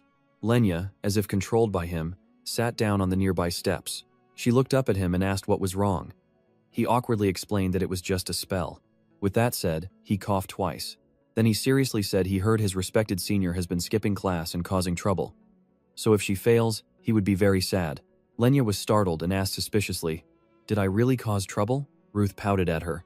"Didn't you destroy the entire training hall a few days ago while testing spirit magic? Why are you so surprised?" Only then did Lenya remember, but she didn't hurt anyone. She didn't think she caused any trouble. Ruth was a bit speechless. No one getting hurt isn't the issue here. No matter what Ruth said, she didn't understand. He angrily ran his hands through his hair and decided to drop it. They could compromise on the friend thing later, but he was very curious why she kept skipping class. Doesn't she plan to graduate? Lenya squinted at him. After a long while, she innocently asked, "Why do I have to graduate?" Ruth looked at her in astonishment. He didn't understand what she was trying to say. Lenya frankly said this place is very warm and the flowers here are beautiful. Her hometown is just full of snow. She prefers playing to studying in a classroom. She wants to live here forever. Her explanation truly left Ruth speechless. He coldly asked if she knew what the Eratom Academy was for. "This is a dragon-slaying academy. Didn't you come here to become a dragon slayer?" Even now, at this very moment, countless people are dying outside the Empire because of those dragons. Lenya pouted slightly. "Don't humans also take the lives of dragons? Dragons harm people, and then dragon slayers take their lives. If you look at it that way, aren't they similar? It's just the law of nature. The most important thing for her is to enjoy a peaceful life." Ruth clenched his hands into fists. He gritted his teeth and asked, "Do you really think dragons and humans are no different?" Lenya nodded slightly in agreement. "Besides, what makes dragons different from humans? Someone who has only lived in the snowy mountains like you wouldn't understand. Other empires are being destroyed and ravaged every day. People out there are being mercilessly slaughtered. And countless nations are being destroyed and annihilated, day by day. In places where dragon slayers live, there might be some protection, but places without them can be easily wiped out by the impact of a single ancient dragon. Have you ever seen your family, friends, the people you care about, eaten right in front of you? You will never understand humanity's hatred for dragons." Lenya realized Ruth's mood had changed. She suspiciously asked why he was angry at her. Ruth let out a cold laugh. What anger? He'd rather talk to his own knee. He realized she was selfish and arrogant. But he didn't think she could be this ignorant. Lenya frowned at him. She quickly explained that the reason she's here is because she's curious about her mother's alma mater. Ruth didn't want to waste any more time talking to her. He stood up to leave. Before he left her with a few words. Enjoy your peaceful life here before disaster comes knocking, while you make others go crazy, risking their lives for your whims. Lenya was a little startled. She frowned as she watched his retreating back. A moment later, she suddenly took out a small stone and called for her father. A voice came from within, asking what was wrong. She thought of Ruth, who had just left. She sighed and said she didn't mean it that way. But it seems she made him angry. What should I do? I want to be his friend. Hearing this, the voice suddenly went silent. A moment later, it reassured her. Friendships are built from arguments. Hearing this, Lenya became excited. She smiled brightly. I'll go apologize to him tomorrow. The voice on the other end quickly replied, That's good. The person also thought, I should talk to Ruth too. This was the Spirit King, Pharaoh. Elsewhere, after leaving the campus, Ruth headed straight back. He sighed as he walked, feeling a bit helpless. Although he intended to praise Lenya, it wasn't enough. It seems he messed things up again with his impulsive nature, spending her whole life hidden in the snowy mountains with spirits. It's not unreasonable for her to sympathize with the situation between dragons and humans, but he took out all his anger on her like a child. His brother probably succeeded in convincing her with his kind nature, but what about him? What should he do? At that moment, an angry voice ordered someone to leave. Ruth was a bit startled and went to see. He saw his two friends confronting Leon. When Henrik saw him, she turned her head. Then she criticized Leon. How dare you show your face here? Even after breaking someone's wrist on your first meeting. The more Henrik spoke, the angrier she got. Then she told her to leave. Leon remained silent. Henrik continued. I saw you lurking around the dormitory. You must be here for revenge for being punished. Leon quickly explained that she had already compensated for that incident. It was just a misunderstanding. She just wanted to visit to wish Ruth a speedy recovery. So she brought some fruit. Henrik snorted coldly. Wish him a speedy recovery, she said. Ruth looked at Henrik aggressively questioning Leon.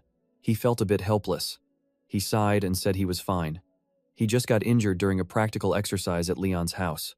Hearing this, Henrik frowned. Doesn't that mean you two violated school rules by leaving the capital to visit each other's houses? And then got injured after an argument? With that said, she immediately wanted to report this to the professor. Ruth was a bit startled and quickly stopped her. Ballestero pulled her back. She angrily yelled at him for daring to do that to her. Leon also felt a bit awkward. She knew Henrik was angry because she's Ruth's friend, but she had sincerely apologized. There was a rather complicated reason behind the practical exercise, but it was all sorted out. They spent the whole weekend practicing grappling techniques. Henrik glared at Leon. Her intention clear. She pushed Ballestero's hand off her. Then she let out a cold snort. But a second later, her expression suddenly changed to cheerful. But her tone was very sarcastic. So why don't you be friends with us too, Henrik? Leon was startled and looked at her, a bit confused. Henrik nodded slightly. That's right, we can do those grappling techniques too. She was sure the two of them should also get at least a broken wrist and 2 or 3 broken ribs from Leon. Hearing this, Leon's face became a bit awkward. Ballestero, beside her, reminded Henrik not to go too far. Leon shook her head slightly. It's okay. Then she turned to leave. Ruth watched Leon's retreating back. Then he looked at Henrik and asked why she had to do that. Henrik aggressively questioned him. Why don't you go after her? Make her your only friend. You don't need to hang out with us anymore. Ruth frowned at Henrik, not knowing why she was so angry. He decided to just ignore her. Ballestero, beside him, said he had to go to a volunteer activity before the morning class started. Otherwise, he'd be marked as undisciplined. He also didn't really understand girls' logic. Ruth sighed in frustration. What is wrong with everyone? The campus was noisy. Ruth went to his class. A few hours later, the last class finally ended. The lecturer gave them some final instructions and left. The students quickly packed their books and left the lecture hall. Ruth was no exception. He was packing his books to go back. Just then, a clear voice suddenly called out to him, asking for a moment of his time. He was startled and looked back. To his surprise, it was Lenya. He felt a bit conflicted. He had messed up not long ago. What should he say to her now? Lenya was the first to speak. She asked if he was hungry, so the two decided to eat and talk. Lenya was grilling meat on one side. The aroma filled the air. Ruth was a bit hungry, but he waited for Lenya to finish grilling before they ate together. Lenya stood by the fire, carefully waiting for each piece of meat. Then she asked him if he wanted it rare or well done. He replied that he preferred it well done. Wait. Something feels off. He appreciated the surprise lunch.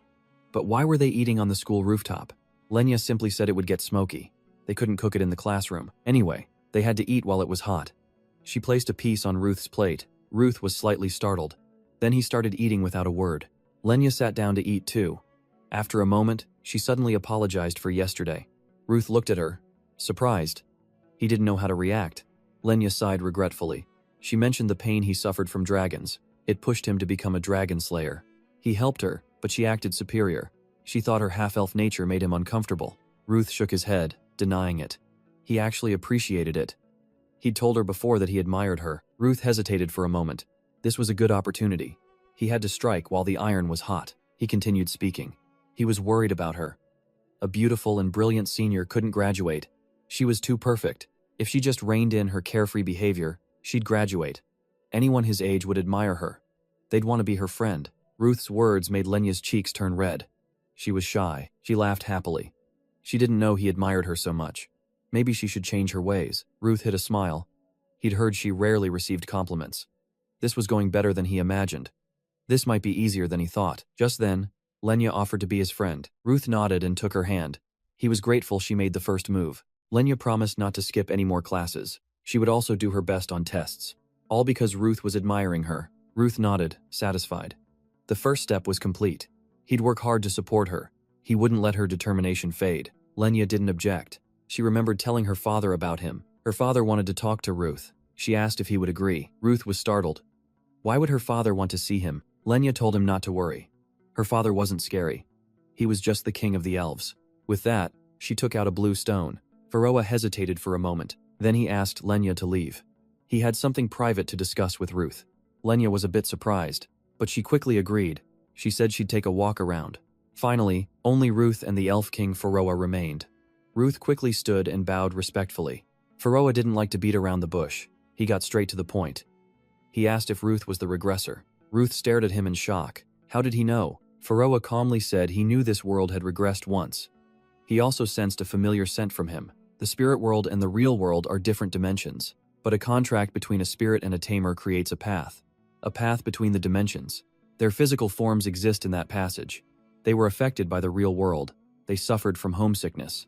At that time, Pharaoh was in one of those passages. He couldn't escape the world-covering magic, but he still felt time's flow had reversed. Still, he had no memories of the world before the regression. But he was curious. He felt like he knew Ruth from before. He was a warrior. At this, Ruth's face darkened. He coldly denied it. He wasn't a warrior. He was just a burden who followed them. Anyway, things were already out in the open. Ruth didn't want to hide it anymore. He would explain the world Pharaoh had forgotten. The world before the reversal. Ruth told him everything. A while later, he nodded in understanding. So a warrior named Asir disappeared with the Void Dragon. But then he gave Ruth terrible news. That man might still be alive. Ruth looked at him suspiciously. He carefully asked for proof. Pharaoh slowly explained. The Void Dragon he knew was cautious. He wouldn't fight to mutual destruction. He believed it was forced to defend itself. It had to flee to recover. Ruth's brother was probably caught in the crossfire. But a warrior wouldn't die so easily. He might be trapped in another dimension with the Void Dragon. Ruth bit his lip hard. He really hoped that was true. Pharaoh then gave him a lead. If he wanted to find his brother, he should go to the Void Dragon's lair on the floating island. Ruth clenched his fists. He shook his head and said not now. Getting to the floating island wasn't easy. He needed to prepare for the coming disasters. The future disasters, and to build up his power. Besides, he had another question. Since Pharaoh knew this was the regressed world, did he have information on the dragon that caused it? Pharaoh thought for a moment. He knew Ruth meant the dragon that used regression magic. He did know it, but he couldn't tell him. It was an old oath he had sworn to himself. He couldn't tell anyone about it. Ruth frowned in thought. Someone who could force the Elf King to make an oath. Who could it be? But he couldn't figure it out. He could only sigh helplessly. It was a shame, but he knew how important contracts were to elves. Pharaoh changed the subject. He had a question for Ruth. Before the regression, how did his daughter's life end? He wanted to know. Ruth thought for a moment. Then he said the name of the ice dragon, Nefreen. They tried many ways, but they couldn't defeat that dragon. Everyone fell into despair. Lenya decided to seal the frozen dragon. She sealed it with herself. She was smiling until the very end. Pharaoh sighed upon hearing this. He knew if she did that, it was the best decision she could make. Regardless of the reason for the regression, Ruth's second chance would affect the future. Ruth knew that. He had thought about it. But he didn't know what a useless guy like him could do. He just wouldn't give up. Pharoah looked at him thoughtfully. Then he suddenly said he wouldn't just stand by. He would count on Ruth. As he spoke, glowing fragments from the blue stone swirled around Ruth. He looked at him suspiciously. "What are you doing?" Pharoah told him to calm down. He wouldn't harm him. Ruth suddenly realized something. His eyes widened in shock. This can't be that thing. Fragments of Pharoah's soul squeezed his heart. It caused him immense pain. Ruth clutched his chest fiercely. Pharoah comforted him. It might hurt a little, but he should accept it. Elven power would help him greatly. Besides, he had to do something to protect his daughter. Although the fragment was small, Ruth's body trembled violently as he absorbed it. He angrily cursed at him. In his past life, he had no affinity for spirits. How could he absorb it easily? They didn't even have a formal contract. Pharoah watched the process silently. He called Ruth's name. He didn't want to be disappointed in him. Ruth's body was now covered in a thin layer of ice. He threw his head back and screamed. The ice shattered. He finally breathed a sigh of relief. That was a close call. Then he glared at Pharoah. "Are you crazy?" Pharoah was nonchalant. "You're fine, aren't you?" From now on, Ruth could resonate with his power and will. He could even mess with low-level spirits. Ruth nodded, understanding. But how would he explain this to his daughter? "I made a pact with your friend because he's a regressor." Before Pharoah could answer, Lenya returned. She overheard him and asked what was going on. They had been talking for a long time. Just then, she smelled a familiar scent coming from Ruth. She looked at him, surprised. Why did he smell like her father? He didn't smell like that before. Pharoah didn't know how to explain. He hesitated for a long time, speechless. Ruth quickly spoke up. They decided to become friends. They just got along really well. Pharoah looked at him in astonishment, but Lenya actually believed him. She admired his amazing social skills. He just bridged a decades-long age gap. Ruth wanted revenge for this. Pharoah had invaded his heart without permission. He spoke smugly. Of course. With everything settled, Ruth suggested they go back to class. He looked forward to seeing her in class from now on. Lenya nodded confidently and told him to count on her. A week later, Pharoah's fragment was in Ruth's heart. He was resting when Pharoah's voice woke him. It reminded him of his appointment with Lenya. Ruth sighed. He was getting ready. It was just a study group. Just then, someone came with a letter for him. Ruth opened the letter. His expression brightened. It had finally arrived. Information about his brother from the Moon Shadow Guild. The Moon Shadow Guild master kept his promise. They'd met in the school cafeteria. The letters contained numerous reports. It seemed he had finished investigating his brother, but all the information led to one conclusion. A person named Azer Donathos did not exist. This came from Moon Shadow, the best information guild in the world. It meant his brother never existed in this timeline. The only conclusion he could draw from this was that his brother didn't exist in this world's timeline. Pharoah saw this too. He reminded Ruth of the theory. His brother was trapped in another dimension with the Void Dragon. What would he do now? Ruth folded the letters. He sighed and said he had two options. First, he could enter the spirit realm using sky-piercing art to find his brother. But this was only possible if he mastered the skill. To the 7-wing level, like his brother before the regression. The second option was to find the Void Dragon's lair on the floating island. This was also tricky. He'd have to face the Guardian at the entrance. Pharoah listened. It seemed both ways were difficult. Ruth nodded in agreement. Knowing the coordinates was useless if he couldn't enter that dimension. He wondered if he should find a mage who knew about dimensions. Pharoah rejected that idea. He'd never seen a human mage do that. Ruth knew, of course, it was just a thought. Ruth talked with Pharoah as he walked. He soon arrived at the study group location. He pushed open the door. He saw Lenya greeting him cheerfully. She happily said she knew he was coming by his scent. She was here to study as promised. She even told the others to follow her example. Just then, an angry voice told her to be quiet. They were in a library. It was Hannes. After scolding Lenya, she looked at Ruth. She demanded to know why he was late. He was the only one in charge of tutoring. Why did she have to deal with these two idiots? Ruth awkwardly scratched his head. He had things on his mind. Beside him, Lenya grumbled that she wasn't an idiot. Hannes sneered. She heard Lenya had been held back a year. Lenya glared at her. Don't bring up irrelevant things. The two of them glared at each other with hostility. Ruth sighed, but sat down to study. A few hours later, Ruth was studying. He suddenly heard his master Daniel's voice through the spirit link. He quickly answered. Daniel wanted him to come to his office. Ruth hesitated but agreed. Then he called to Balak, who was sleeping across from him. Wake up. Balak groggily opened his eyes. He mumbled, Good morning. Ruth tapped him on the head. He told him to keep an eye on Lenya and Henny. Don't let them start a fight while he was gone. Balak looked at him doubtfully. Why would they fight? They'd only known each other for a week. Ruth didn't know what to say. He couldn't just tell him they hated each other's guts. He told Balak to just do his best to stop them. Ruth stood up to leave. Hannes saw him and angrily shouted, "Where are you running off to?" Ruth calmly said the master wanted to see him. He'd be back later. Lenya told him to be careful. Hannes clenched her fists and gritted her teeth. She looked furious. Lenya sneered at her, saying she was always angry. Hannes shot back. "When was I angry?" Lenya stated that she'd been glaring at her even before Ruth arrived. Those red eyes were full of anger. Hannes retorted that her eyes were naturally red. She then mocked Lenya for constantly asking when Ruth would be back, and for drawing nonsense that annoyed her. Lenya frowned. She hesitated before speaking. "Doesn't getting upset over small things make you seem petty? Who would want to be friends with someone like that?" Hannes sneered. She never expected to hear that from someone who was childish and arrogant. Someone who failed classes from skipping school like Lenya. Lenya gave a faint smile, but she thought she was more educated than Hannes. Did anyone else know she spoke so crudely? Just like an uneducated person. Hannes was about to explode, but she pretended to be calm. "Of course, everyone who knows me knows that." She then mocked Lenya. "Don't you get tired of pretending to be innocent?" Lenya didn't back down. She maliciously asked, "You don't like me, do you?" Hannes smiled. That's right. The library was suddenly filled with tension. Balak could only watch with wide eyes. He wondered how he could possibly stop this. Meanwhile, Ruth arrived at Daniel's office door. He knocked twice, then entered. He asked why Daniel had called him through the spirit link. Daniel gestured him in. He introduced the person beside him. "This is my master, the immortal sky sword, An. That means she's your grandmaster," and smiled and greeted him.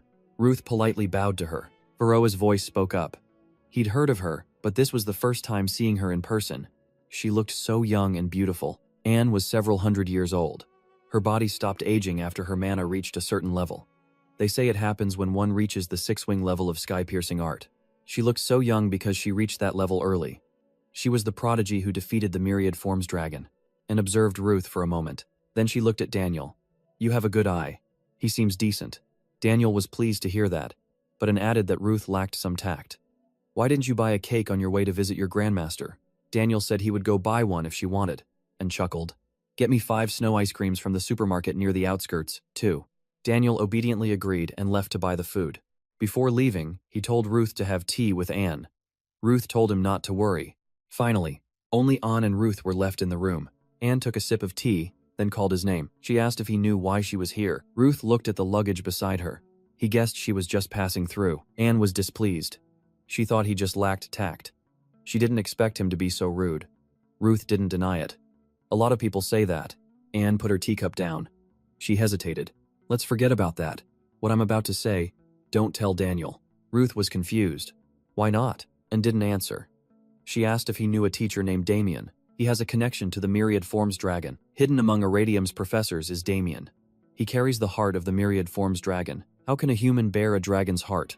Perhaps a piece of it was successfully grafted with magic. However, the dragon's heart is consuming Damien's soul. When his soul is devoured, the second shock will occur. Because of this, Jeremy convinced Damien to kill himself in the previous life. Before the dragon's heart could achieve its goal, everyone agreed. However, Jeremy secretly took the dragon's heart after Damien died, even knowing the risks. Later, the dragon Humma was attracted by the heart. It attacked Iradium. Ruth couldn't do anything at that time. After a desperate battle to protect everyone, Daniel, the immortal sky sword, An, and thousands of dragon slayers died. But why did the immortal sky sword know about Damien now? Anne didn't know his thoughts. She continued. Her purpose here was to watch Damien. Ruth frowned at her. "You already knew about it, didn't you?" And looked at him and said Damien was close to the other professors. She couldn't tell them. It would be too cruel. Ruth asked suspiciously. "Then why are you telling me?" and hesitated for a long time. "I heard you're from Dixon.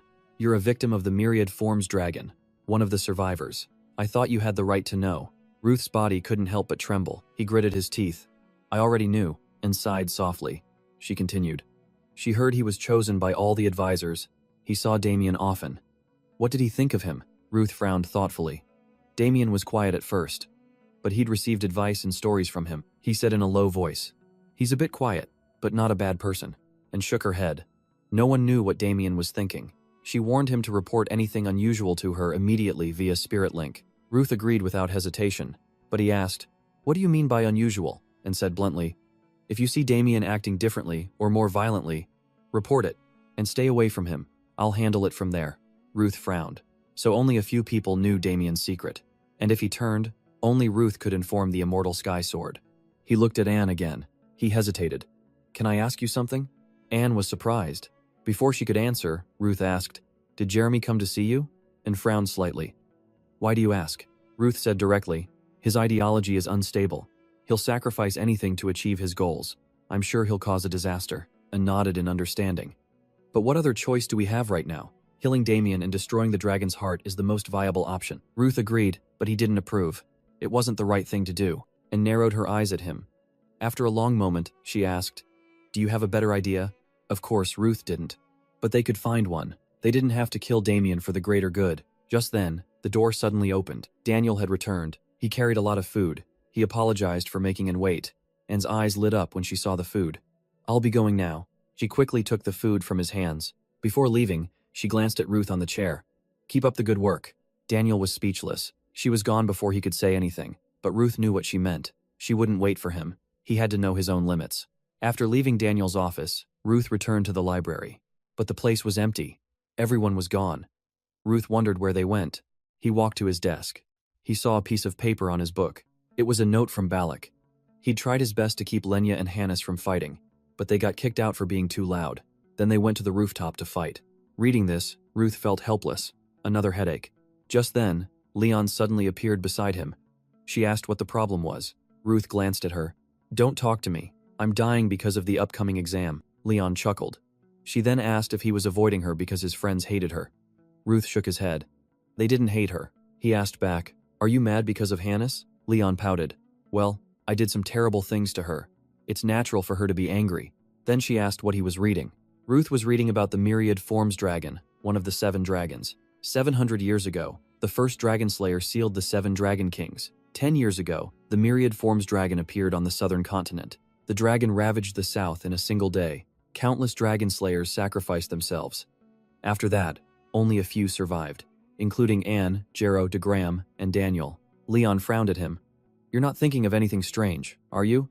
The text was too detailed about the disaster. Ruth looked at her, confused. Thinking about what? Leon pouted. Things like escaping the academy for revenge and going to the southern continent. Hearing this, Ruth laughed. Did she think he was an idiot? Why would he go to a dragon's nest and become food? Leon sighed in relief. That's good. But with his hatred for dragons, he acted like he'd do anything for revenge. She was just worried about what he'd said before, about destroying them all.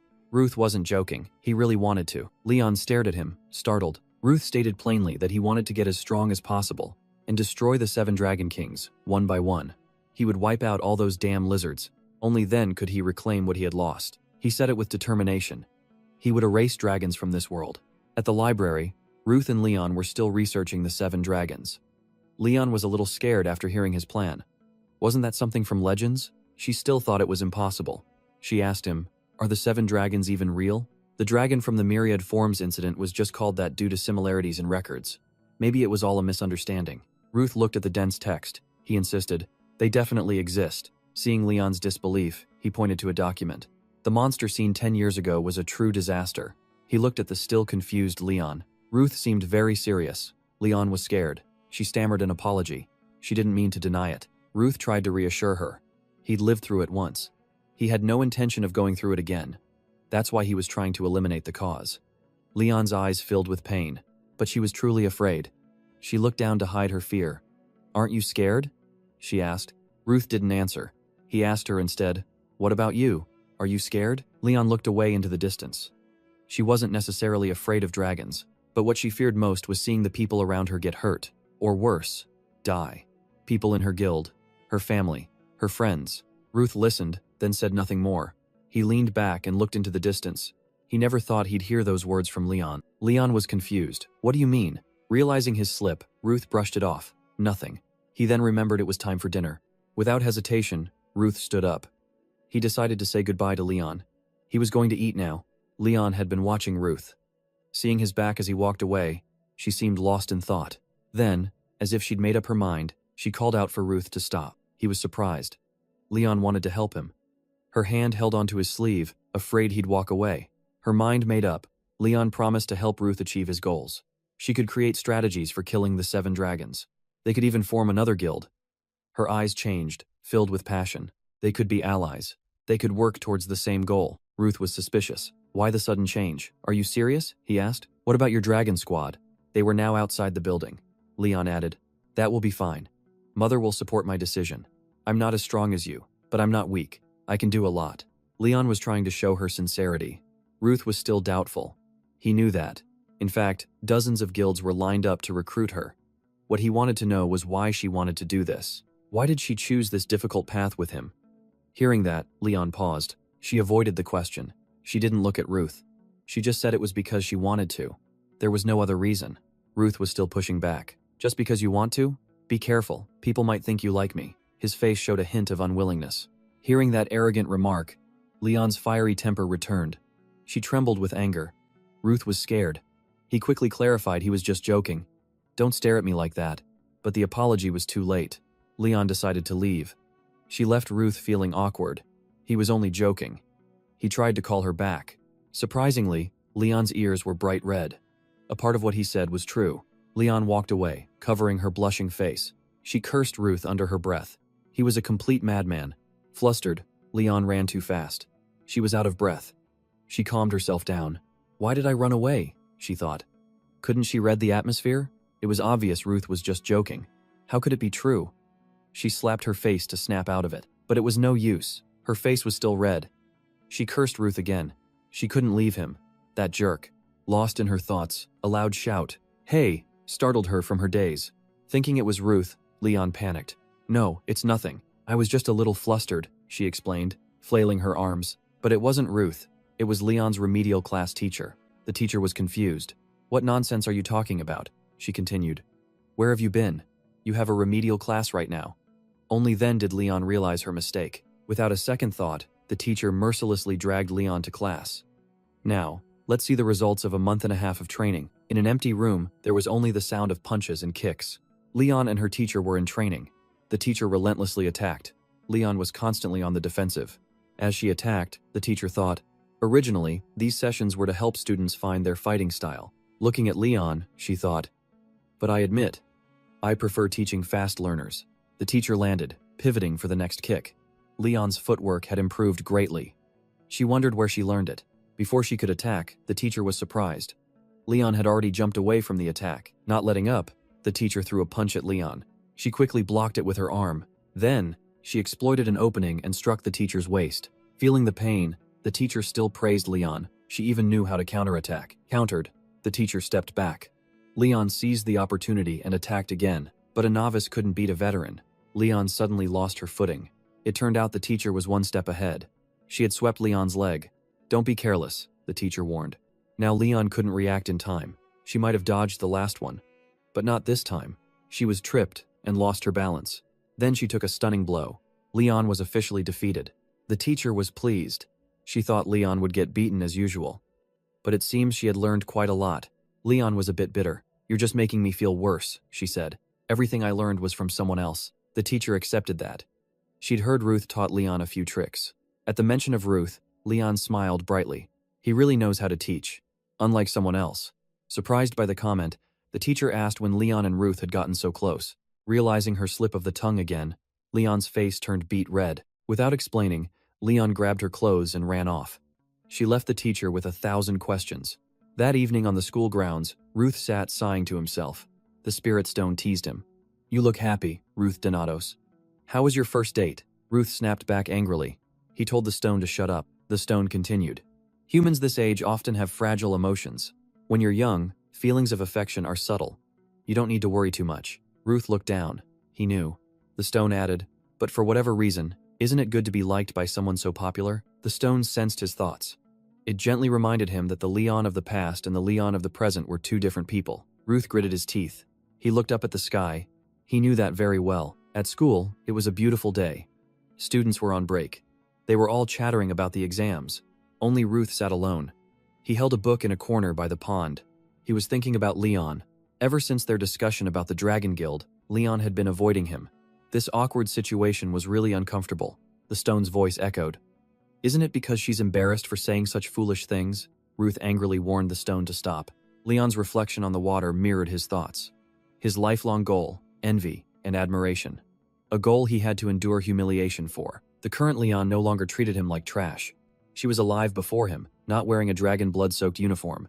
If only he could defeat Leon, this complicated feeling would. Ruth's thoughts were cut short. It was Leon's voice. Was Seth hitting on her? No, she was asking him. She looked a bit shy. Never mind, she said. It's nothing. She pushed a small bag into Ruth's chest. She wished him luck on today's exam. Ruth was very surprised. After giving it to him, Leon immediately turned and left without looking back. She left, Ruth stunned.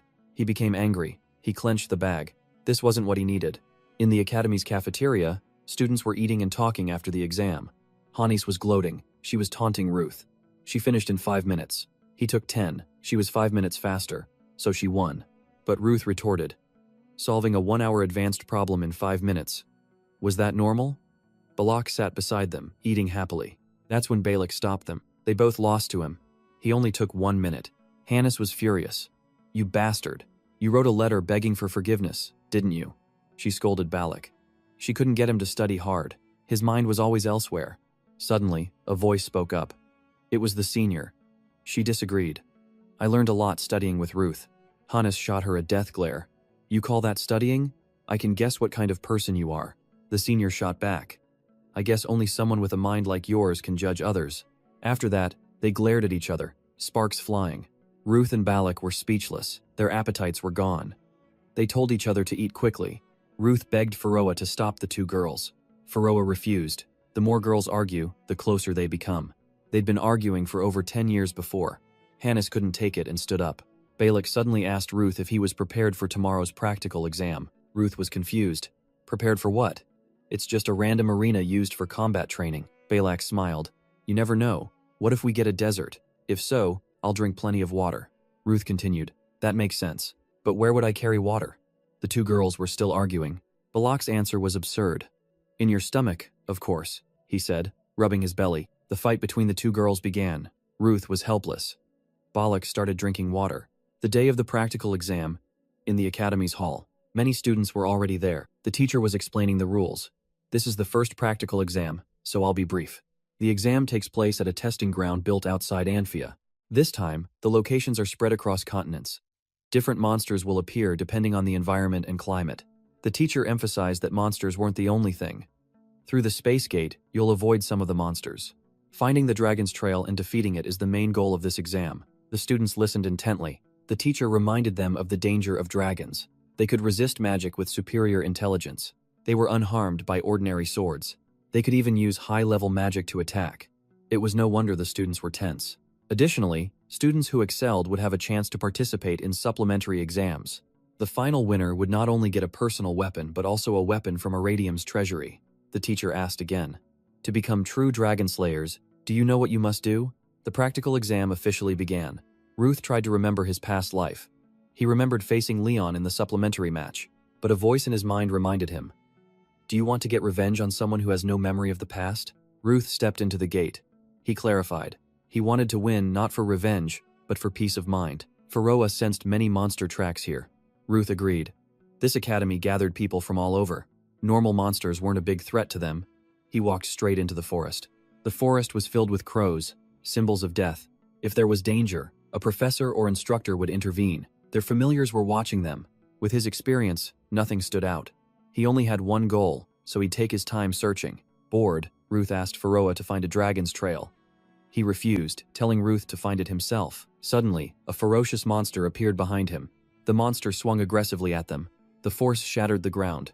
But surprisingly, Ruth was no longer there. Instead, the monster's leg was severed. Ruth had quickly escaped. He coolly dealt with it. No other choice. The monster, not knowing who it was up against, attacked again. Ruth struck again. He slashed its other leg. Ruth didn't care. Facing the monster was a given. He had to find the dragon himself. He leaped high into the air. He slowly drew his sword. He aimed straight at the monster. He unleashed a flurry of attacks. A continuous slash. Its body was torn apart. Finishing it, Ruth schemed. His eyes sharpened. Suddenly, a loud noise echoed.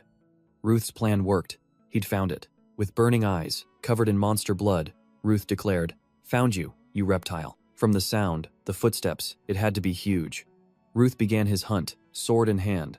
A strange noise from the bushes ahead caught his attention. Something else was here. Suddenly, A silver-haired student burst from the bushes, screaming. He was trying to run when he saw Ruth. They stared at each other in surprise. The student looked like he'd seen a monster. He asked if Ruth was here too. He stammered in fear, but Ruth had no idea who this was. "Who are you?" he asked back. How could he forget that incident? Now Ruth recognized him. It was that guy from before. Wilhelm snapped back to reality. "We can't chat here. We have to get out of here. A monster is coming." It was too late. A monster blocked their path. They looked up at the creature towering over them. Just as Ruth suspected, it was an earth dragon with sharp eyes. He looked deep into the earth dragon's eyes. They were red with rage and power. Wilhelm was so scared he trembled. He could only sit there in shock. Only then did Wilhelm realize it was a ferocious dragon.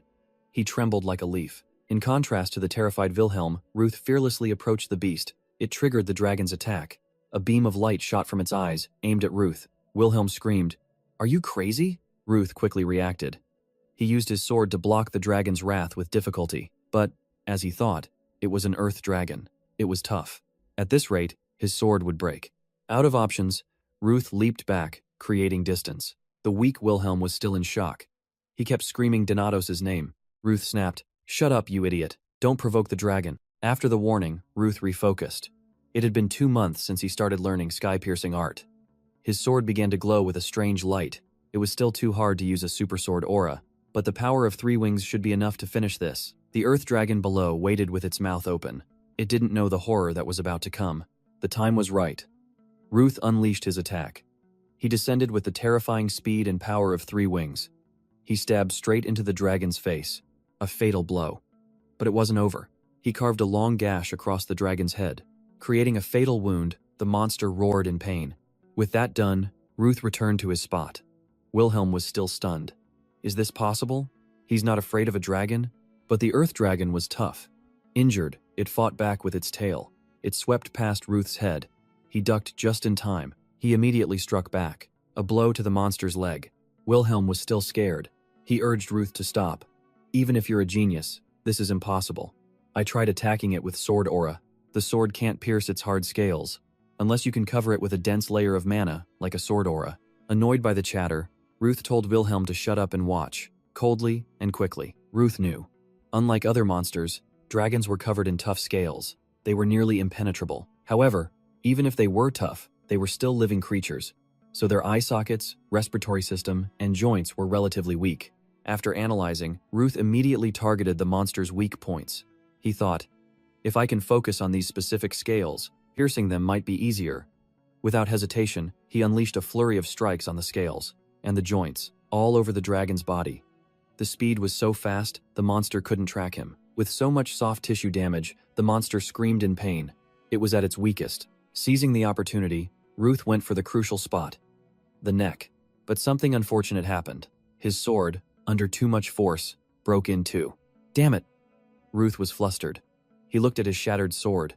He realized it wasn't strong enough to sever the dragon's neck bone. However, with its eyes destroyed and bones and scales damaged, the monster couldn't attack back. Ruth knew that no matter how good the equipment, killing a dragon with just an academy sword was too hard. He struck the monster in the eye and told it to stay still. He turned back to Wilhelm, who was still in shock. Ruth asked if he had a spare sword. Wilhelm stammered, "No, my sword is broken too." Ruth was a bit disappointed. With no sword, he resorted to fighting the monster with his bare hands. Wilhelm was still in disbelief. It's impossible. Even a team of students couldn't beat a dragon. Yet he did it alone. And with his bare fists, not even a sword. After a while of barehanded fighting, Ruth realized the earth dragon was dead. Suddenly, Wilhelm called his name. "Thank you for saving me. And I'm sorry for what happened before." Ruth didn't want to make it difficult. "It's fine. I didn't plan on doing that anyway." Furthermore, Wilhelm stammered a request. "If it's okay with you, can I consider you my rival?" Noticing the strangeness in his words, Ruth had to ask for confirmation. Wilhelm calmly replied, unlike the trembling boy from before. "Where I'm from, I was arrogant. I thought I was strong enough. But today, watching you, I realized you're the strong one. I'm not even worthy of comparison." Struggling to stand after the shock, Wilhelm continued. "Even though I realize my shortcomings, I don't plan on giving up. I won't give up. I'll see you as a rival and keep moving forward." This event had clearly affected him deeply. That's what he needed to realize. This made him determined. He would strive to become as strong as Ruth. Ruth froze at these words. He thought, how can he say that? It's so embarrassing. Suddenly, Faroa appeared. Is it because Wilhelm is a copy of your past self that you feel a certain empathy? Ruth snapped, telling Faroa to shut up. Wilhelm was looking at him strangely. At the scoring location, a teacher was informing a professor. Group A's practical test is almost over. Please return to the meeting point. They still have a lot to do. Ruth was angry. He scolded Faroa. Instead of talking nonsense, why don't you go to sleep? Faroa protested that things were just getting interesting. A crow's eye had captured everything. A man stood far away on a tree branch. He was the headmaster of Iradium Academy. Witnessing everything, he thought. Just like the rumors, Ruth is indeed a diamond in the rough. On the ground, Headmaster Graham's loyal guard was curious about his thoughts on Ruth, the young man who had just made an incredible impression. Graham smiled happily. I had some expectations after hearing the professor's praise, but he surpassed them. The guard was also excited. I can't believe he's so good at only 17. I'm sure he'll excel in the supplementary exam too. Ruth will set new precedents after becoming a special dragon slayer. Finishing his observation, Headmaster Graham landed where his guard was waiting. He thought about what the guard said. A special dragon slayer? Ruth is a character beyond my expectations. He might be more than just a warrior. He could even become a hero of freedom, the headmaster said as he left. The guard was curious. A hero of freedom? What do you mean, sir? Like in the biography of Vanna. Headmaster Graham didn't explain much. He just confirmed it. Vanna's biography is the origin of all dragon slayers. He recalled a story as he walked. Long ago, humans were just prey for dragons. It was a miserable time. Humans constantly begged the dragons for mercy. Earth dragons roamed, sky dragons soared, and giant dragons were as big as mountains. Dragons ruled everything, the sky and the land, the headmaster continued. And there was a special kind that ruled all other dragons, the dragonoids. Only their appearance was similar to humans. They had strength, high intelligence, and special abilities. They slaughtered humans without a trace of mercy. 700 years ago, the dragonoids used this place as an arena. Human gladiators fought for their amusement. But now, it has become Iradium's main hall, the statue of the Dragon Slayer and freedom. It's truly magnificent, isn't it? Headmaster Graham asked, standing before the hall. The guard listened intently. Yes, sir. I understand the history. He recounted. Vanna was once a gladiator, trampled by the dragonoids. He was stronger than anyone. He gathered gladiators like himself and started a revolution. After a long battle, he and the first dragon slayers pushed the dragonoids to the northern mountains. And finally, even their king, the 7 great dragon emperors, was sealed. That's how the age of human freedom began. However, I know that's a fairy tale told by poets. That's why I've always believed it. But there are some parts I don't understand. He began to ask Headmaster Graham, if Varna was so strong, why didn't he just annihilate the dragons? Why did he only seal the 7 great dragon emperors and not kill them? Understanding his question, Headmaster Graham replied, if that had happened, there wouldn't be victims like you and the students, right? His eyes looked distant. The guard realized he had shown too much emotion. He quickly corrected himself. I don't doubt our ancestors' intentions. It's just. The headmaster smiled. It's all right, you don't need to worry. Whatever happened in the past, it allowed humans to stop living like animals. We don't really know what happened back then. They stood there, thinking, in front of the grand hall. The exam ended. The academy announced that the supplementary tests were over. All students were to return their weapons and gather at the designated area. The matchups would be posted in 3 days. 3 days later, on the day of the supplementary exam, students crowded the academy's main hall. One student boasted, the day has finally come. The armor in Iradium's treasury will be mine. The announcements continued. Today is the supplementary exam. Only the top students from the practical test can participate. Who will be the winner among the elite rookies? Why don't we hear from the most famous rookie, Ruth Donatos? He was checking his weapon. He was a bit embarrassed by the interruption. He told the person to stop bothering him. So the person sat next to him. You're no fun at all. I had some expectations, but it always ends like this. It was Hannes Hapulia. She continued. But today, I won't go easy on you just because we're friends. And even though I can buy any weapon I want, I'm curious about what's inside Iradium's treasury. Ruth replied, I feel the same. He then looked at Balak. Why are you even participating? You don't use weapons. Balak was following his own principles. A match against a strong opponent is necessary to build a healthy body. Knowing he couldn't argue with Balak, Ruth agreed. But you don't have to shout. Looking at the brackets, Ruth thought Balak's opponent was no ordinary person. Hannes was always annoyed with Leon. Hannes agreed. How is that psycho not eliminated yet? She told Ruth she was going to check out the other competitors. Before leaving, she warned Balak. I'll kill you if you dare lose to that bitch. Balak was terrified. Helpless, he turned to Ruth. Is Leon really that strong? Ruth replied. She's very strong. Stronger than all the other rookies. Balak asked a sensitive question. Is she stronger than you? Ruth's hand tightened. But this time, he was much more certain. He was no longer the Ruth of the past. This time, he was much stronger. At the Academy's arena, a large crowd had gathered for the supplementary matches. Down on the field, there was some commotion. The participants were waiting. Leon had returned. She was annoyed that her opponent was a no-show. She sneered, "Who is this opponent that's 10 minutes late? When the match starts, it's you." Balak was full of pride. "I am not you. I am Balak." Before he could finish, Leon said she knew. "That's enough talk. Let's begin." Balak was still being long-winded. Announcing one's name before a match is a long-standing tradition in the Steros family. Interrupting me is rude. A slash injured Balak's fingertips. This was Leon's greeting. "I am Leon." She smiled.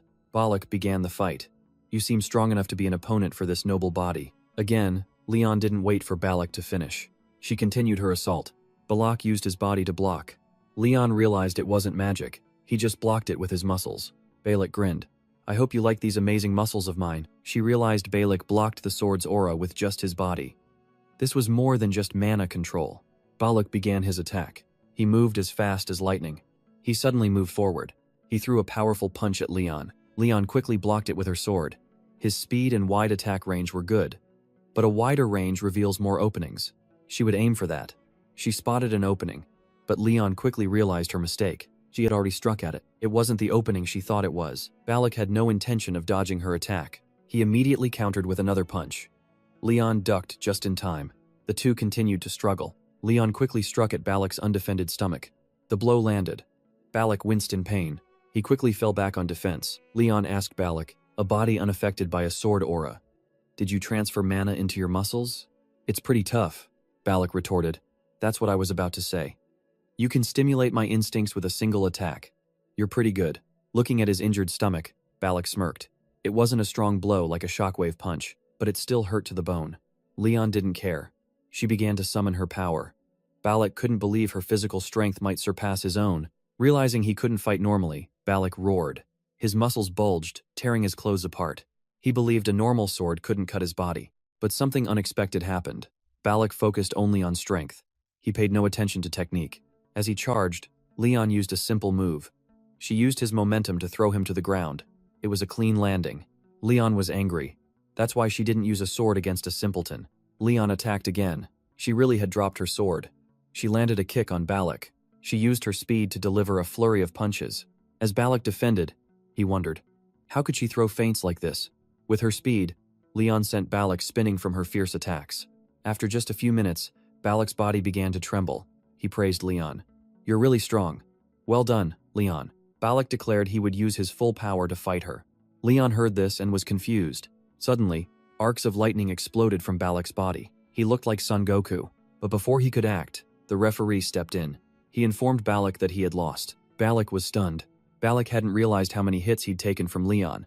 This was the final result. From a distance, Wood and Hennig watched helplessly. They couldn't believe their friend's foolishness. The referee ordered him to be taken away. From afar, Balak still insisted his body was a sculpture. He was completely different from other people. Leon still couldn't understand what this guy was thinking. Leon was announced as the winner. Ruth looked at her with a distant gaze. Leon didn't hesitate to look back at Ruth. Her expression was a bit strained. She went inside. Henny was mortified. She told Ruth not to tell anyone Balak was their friend. Their turn was coming up anyway. Heinrich realized Ruth wasn't paying attention. She wondered why he was staring so intently at Leon. Unable to take it anymore, she yelled. Ruth flinched in surprise. He quickly asked Hennis what was wrong. Hennis explained that she was talking about their upcoming turn. She also told Ruth not to go easy on her. He had to fight properly. He understood. He told her not to worry about it. That was also what was bothering Ruth.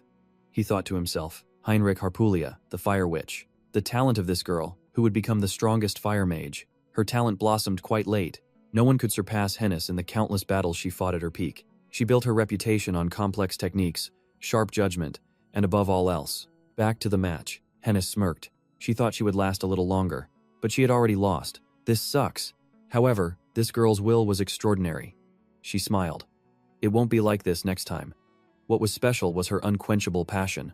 The system announced Ruth as the winner. He also pointed out Hennis's weaknesses. That last step was embarrassing.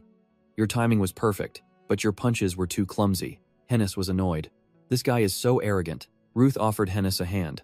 She told him to teach her how to fight with a dagger later. Ruth retorted, "Why do you need me? You'll do fine on your own." Hennis asked why Ruth would watch Leon practice mixed magic, but refused to help her. Ruth didn't seem to care. He quickly said goodbye to Henny. He had somewhere to be. She should leave first. Heinrich was startled. "Where are you going at this hour?" "The final round is about to start." Heinrich was confused. What on earth happened between these two? The new students are truly talented. The final round of the test is a direct confrontation between Leon and Ruth. Yet Leon just left. She ran quickly. Her mind was filled with one thought. She didn't want to fight anymore. In the past, Ruth always refused duels for various reasons. That's also why Leon didn't want to fight now. But why did things turn out like this? Now the two of them had to duel directly. After her match with Balak, she had stared at Ruth. She was completely shocked. She couldn't understand why he had the expression of someone who craved a fight. Leon panted. She couldn't understand Ruth's desire and hostility. It was all written on his face. She bit her lip. Leon still didn't understand why she didn't want to fight Ruth anymore. While she was lost in thought, a sudden shout startled her. Ruth had caught up to Leon. He approached her. As he walked, he asked what she was doing. He continued, "The final match starts in 30 minutes. Hurry back to the waiting room." But Leon avoided Ruth's gaze. She said her leaving had nothing to do with him, but he quickly denied it.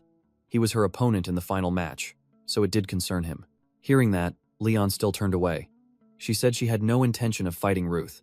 She wasn't interested in the winner's prize, so she would withdraw from the match. Hearing the word withdraw, Ruth clenched his fists. Veins popped on his hand. He couldn't believe what Leon had just said. Ruth was furious. He thought Leon was looking down on him and toying with him. He looked at her with a fierce gaze. "Are you showing cheap pity for a piece of trash not even worth fighting?" Leon was shocked by Ruth's thoughts. Her mouth hung open. She didn't understand why Ruth had suddenly become like this, but Ruth wouldn't listen. He fiercely gripped her shoulder. He yelled at her to shut up. He warned Leon, "You don't have the right to run away from this fight." Leon couldn't believe the words she had just heard. It was as if Ruth had become a different person. Ruth gritted his teeth. "This time, I will definitely," Ruth remembered. On a dark and stormy night, he had strongly ordered Leon not to run away. His entire body was covered in wounds back then. He kept shouting at her to open her eyes. Ruth was completely helpless. He just wanted Leon to come to her senses. Damn it. Leon weakly tried to call his name, but her condition looked like she wouldn't live much longer. In the rain, Ruth held Leon. He still hadn't beaten her. If she left him here, he would curse her for the rest of his life. Leon tremblingly raised her hand. She smiled and said Ruth was always like this. He hadn't changed at all. Ruth gritted his teeth. "Shut up. Focus on your wound. The bleeding won't stop." Leon placed her hand on his face. She chided him. "You really are. You damn bastard." After saying that, Leon gave a beautiful, happy smile. Then she took her last breath. Her hand fell to the ground. Blood stained the ground red. Leon always called Ruth trash, brat, or damn bastard. Holding her body, he thought, "I hate Leon just as much as Leon hates everything about me." But he didn't understand. Why did she have to do that? Suddenly, a strange foot appeared. It said Leon was a fool. That foot belonged to the Void Dragon, Raffi. He said Leon was strong enough to kill the Void Dragon Lausia, but she threw her life away to protect a weakling like Ruth. Hearing that, Ruth couldn't say anything back. He hung his head in agony. Raffi turned to leave. He said he wasn't interested anymore. He left, coldly saying that Leon had no hope of survival. Ruth shouldn't do anything pointless. Hearing that, Ruth held Leon's body even tighter. His tears flowed endlessly. He screamed loudly, releasing all the pain in his heart. Back in the present, Ruth knew that the Leon he knew was already dead. He knew this was pathetic. It was because of his inferiority complex, and his actions were ridiculous. Leon panicked at Ruth's fierce expression. She had never seen him like this. She smacked the hand that was gripping her. She questioned him, not understanding why he was acting this way. She wanted to ask for a reason, but then she closed her eyes. She gave up on asking. She ordered Ruth not to follow her anymore. With that, Leon quickly ran away. She was always alone and kept her distance from everyone. In the past, Ruth hadn't tried to surpass her. His only goal now was to hunt dragons for revenge. To him, Leon was a true genius, a wall he had to overcome, and also his admiration. Ruth could never forgive Leon. He angrily slammed his fist into the wall. He couldn't understand why Leon was acting this way. To this day, he still didn't understand why she had to sacrifice herself for him. Faroa appeared. He gently called his name, but Ruth stopped him. He told him not to say anything else. He spoke as if begging him not to say anything, to just be quiet for a moment. Ruth looked at the distant sky. He tried to calm the turbulent emotions in his heart. In the end, the match concluded with Ruth's victory. Leon never showed up for the fight. Everyone around was in an uproar. This made the match completely uninteresting for them. Amidst the crowd's murmurs, Heinrich wondered, could it be that Leon had run away? Ruth stood in the arena. In the end, things turned out like this again. He left, still thinking about Leon. She could avoid him if she wanted, but this time, he wouldn't let her actions go so easily. Meanwhile, Leon was sitting alone in the forest. Her face was pensive and a little sad. Night had fallen. Leon guessed the test must be over by now. She wondered if Ruth was still angry, but she didn't really understand why he was angry in the first place. Lost in thought, a strange noise made her look toward the sound. What she saw surprised her. A huge question mark appeared over her head. Leon wondered. She didn't understand how Ruth knew she would be here. It wasn't difficult for Ruth. In his past life, Leon always came here when she was upset, and he had always come here to fight her. Thinking this, he drew the sword from his back. Then he pointed it straight at her. The sword was thrust accurately, stopping right in front of Leon's face. Ruth stared at Leon. He ordered her to stand up and fight him. Leon placed a hand on her chest. She couldn't understand why Ruth had to take things this far. He just replied coldly, "I told you, you don't have the right to run from this fight." Hearing that, Leon was furious. She told Ruth not to be so unreasonable. "Why could you behave like this after everything that has happened?" Ruth coldly repeated her words. "After everything that has happened?" He pulled out his sword. Absolutely not. He had been waiting for this moment for a very long time. The moment Ruth could point his sword at Leon, the one who had always treated him like trash. And that would be when he could end this long, tiresome revenge. Faced with Ruth's aggressive stance, Leon was finally forced to pick up her sword and fight back. However, she still didn't want to fight him. Why couldn't Ruth understand what she was saying? The two officially began their battle. The blue aura belongs to Ruth, and the orange one to Leon. Leon used the sword Ruth gave her. She couldn't believe this light sword was so unbelievably heavy. It was so heavy that its pressure was enough to break Leon's stance. So that was why Ruth came here so confidently. She dodged Ruth's continuous attacks. Then she activated her mana shield. No matter how strong his light sword was, it couldn't penetrate Leon's mana shield. Ruth attacked her mana shield relentlessly. With Ruth's continuous attacks, Leon couldn't believe her mana shield had shattered. She jumped back quickly to dodge Ruth's vicious attack. Ruth's words telling her to fight properly made her laugh. "You want to fight properly?" Leon poured all her power into the sword. She asked Ruth if he even knew what properly meant here. Witnessing Leon's true power, Ruth was impressed. Advanced light sword at such a young age. "As expected, you really are an extraordinary genius," Leon replied. "If you know that, then stop. No matter how strong you are, you can't beat me without an advanced light sword." Hearing that, Ruth just sneered back that he didn't know that. Then he swung his sword at Leon. "You have to try things to know for sure, right?" Leon continued. "The only thing that can counter an advanced light sword is another advanced light sword, or an advanced spell." As she was speaking, a sudden blow to her stomach made her wince in pain. At this point, Leon knew she had been tricked. Normal sword techniques wouldn't work. That's why Ruth had put his sword aside and decided to fight her hand to hand. Leon kept trying. She had to maintain distance. She couldn't let things go his way. Under her continuous, rain-like attacks, Ruth easily dodged them all. Leon couldn't believe it. Impossible. Ruth had easily dodged everything. He was right in front of her now.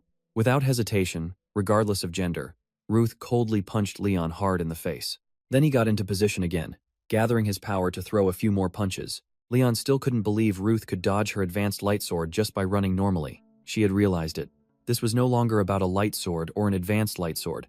Leon struggled to control her light sword, but she couldn't use it. Ruth was able to punch her sword-wielding hand with his bare fist. Leon was attacked relentlessly. She stood there panting. "What is this insane speed? He read my movements perfectly, just like when he fought my mother." Ruth raised his leg, preparing for a spectacular kick. He thought to himself that his training wasn't in vain, but in his heart, he thought, "This life's Leon is even stronger than the last. She's so strong that I have to use my senses to their absolute limit to fight." Although exhausted, Leon was still trying to evade Ruth's attacks. Ruth felt he had become much stronger. He didn't hesitate to continue attacking her, but despite his thoughts, this sense of déjà vu still bothered him. Thinking this, Ruth quickly slid away from Leon. Even after doing that, the feeling wouldn't disappear. Leon watched his series of actions. She didn't understand why he drew his sword. He was clearly at a disadvantage without an advanced light sword. Leon was angry. She thought she no longer understood if Ruth even wanted to win. She angrily pointed her sword at him. Now she didn't even want to understand what Ruth wanted. Then she raised her light sword high, gathering all her strength and shouting, "You brought this upon yourself." Facing Leon's stance, Ruth remained calm and ready to receive it. Now the real battle begins. Neither one is holding back now.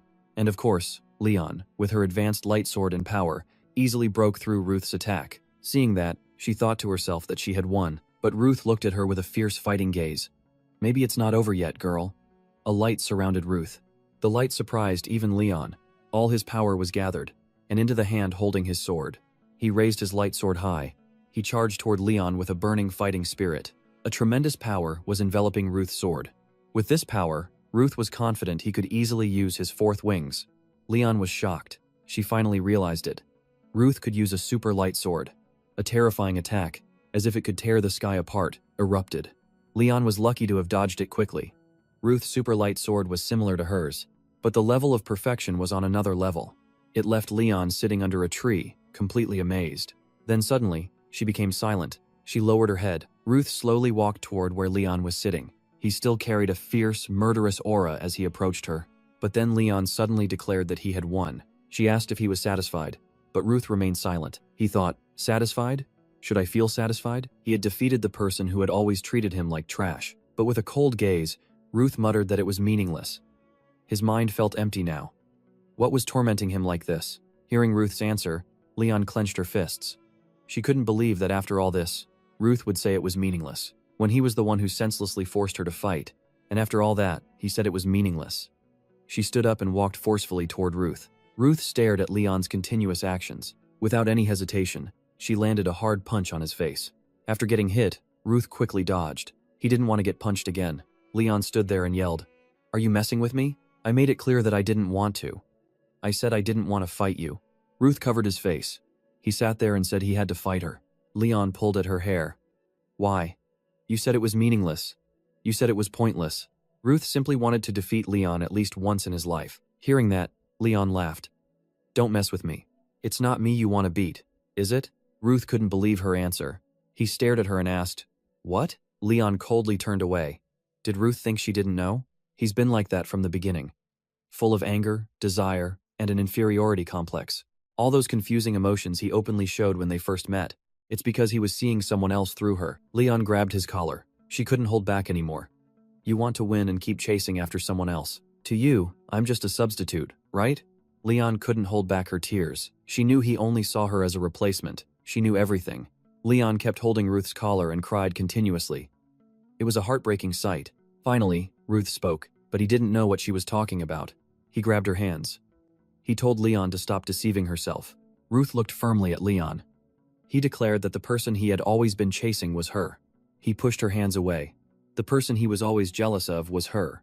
He always longed for her acknowledgement. Leon was completely surprised by Ruth's unexpected answer. Ruth continued, "Because you always outshined me by so much. You are a talented bastard." Because Leon's power was something I could never obtain. Then Ruth's face fell. He admitted that's how it's always been. Revenge, desire, it's not funny at all. I just wanted to become you. Your movements, your swordsmanship, your senses. Chasing you, I just wanted to be like you. Leon was someone I could never match, no matter what I did. I still can't accept that Leon died to protect trash like me. Hearing this, Leon was bewildered. She had no idea what he was talking about. Realizing his slip of the tongue, Ruth quickly took it back. Looking at the bright moon, he thought to himself, "It's not meaningless, it's just excruciatingly painful." Leon was overwhelmed by this unbelievable information. Leon died protecting Ruth. He chased after her swordsmanship. She thought he was talking nonsense. Ruth answered coldly, "It's not nonsense." He wanted to say more, but Pharaoh suddenly appeared. He told him to stop. Ruth didn't listen. He repeated that Leon died to protect him and left a will. Then he looked at her and smiled. "I'm talking about you in my past life, you bastard." Leon was shocked by the words past life. She couldn't process it. What past life? What is this about a past life? She still thought Ruth was talking nonsense. It's all meaningless. Ruth was adamant. "Believe it or not, it's up to you. I have nothing to prove it. I've returned from the past, and this is my second chance." Leon remained in the same position. Her face was filled with questions. "Ruth returned from the past?" Ruth continued. "You'll feel something is off soon, unless you're an idiot, a person with such perfect mana control that they surpass the level of a martial arts genius, an ability that cannot be achieved without experience. skills, and natural talent of people Ruth had never met. That was the evidence Ruth presented. It proved these things were impossible without prior experience. Leon still couldn't believe Ruth was from a past life. It was ridiculous, but all the feelings of discord and doubt she had experienced could be explained by it. She began to wonder if those ridiculous and illogical words were all true. Thinking this, Leon asked Ruth if he knew about her as an adult, things she didn't even know yet. Ruth sat on a rock. He calmly replied that the adult Leon was what he was talking about. He sat there. In my past life, you lived only for revenge. You treated me like a roadside trash can, no matter how desperately I tried to beat you. Then Ruth closed his eyes, as if recalling a sad memory. No matter what he did in the past, Leon never paid him any attention. He got angry. Damn it. Even so, you still died to protect me. Do you know how pissed I was then? Hearing that, Leon still asked doubtfully, did I really do things like that? Ruth's answer completely surprised her. In the past, Leon was so strong and ruthless that he had risked his life to fight her. The atmosphere froze. Ruth looked in another direction while Leon stared at him. Leon was still confused. She never expected the person he always trusted, the person Ruth yearned for and saw as a shining star to follow, was actually her? So she had misunderstood all along. She thought she was just a substitute for someone else. After thinking carefully, Leon asked, so that's why you picked a fight with me the first time we met? Ahem. At that time, Ruth simply wanted to fight Leon for a round, but he didn't expect her to be much stronger than he thought. Leon suddenly realized something interesting. So Ruth was much older than her. Yet he still hated her enough to treat her like that. Hearing that, Ruth bluntly admitted it. That's the reason I was able to get this far. Then Leon suddenly asked why he apologized to her. This question made him freeze for 5 seconds. He couldn't answer quickly. Leon continued, if you hate me, why didn't you just ignore me? Ruth stood up. He tried to end the situation as quickly as possible, because Leon had caused a commotion in the academy corridors. Leon also stood up. You even taught me wrestling skills. If you hate me so much, why did you do that? Ruth turned away. He didn't dare face her. He slowly replied that defeating Leon when she was stronger would be more worthy. Seeing Ruth about to leave, Leon chased after him and asked again, what about the time you took me on a tour of the capital during the weekend? Ruth seemed startled. He turned around and yelled, what are you trying to say? Do you still not understand what I've been saying? In the past life, you looked down on me and treated me like a dog. It was a demeaning relationship, that's all. Leon argued that was what happened in the past life. But now, things have changed. Ruth himself said this was his second chance. Before Ruth could answer, Leon gently placed a clean cloth on the wound on his cheek. This startled him and he shied away a bit. Instead, she told him to stand still. The two of them stood there in that intimate position. Leon wiped the wound while speaking. This is the cloth you lent me when I was crying on the stairs. But the tender moment didn't last long. Ruth pushed her hand away. He gritted his teeth. Do you have any idea what the hell you're doing? Then Leon apologized. She apologized on behalf of her past self. This action caught Ruth completely off guard. Leon continued to apologize. I'm sorry for always calling you trash and ignoring you, Ruth shouted. Are you stupid? Why do you think I rambled on about my past life to you? Ruth hoped she wouldn't apologize to him. Everything he did was to get rid of the lingering, exhausting regret that he couldn't let go of this whole life, even after being reborn. And it's all over now. Everything is enough as long as this burden is carried. Ruth thought to himself, that should be enough, right? Ruth yelled, you're not even the one at fault here. Why are you apologizing? Aren't you angry? One past life was enough suffering. Now don't make it feel like hell again. Please don't make me more miserable. Leon didn't back down either.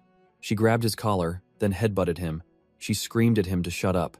Did Ruth think she easily accepted the current situation?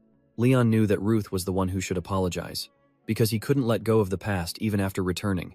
She didn't care how hurt he was. The current her knew nothing about the past life. But this time, she would specifically apologize to him first, Leon explained, because the past her he's talking about is not the same as the current her, because she believes her feelings and thoughts right now are correct. Leon couldn't help him, no matter how much he hated her. Regardless of their past life relationship, it didn't matter to her now. Saying that, she tightened her grip on his collar. She forcefully pulled him close to her. And then, completely defenseless, he was kissed by her. Leon gave Ruth a sweet kiss. Ruth's eyes widened. He couldn't believe what Leon was doing, but she seemed to be enjoying it. After a while, she finally let him go. The young man was still completely dazed. Before Ruth could understand anything, his brain seemed to have shut down. His eyes were wide open. Then Leon, blushing happily, confessed to him. Ruth was asleep, but he was dreaming about what happened yesterday. Leon had actually kissed him. This dream woke him up in terror. His face was full of fear. He screamed loudly. Ruth tried to comfort himself. This is just a dream, right? But Pharoah's answer was like a slap in the face. He couldn't believe Ruth would do that. He should be ashamed of himself. Ruth was now in complete turmoil. He covered his face and kept muttering, "Damn it." Pharaoh continued to provoke him. "After behaving like that, can you still call this your second life?" He asked Ruth what he planned to do now. What he did last night wasn't something he could just ignore, even though he just stood there, looking like he'd been struck by lightning. Then running away to escape the situation was also quite funny. In his past life, Ruth had suffered because of his hot temper. Damn it. In the end, he hadn't improved at all. Pharaoh consoled him. Isn't Leon past the age of consent now? Maybe Ruth can get along with someone who crashed into his lips before they even dated. Ruth loudly denied it. Shut up. Dating? Nonsense. Don't say another word. I'm not that free. I'll just pretend it never happened. Why would Leon kiss some idiot who said he didn't like her, fought with her, and then told her he was a regressor? Despite Ruth covering his ears, he continued. You did all those things. So even though I want you to bury those memories, you can't. Pharaoh asked doubtfully. But isn't today the day Ruth receives his prize for the selection contest? Hearing that, Ruth suddenly remembered. He asked what time it was. Then he quickly got ready and rushed to the award ceremony. Luckily, Ruth made it in time. He slowly walked into the award venue. Seeing his tired look, Headmaster Graham asked with concern, "Didn't you get enough sleep last night?" With an extremely tired expression, Ruth said he was just a little anxious about entering the treasury room. Graham laughed heartily at that. He could understand. Anyone would be the same. Because inside the Iridium treasury are the ancient relics of the Dragon Slayers, including holy relics and weapons. All of these items are priceless treasures. Even if Ruth won the tournament, the door to the treasury would only open with the consent of the headmaster and most of the professors. So Headmaster Graham was honored to open this door after a long time. Ruth thought to himself, I once held the weapon my brother and Leon took from this treasury in my past life. But in this life, is there no one to replace my brother's position as a promising youth? After a long walk, he finally arrived at the legendary Iridium treasury. As Headmaster Graham opened the gate, he reminded Ruth, You won't regret taking anything from this place. But remember, this treasury is not just limited to Iridium, it is also tied to the history of the Dragon Slayers themselves. Finally, the gate opened. Just being able to step inside is a great honor and a source of pride. Ruth stepped inside with a confident air. He could feel that the flow of mana in here was different. He explained that this was a subspace. Ruth seemed to understand why. Headmaster Graham continued, Like the floating island of the Void Dragon, the coordinates here are not fixed. It is something that mortals must reach, at least the level of an archmage to create. A magnificent, resplendent room appeared before Ruth. To maintain so many weapons like this, they must have had the help of archmages. Headmaster Graham said that everything here seemed to be in the best condition. Is Ruth looking for anything specific? He held a sword in his hand and replied that he already had something in mind. Pharaoh suddenly appeared. The thing Ruth wants to take must be the weapon he used in his past life. Ruth denied it. That's not what I'm looking for. But if there's nothing better, I'll choose that. After looking around and searching everywhere, he finally saw what he wanted. It was the heaven-defying sword, Demaios. Ruth held it up high, observing it with an excited expression. Pharaoh said this was the sword that the first Dragon Slayer, Vanna, once used. It was said to be an ink-black sword. It could sever the flow of mana, and the sword could also reflect any high-level magic skill. After analyzing it, he asked, If so, did Ruth choose that sword because he wanted to follow in the hero's footsteps? Ruth replied no. Although he had heard the legend of Vanna countless times, he didn't want to follow in his footsteps. If I have to save this world, then instead of sealing them, I will kill them all. And the reason I chose this sword is simple. Because in my past life, my brother used this sword. And this sword's ability is perfect for confronting any high-ranking dragon. Pharaoh saw that he chose quite quickly. So this was the choice he had aimed for from the beginning. As he was leaving, he suddenly stepped on something shiny on the ground. This made him stop. He couldn't help but wonder what it was. Ruth picked it up. This wasn't a weapon, and he didn't think it had a protective spell, but suddenly it changed. It reflected Ruth's image inside it. He remembered in his past life asking his brother if he knew why Professor Damien committed suicide. At that time, Ruth felt the professor's death was strange. He suspected something was up, but it seemed his brother wasn't listening to him. He just kept staring in one direction. Then he told Ruth to look at the sky. There seemed to be something up there. Seeing it, Ruth blurted out, What the hell is that thing? Then it suddenly exploded without any warning. All the students fell into a state of panic from the explosion. People ran in all directions. A giant dragon appeared after the terrible explosion. Remembering that, Ruth was certain that it was the core stone of the Thunder Dragon Hama. Remembering his past life, The first time Ruth learned of the 7 dragons' existence was when he lacked skill and determination. Even after decades, he could never forget the terrified screams and the foul stench of burning flesh. And now, the core stone of the thunder dragon that caused the tragedy in his past life had appeared here. Pharaoh was just as curious. He didn't understand why the thunder dragon's core stone was in the iridium treasury. Ruth was still trapped in the fear of his past life. He didn't know how the core stone appeared here, but he was sure it didn't belong here. Everything in the iridium treasury had a protective spell, only this one did not. Ruth cautiously speculated. What if the thunder dragon never attacked iridium? But what if this core stone was here from the very beginning? Hearing that, Pharaoh asked, if so, who brought it here? The thunder dragon has been sealed for 700 years. Ruth fell silent. His eyes were thoughtful, as if he was pondering a complex issue. Then he asked Pharaoh if he knew when the thunder dragon would awaken. Pharaoh's answer was that it might be in 1 to 2 years. The current seal wasn't holding up well. Ruth thought carefully. In his past life, from this point, the thunder dragon's invasion would begin in about half a year. Just a few months after Professor Damien's death, it was clear that the myriad forms dragon's core, which Jeremy stole, had prompted the thunder dragon's actions. Thinking about his past life made Ruth grit his teeth. Anger radiated from him. Every breath became heavy. After Ruth turned away from the treasury, Pharaoh wondered if he was concerned about it. Ruth replied firmly, of course. This is like the seed of a disaster. I must proceed with the plan quickly. Hearing that, Pharaoh hesitated for a moment. He said Ruth once claimed he would kill all the dragons in the world. So if a good dragon existed somewhere in the world, would Ruth change his mind? Hearing him say that, Ruth found it ridiculous. If there was a good dragon in this world, then it would probably be dead by now anyway. Ruth didn't hope for anything.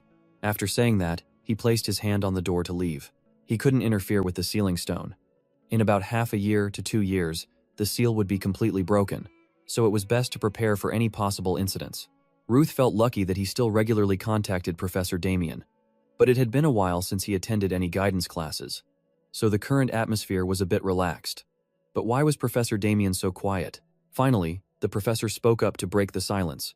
He asked Ruth if anything was wrong. Ruth sheepishly replied that nothing was wrong. The coffee smells great. Professor Damien was glad to hear nothing was wrong. However, he had a question for him. He saw that Ruth's dagger skills far surpassed his own, so he kept wondering why he continued to attend this class. But now he knew. It was because he liked coffee. Next time, he would find better coffee beans for Ruth. Ruth denied the reason Professor Damien gave. He attended because he still had much to learn from him. He wanted the professor to share more of his experience. He thought the professor deserved respect as a former dragon slayer. Hearing Ruth say that, Professor Damien hesitated. He didn't think he was that deserving. Ruth wondered why he was so silent and didn't continue. He guessed that perhaps Professor Damien was feeling guilty. Ruth was sure he knew he was from Dyson. Maybe it was because the professor had the heart of the myriad forms dragon, the dragon that destroyed his hometown, but he thought that was fine. Based on Professor Damien's cautious personality, if he could take this opportunity to stir up his guilt, he could get the desired result. Thinking this, Ruth asked Professor Damien if he had heard of Dyson. It was a village in the outskirts of the Calavan kingdom. Though now destroyed, it was his hometown. Seeing Professor Damien's expression, Ruth's suspicion was likely correct. Ignoring the professor's desperate expression, he continued. Dyson was a really great place, peaceful and quiet. During the hunting season, Ruth and his father would set traps for wild animals. His mother would cook hot stews for the family's dinner. He once thought he was the happiest child in the world. Then the appearance of the dragon completely changed his life. The entire peaceful village was destroyed.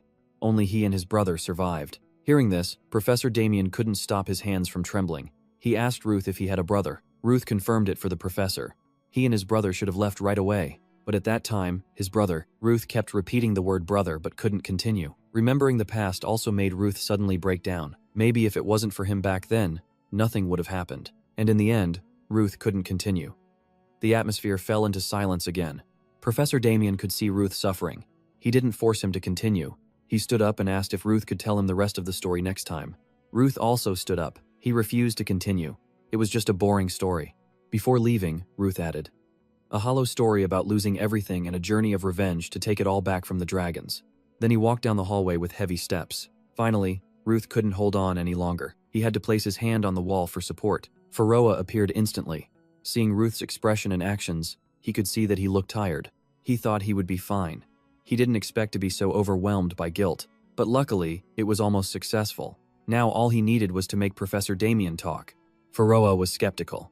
What if Professor Damien refused to speak? What if he was an evil person with the heart of the myriad forms dragon? And what if Ruth's story was completely meaningless to him?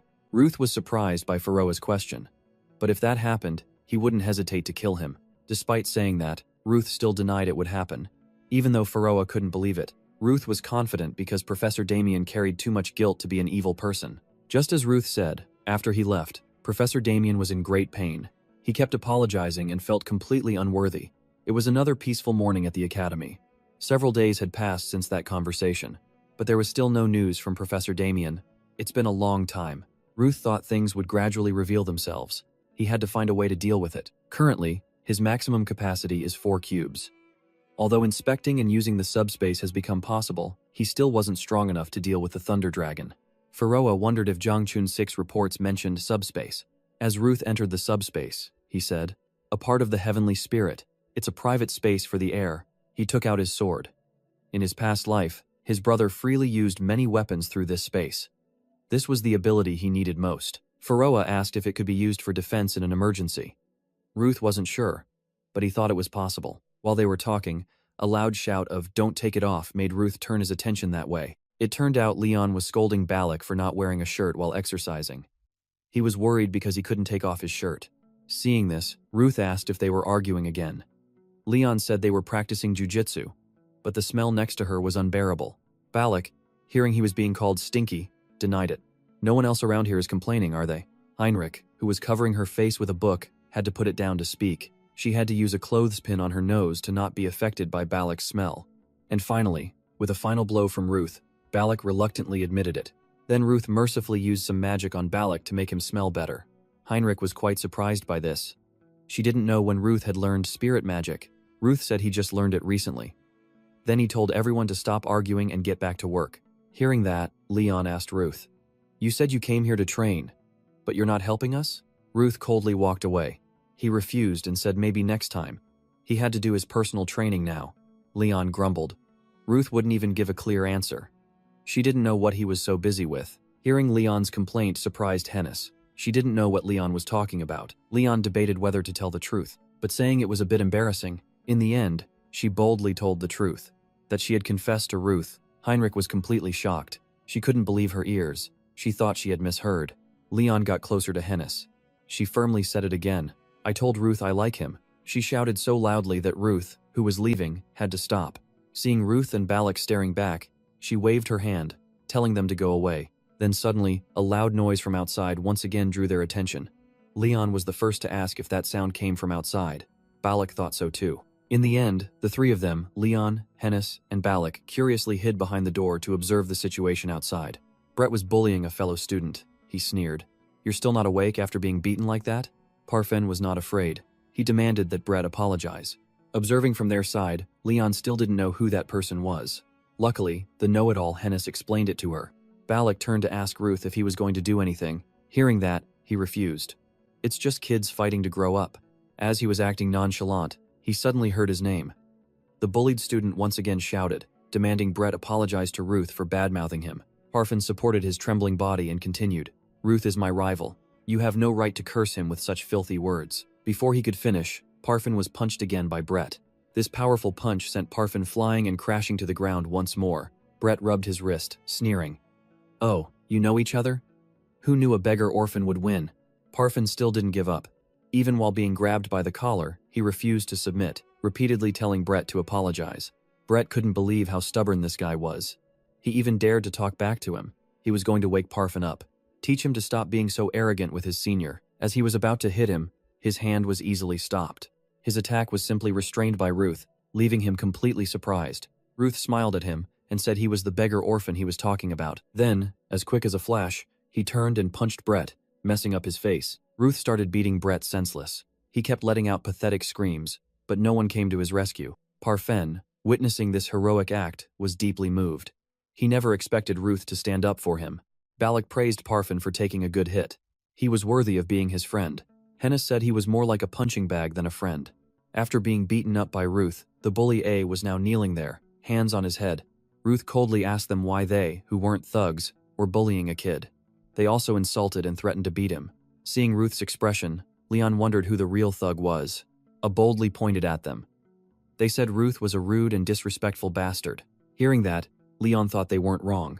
Balak and Hennis also agreed. Ruth wouldn't let them laugh at him like that. Even if he was a bastard, he still had morals. The terrified bully A agreed, even flattering Ruth, saying he was always praised by the professors. Good. If you're so understanding, why do you do these things? The three of them looked at each other and began to tell Ruth everything. Brett said he heard a first-year student had been rude and aggressive toward the student council president. Hearing the mention of the student council president, Heinrich couldn't understand why a first year would do that. At that time, in his office, Jeremy probably already guessed what was happening. He was sure Ruth would come looking for him, but it seemed a bit later than he expected. Ruth was stopped outside. They asked why he was coming to the student council office. Ruth didn't bother to answer and pushed them all aside. He arrogantly walked into the room. Unable to stop Ruth, the girl had to turn and tell Jeremy that Ruth insisted on forcing his way in. Jeremy pretended to be polite, saying it was okay. Ruth was his guest, so he would receive him. Jeremy wore an incredibly fake smile and asked Ruth a polite question. He said Ruth arrived later than he thought. But anyway, Ruth should sit down first. Ruth didn't even sit down. He kicked the chair 10 meters away. Jeremy watched in surprise. He spoke coldly. Cut the crap. Get straight to the point. Why did you call me here? Jeremy didn't answer. He put his hands on his head. He acted flustered by the damaged property. Ruth didn't care. He couldn't understand why Jeremy had that bastard Brett curse him. Jeremy gave a fake smile. What are you talking about? It must be a misunderstanding. I'd never do something like that. I did complain a little to Brett. But you were very harsh to me that day. Ruth slammed his hands on the table. He asked if Jeremy wanted an apology, but Jeremy just smugly said he only wanted to talk. Ruth clenched his fists. He couldn't stand the way Jeremy initiated things, but since he was here, Jeremy should just speak his mind. Hearing this, Jeremy pretended to sigh. He acted disappointed. Then he asked Ruth a question. He'd seen him contacting Professor Damien often. He had already warned him. Professor Damien was dangerous. Why was he still in touch? Ruth scoffed at that. Did you say something, Jeremy? I don't remember a damn thing. Jeremy just continued. You're so hot-headed, Ruth. You don't fully understand Professor Damien. Ruth cut him off. He confronted him. Is it because the professor has the heart of the myriad forms dragon? Jeremy was shocked. He couldn't believe Ruth knew, and he was still contacting Damien. He finally stood up. He remembered Ruth was the heir to the celestial void arts. He must have heard it from the immortal celestial sword. He turned away. He didn't understand. Why would Ruth contact Damien after knowing everything? Then he turned back with a standard smile. Ah, I see. The immortal celestial sword must have ordered you. You have to report any threats immediately, right? Ruth felt annoyed with Jeremy, especially the way he talked. He acted like he knew everything. He continued. Of course, the immortal celestial sword will be the one to kill him. So you were probably just told to keep an eye on him. That's why you're in this tight spot. Ruth moved closer to Jeremy. He knew what he was thinking, but he was wrong. Professor Damien won't die like you want him to. Ruth walked past him coldly. He made a firm declaration. I guarantee it. This made Jeremy tremble in fear. Meanwhile, in Professor Damien's room, the professor decided he couldn't hide anymore. He had to tell Ruth everything. He'd tell Ruth about the myriad forms dragon's heart. This was a very difficult decision. Not only that, he would also reveal why he possessed the heart of the myriad forms dragon. The professor recalled his childhood. It was a day like any other. He asked his grandfather about the book he would read to him. He had to choose between two books, The Demon Behind the Mountains or The Primordial War of the Gods. He chose the story about the dragon slayers. Because when he grew up, he wanted to be one too. Just like his grandfather, Professor Damien's best memory was the rich taste of coffee, and his grandfather's large hand gently patting his head. His parents were both dragon slayers. They died when he was young. His grandfather was the one who raised him. Thanks to his grandfather's tireless efforts, Damien grew up without ever feeling the sadness of his parents' absence. And like his grandfather and parents, he thought he could become a proud dragon slayer. But the mana hypersensitivity he contracted that year changed everything. It's a rare disease. The body overreacts to mana, the very source of life. Even the slow natural flow of mana in his body was enough. It caused him agonizing pain. It felt like he was being torn apart. He saw countless doctors and talented mages, but Professor Damien remained bedridden. He lived a fragile life without any hope. He'd even forgotten what the outside world looked like. Then one stormy night, his grandfather returned from somewhere. At that time, he lay in his sickbed. He looked at his grandfather and tried to call out to him. He didn't know why his grandfather had to go out in such weather. Suddenly, his grandfather asked him a question. Do you want to live? Hearing that, he immediately nodded. Who wouldn't want to live? He still had so many dreams to fulfill. His grandfather reached into his coat. He pulled something out. It was a terrifying purple mass. He told Damien to swallow it quickly. Its shape and color made Damien hesitate. He asked what it was, but his grandfather didn't answer. He just coldly told him to swallow it. He said he would get well immediately. Then his grandfather forced Damien's mouth open. He shoved the myriad forms dragon's heart into his mouth. He tried to resist, but he couldn't. How could a child's strength compare to an adult's? Plus, he was already sick. His grandfather kept apologizing as he forced him to eat it. Perhaps he had no other choice. He did it to save his grandson. Remembering the past caused Professor Damien immense pain and fear. He muttered to himself. He didn't do anything wrong. He just wanted to save his grandson. If you must blame someone, blame me. I was the one who carelessly borrowed the dragon's heart. 3 people had to die just to prolong my life. Professor Damien began to apologize over and over. He just kept repeating the words, "I'm sorry." And so, Professor Damien bravely told him everything. Ruth listened to the entire story. The story of the myriad forms dragon's heart inside the professor. In the Alchemy Club office, Magic Research Building B. Hennessy had her face on the table. Leon's words echoed in her mind. She had actually confessed to Ruth. Suddenly, someone kept calling her name. It snapped Hennessy out of her thoughts. Her senior asked her a question. Didn't she have training today? Hennessy always left 30 minutes early to meet Liana. Hennessy rubbed her forehead. But my mind is too preoccupied right now. I don't think I can focus. That's why Liana told Hennessy to take the day off. She said not to waste her energy. When Hennessy said she was worried, her senior thought it was about something else. She thought she was worried about convincing members to join the special event. Hennessy rested her chin on her hand. Aren't you busy writing your thesis? Usually, only 1 out of 2 students graduates. You must be working really hard. The senior still didn't understand. If it wasn't about the festival, what was Hennessy worried about? Finally, Hennessy confessed her worries. She was afraid that if Ruth got a girlfriend, he wouldn't hang out with her anymore. It made her so upset and sad she couldn't sleep. The senior finally understood. Hennessy was worried about relationship issues. The senior started teasing Hennessy. Is it really just a simple friendship? She thought Hennessy didn't understand her own feelings. As they were talking, a voice interrupted them. Someone had appeared. Ruth suddenly showed up. He asked if this was the Alchemy Club. Hennessy was surprised and shouted, "Why are you here, Ruth?" He looked confused. "I'm here to join the club, of course." The senior realized Ruth was the one they were just talking about. She started teasing Hennessy again. "Go on, go make your move." Then the senior left. She handed the club tour over to Hennessy. This gave the two of them some private time. Ruth finished the application form.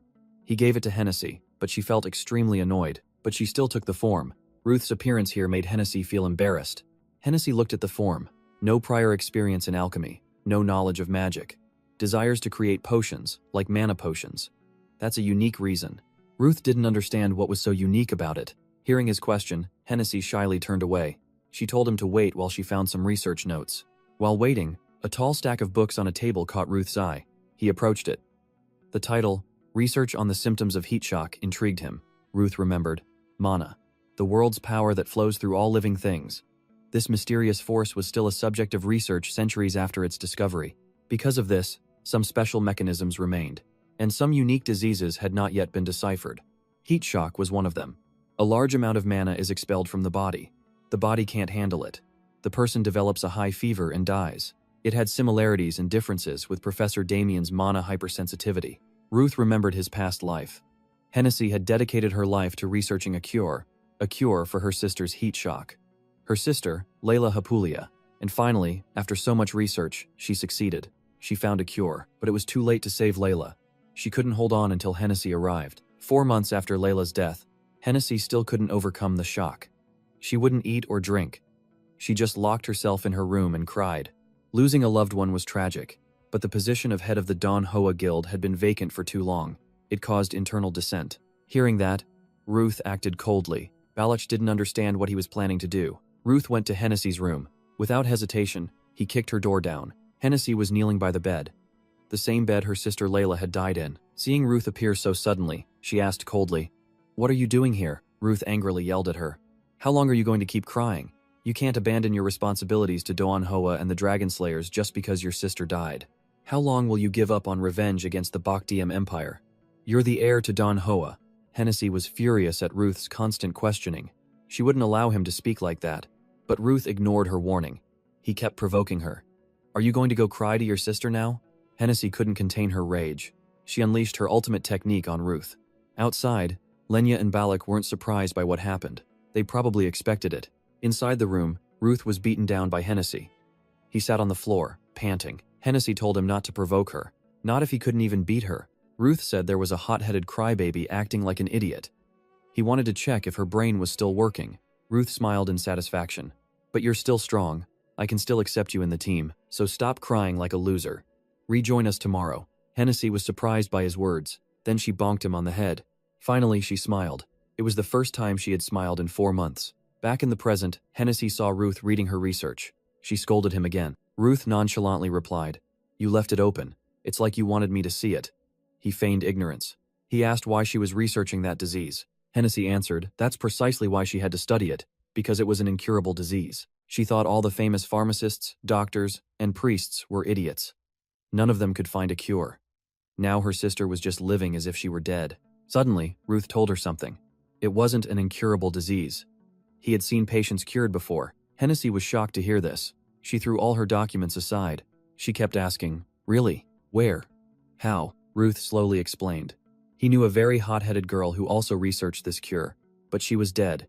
He didn't know much about alchemy. He only learned a little from her. Ruth scratched his ear. "If you find the right ingredients, making the cure won't be too hard for you. If you want to do it, I can help. But you'll have to buy me the herbs. I'll need a lot." Before he could finish, Hennessy suddenly rushed forward. She hugged him tightly. Ruth was flustered. Caught by surprise, he didn't know where to put his hands. With tears in her eyes, Hennessy hugged Ruth. She sincerely thanked him. Ruth decided not to push her away. He hoped she wouldn't be too late this time, not like in his previous life. The late spring festival at Iridium began as usual. The atmosphere was incredibly lively. It was an annual ceremony, important not just for Iridium, but for the entire country. It commemorated the age of humanity, the age that began after the first dragon slayer sealed the 7 dragons. Because of this, outsiders were allowed into Iridium. Countless visitors from inside and outside the empire flocked there. They formed a massive crowd. Only Leon was sitting alone. She was sulking because Ruth wouldn't go sightseeing with her for the festival. Leon didn't understand why Ruth was so busy lately. She didn't think he was avoiding her, but it was so hard to even see his face. Leon's lonely mood was interrupted. Hennessy suddenly appeared beside her. Both girls sighed in unison. Then they both looked at each other in surprise. Leon spoke first. "It's a festival. Why are you alone?" Hennessy stammered. Sweat dripped down her face. She couldn't answer the question. She never expected to meet Leon here. This was crazy. Even though she'd explained the hug, she still wasn't ready. Hennessy ruffled her hair. Why did she have to explain anything to Leon? She'd thought about it over and over. It wasn't like she was dating Ruth or anything. After thinking for a moment, Hennessy didn't answer. Instead, she asked Leon, "Why are you sitting here? Don't you have any friends?" Leon quickly denied it. "I have plans. I'm not alone." Hennessy sighed. "Really? Good for you. Damn it, my friends all bailed on me. Now I have no one to go to the festival with." Leon laughed. She didn't expect Hennessy to be so frank. She admitted to being at the festival alone just like that. Then she finally confessed that she had lied. "Actually, I don't have any friends to come with either." Hennessy stared at Leon, as if sizing her up. She paused, unsure of what to say. Finally, she spoke. "I'm not that weak. You can call me Hennessy." Hennessy crossed her arms. "You and I don't get along. But we're both talented. Like it or not, we're going to see each other often." Leon complimented Hennessy's directness again. Hennessy thought she was just picking fights. Leon denied it. She looked at Hennessy sincerely. "I'm genuinely complimenting you." Hearing that made Hennessy a little embarrassed. She wondered if she should tell Leon everything. She was about to open her mouth and explain. But someone's appearance cut her off. Lenya approached Leon and Hennessy's spot. She asked them friendly, "What are you two doing here?" But Hennessy just responded with annoyance. It had been a frustrating day. Seeing Hennessy's mood, Lenya turned to Leon. She asked, "You're Ruth's friend, right?" Leon simply introduced herself. Then she asked who was standing before her. Lenya introduced herself as well. "I'm your senior, but if you're Ruth's friends, you're my friends too." Hennessy cut Lenya off. "Why are you here? You didn't just come to chat. Did Ruth send you?" Hennessy's question caught Lenya off guard.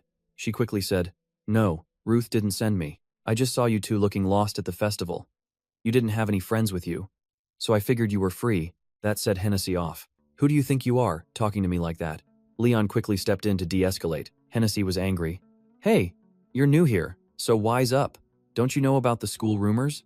They say we're a group of lunatics. This group already gets enough attention. We have a genius, a rich kid, a musclehead, and the first-year representative. Now we've even got someone who grills meat on the roof." Lenya told Hennessy to quiet down. Everyone was staring. Meanwhile, Leon thought, my family isn't a mob family. While they were bickering, another voice cut through the tension. Balak appeared, looking very tribal. He told Hennessy to lower her voice. Hennessy didn't understand why Balak was so scantily clad. But it was a tradition of the Steros clan. They always dressed up like this for festivals. While Hennessy was criticizing him, Parfin appeared. He was endlessly praising Balak's physique. He excitedly bragged, on the way here, 6 people wanted to take a picture with us, and 8 wanted an autograph. Balak, the muscle god, the lord of muscles. Balak and Parfin had quickly become friends. They both worked out together and talked about muscles for weeks. Leon couldn't stand the smell of sweat spreading through the air. Balak smiled. We are gentlemen, and gentlemen must escort ladies. Since we've met, why don't we all go together? The 3 girls quickly walked away. Not a moment of hesitation. They arrived at a spot. While eating a pastry, Hennessy started complaining again. I don't understand why that person thinks like that. Leon heard her and asked, are you talking about Ruth? Hennessy suspected Ruth was gathering people for some plan. Then he'd divert attention elsewhere. A few days ago, Ruth had bought a lot of mana potions. Mentioning the mana potions, Hennessy realized her slip-up.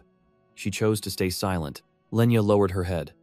Are you talking bad about Ruth behind his back? You say you're his friend. You shouldn't see him as one anymore. Hennessy got angry. Don't you start. What do you know? Are you trying to slander everyone around Ruth? Unable to stand the noise, Leon stood up to leave. She needed to get some rest. On her way back, Leon thought about Hennessy's words. Ruth must be focused on something. Ruth once told her he saw a terrible future. He must be preparing for that uncertain future now. Leon didn't want to stop him, but she hoped he wouldn't have to carry everything alone. At the same time, at the Alchemy Club, Ruth was diligently reading all the relevant documents there. After a while of hard work, he finally finished reading everything. In the quiet room, Ruth sat silently at the desk. The dim light from the lamp fell on the neatly arranged documents. He sighed softly. His eyes showed relief after hours of burying himself in work. Finally, everything was done, and Ruth felt immensely relieved. Ruth looked at the document on the table. Suddenly, the voice of the Spirit King, Pharaoh, echoed. It was a mix of teasing and reproach. You certainly took your time studying. Ruth frowned and replied, You're so noisy. Who knew I had to learn all this? I feel like I'm constantly being pushed. The Spirit King's voice was cold and mocking. It took you hours to digest just that much knowledge. Your slowness is incomprehensible. Ruth couldn't help but feel annoyed. He replied in his thoughts, Don't compare human intellect to a Spirit King's. This knowledge isn't easy for me. Pharaoh casually agreed. If you know you're human, you should also know your limits. The Spirit King's words echoed. A hidden reminder, making Ruth question himself. Ruth was surprised. What are you saying? I know my limits. But Pharaoh just replied mockingly, You know nothing. You weak human. Those words stabbed at his pride. Pharaoh continued in the same tone. Even if you strengthen your body to increase your mana, your body's endurance has its limits. All the techniques you're using are hard to withstand with a normal body. How did you solve these problems in your past life? Ruth felt his frustration rising. I didn't solve anything. I just let things happen. And I became a demigod.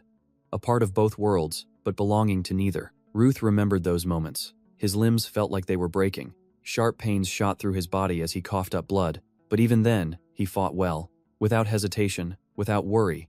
Pharaoh was skeptical. That can't be all there is to it. Especially when you used your power to the extreme. He emphasized, You forced your senses. That surely had side effects. These words echoed in his mind like a warning. Ruth confidently declared, No matter the side effects, the enemy is just the damned 7-colored dragon. A horse in the shape of a dragon. He knew that even if he risked his life, there was no guarantee of victory.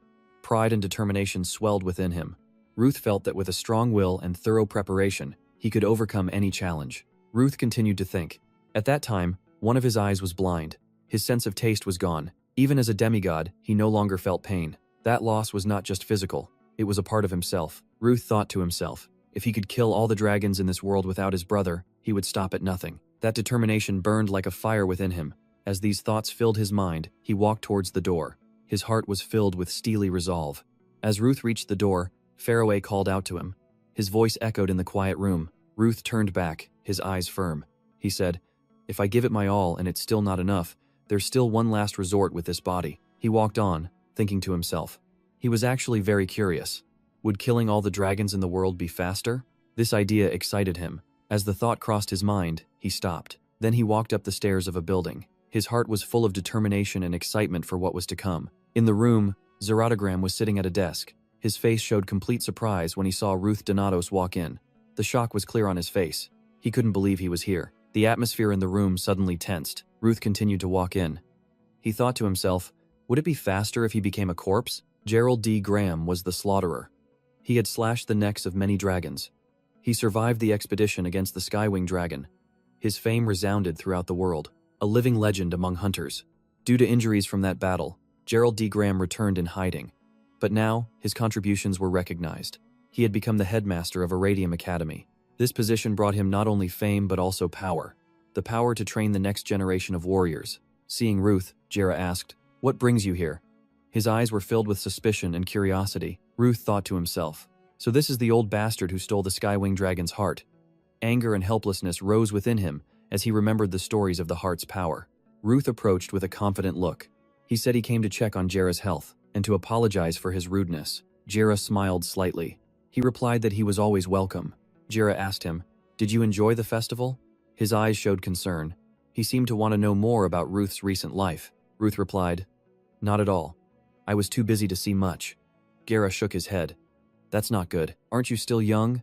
Even a Dragon Slayer knight needs time to put down their burden." Ruth laughed at being called young.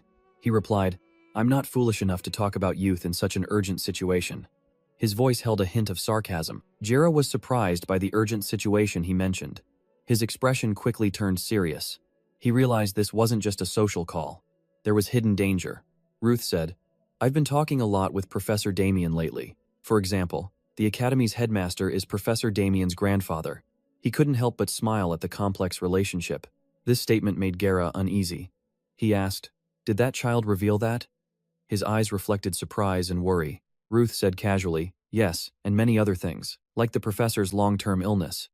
His special constitution is because of that." He felt relieved sharing this information. The secrets were slowly being revealed. He saw the concern in Jera's eyes, and the special heart. As soon as he said it, Jera asked in a panic, "What?" He gripped the table tightly. The tension in his body was visible. Ruth's words had touched on something sensitive and hidden. Ruth smiled cheerfully. "The older you get, the harder it is to hear, I suppose." His voice was slightly mocking. Ruth said, "I'm talking about the Skywing Dragon's heart. The one you gave your grandson." His voice remained cheerful, but with a serious edge. He watched Jera closely, waiting for his reaction. Jera angrily slammed the table. Everything on it flew off. His rage exploded like a storm. His eyes burned. In that moment, he lunged to grab Ruth by the collar. Seeing this, Ruth thought to himself, he has nothing left to say, so he attacks. In that brief moment, he felt the tension skyrocket. He gripped Ruth's neck tightly. The strength in Jera's hand made it hard to breathe. Ruth stared right back at him. Jera thought to himself. After returning, he had worn a kind face for a long time, but he was prepared for any situation. As he spoke, he drew a greatsword from his back. The light glinted off the blade. It reflected his determination and power. Jera spoke coldly. "I don't know what you were thinking." Saying that in front of me, he held the sword, looking straight at Ruth. His eyes were as cold as the blade. He said coldly, "You must be ready to die." His voice was like a death sentence, devoid of emotion. Ruth was not afraid. He said, "Do you want to be a headmaster who kills his own student?" As he spoke, he drew his sword with confidence. His eyes were resolute, unwavering. Jera heard this and said, "Maybe I should cut off your arms and legs to shut you up." Ruth thought, "Arms and legs? How ridiculous." He readied himself. And then, everything became a blur. Jera's rage exploded. He charged at Ruth like a wild beast. Facing that power, he gripped his sword tightly. He thought his body would shatter. Low-level wind spirit art. In that moment, he held a cigarette and thought. If he hadn't blocked that attack and jumped, he wouldn't have escaped the sword's pressure. His back would have been broken. The cold reality hit him. A single mistake could lead to disaster. He thought to himself, "It's hard to deal with a level 4 slaughterer. His magic power is on another level." Each of Jera's techniques wasn't just an attack, it carried destructive power. Jera saw this and said angrily, "Using a potion in this space? You really want to fight?" His voice was cold and full of disdain. Ruth laughed and said, "I came to inform you that I'll be taking your grandson's heart." Of course, I had to prepare. His words rang with confidence. He seemed unafraid of Jera's fury. He thought to himself, it doesn't matter. He wasn't the one who would fight him anyway. Confidence surged within him. He knew his plan was well prepared. He wouldn't be alone in this fight. Jera was surprised to hear the word inform. He was confused and enraged. The tension in the air grew thicker than ever. He could feel the storm brewing from Gera. His eyes burned with fire. They were filled with rage. Just then, Anne appeared. He said, "Your favorite student is a bit disrespectful." Every word he says makes Gera angry. Anne's sarcastic tone made the atmosphere even more tense, and smiled mischievously and said, "Long time no see, Gera." His tone was light, but it carried a taunt. It made the room even more tense. A few days earlier, Anne sat quietly on a grassy field. His eyes watched the peaceful cityscape before him, and sat on the grass, thinking. This was all part of his plan, and smiled with a hint of sarcasm. Then he said, "Actually, my favorite student is more generous than he looks," and continued nonchalantly, "That bastard is nothing but a remnant of the Skywing Dragon, and it seems you don't really understand who he wants to kill." Anne's eyes were sharp. He reminded him that his real target was the Skywing Dragon, not Professor Damien. He thought that even though this was a hassle for him, he had to face it, because a greater goal lay ahead. Someone standing beside Anne spoke. "Please consider it a childish game by your disciple." The implication was that Ruth's actions weren't important in the grand scheme. Hearing this gentle suggestion, Anne burst out laughing. His laughter echoed as if he'd just heard a hilarious joke. Back to the fight, and faced Gera. He coldly declared, "I can't understand your intentions. Daring to make such a request, to a celestial sword master like me, that instead of finishing off the slaughterer, I should just stall for time." Ruth thought to himself. Those cold eyes. There's no mistaking them. Anne looked at Gera with a smirk. He said softly, "It's been a while," Gera calmly replied. He implied that many had sensed unusual activities around here. "Have you been watching this academy, Anne?" Anne just curled his lip. He replied, "What you said is both right and wrong." Anne turned his sharp gaze to Ruth. Then he smiled faintly. He remarked that the kid had indeed set up an interesting plan. Then he advised Gera to cooperate obediently. It was the only way to save his grandson's life. However, Gera just sneered arrogantly. He replied with a mocking taunt. "That's all just nonsense." He continued, "If the heart is destroyed, Damien will die. The boy will suffer terrible pain. I can't let that happen." Gera said to Ruth, "You yourself said it. The day I took that heart. If Damien couldn't bear it, you would kill him directly. And I'm telling you, Damien is still living just fine. Are you trying to go back on your word?" Ruth replied, "I won't kill him. I'll just take the heart." This statement was like an arrow to Gera's pride. He shouted in anger, "Shut your mouth." His face was contorted with rage. His eyes blazed with indignation. Suddenly, Anne grabbed Ruth's collar. The tension in the air became thick as he tried to stop him. He said, "Don't make things worse." His voice carried anger and worry. "Why did you say such harsh words?" His eyes showed frustration and displeasure. He wanted to emphasize the importance of staying calm in this dangerous situation. Ruth explained he was just trying to clarify the plan, and angrily protested. He couldn't accept letting a kid like Ruth take over. Ruth admitted the situation had become too tense to handle gently. His words were a sign that things were about to explode, and sighed. He realized that to stop things from getting worse, he had to act now. He decided to tie Gera down. Meanwhile, Ruth would deal with the Skywing Dragon's heart directly. Ruth quickly agreed. He told Anne, "Just buy me some time, and don't kill Gera. That's the most important thing right now." Gera angrily declared, "I will absolutely not hand anything over to you." His eyes burned with fire. They showed his strong resolve, and smiled sarcastically. He replied, "Your words sound simple, Gera, but it's not that simple." Instantly, the air grew more tense. The two clashed. Every blow was filled with fierceness and determination, and thought confidently to himself, "With the wind of the heavens, nothing is impossible." This confidence made him unafraid of Gera's power. Meanwhile, the battle between the two continued fiercely. Every blow was delivered with precision and power. Neither intended to back down. The sound of clashing swords and shattering air created a suffocating atmosphere, a place where life and death were separated by a single sword's edge. Ruth stood on the sidelines. His expression was calm. He said, "Everything is still within my expectations." He looked inside and thought about the Skywing Dragon, Mai Lin, a character from the past with a wicked nature. She was killed, but this time, things seemed more complicated. Ruth's shadow froze. His eyes looked up with a growing sense of doubt. He thought to himself, maybe things aren't going as planned.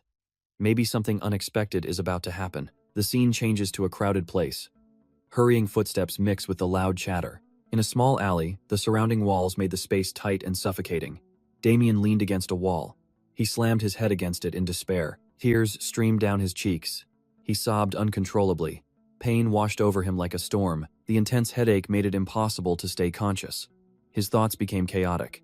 He realized that the overwhelming guilt was the cause of this pain. It came after he was told to kill himself, a request that struck his mind like a blow. Each slam against the wall was an attempt to wash away the haunting memories, but it only deepened the pain he was facing. Damien thought to himself, even after telling Ruth everything, the pain hasn't gone away. When the pain subsides, he must avoid people as much as possible. Jeremy Deville heard this and entered the alley. He saw Damien standing there. He didn't hesitate to say, "How pathetic." He continued to taunt him. "This pathetic look really suits this filthy alley. Are you still clueless?" he continued. "Before you become even more pathetic, you still haven't realized the truth." But before he could finish his sentence, a strong hand gripped his neck. It pinned him against the cold wall behind. A feeling of suffocation spread through his body. Jeremy's eyes filled with panic. He realized his contempt had turned into deep fear. Even with his throat gripped, Jeremy smirked. He looked at Damien with disdain. Death is still better. In his mind, Damien was just a remnant of the Skywing Dragon, a symbol of failure and shame that he couldn't accept. Damien tried to shake off the monster label Jeremy had given him. He insisted, "I'm not like that." But Jeremy Deville, with a cold and mocking expression, pointed at Damien's pathetic state. "Then what is this look of yours right now?" Damien looked down at the puddle of water. His reflection was faint and pitiful. Jeremy Deville's criticisms echoed in his ears like a wake-up call. He couldn't help but think about the harsh reality. Did he really want to live such a pathetic life? To drag it on until he became a symbol of evil? This thought filled him with confusion and despair. Damien slowly released his hand from Jeremy Deville's neck. The tension in the air subsided. Jeremy Deville pulled out a knife. He said, "If you're tired, let me help. Just stand still." His sarcastic words made the alley even more tense. Jeremy Deville asserted that this was the right choice. Damien nodded in agreement. He thought, this is enough. As a slaughterer, he realized he was truly a monster who deserved to die. This seemed to be deeply ingrained in his mind. It created an unbearable pain. Damien remembered Jira's words. "Do you want to live?" And in his mind, Ruth's words echoed. "If you truly feel guilty, then live a good life." These memories were like knives cutting into his soul.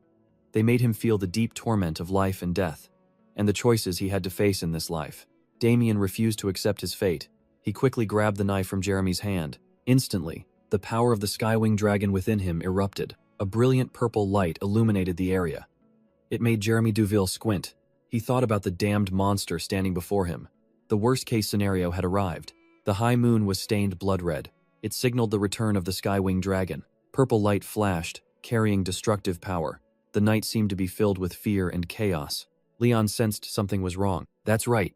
She turned her head to check. A sense of danger rose within her. It was a sign that something bad was about to happen.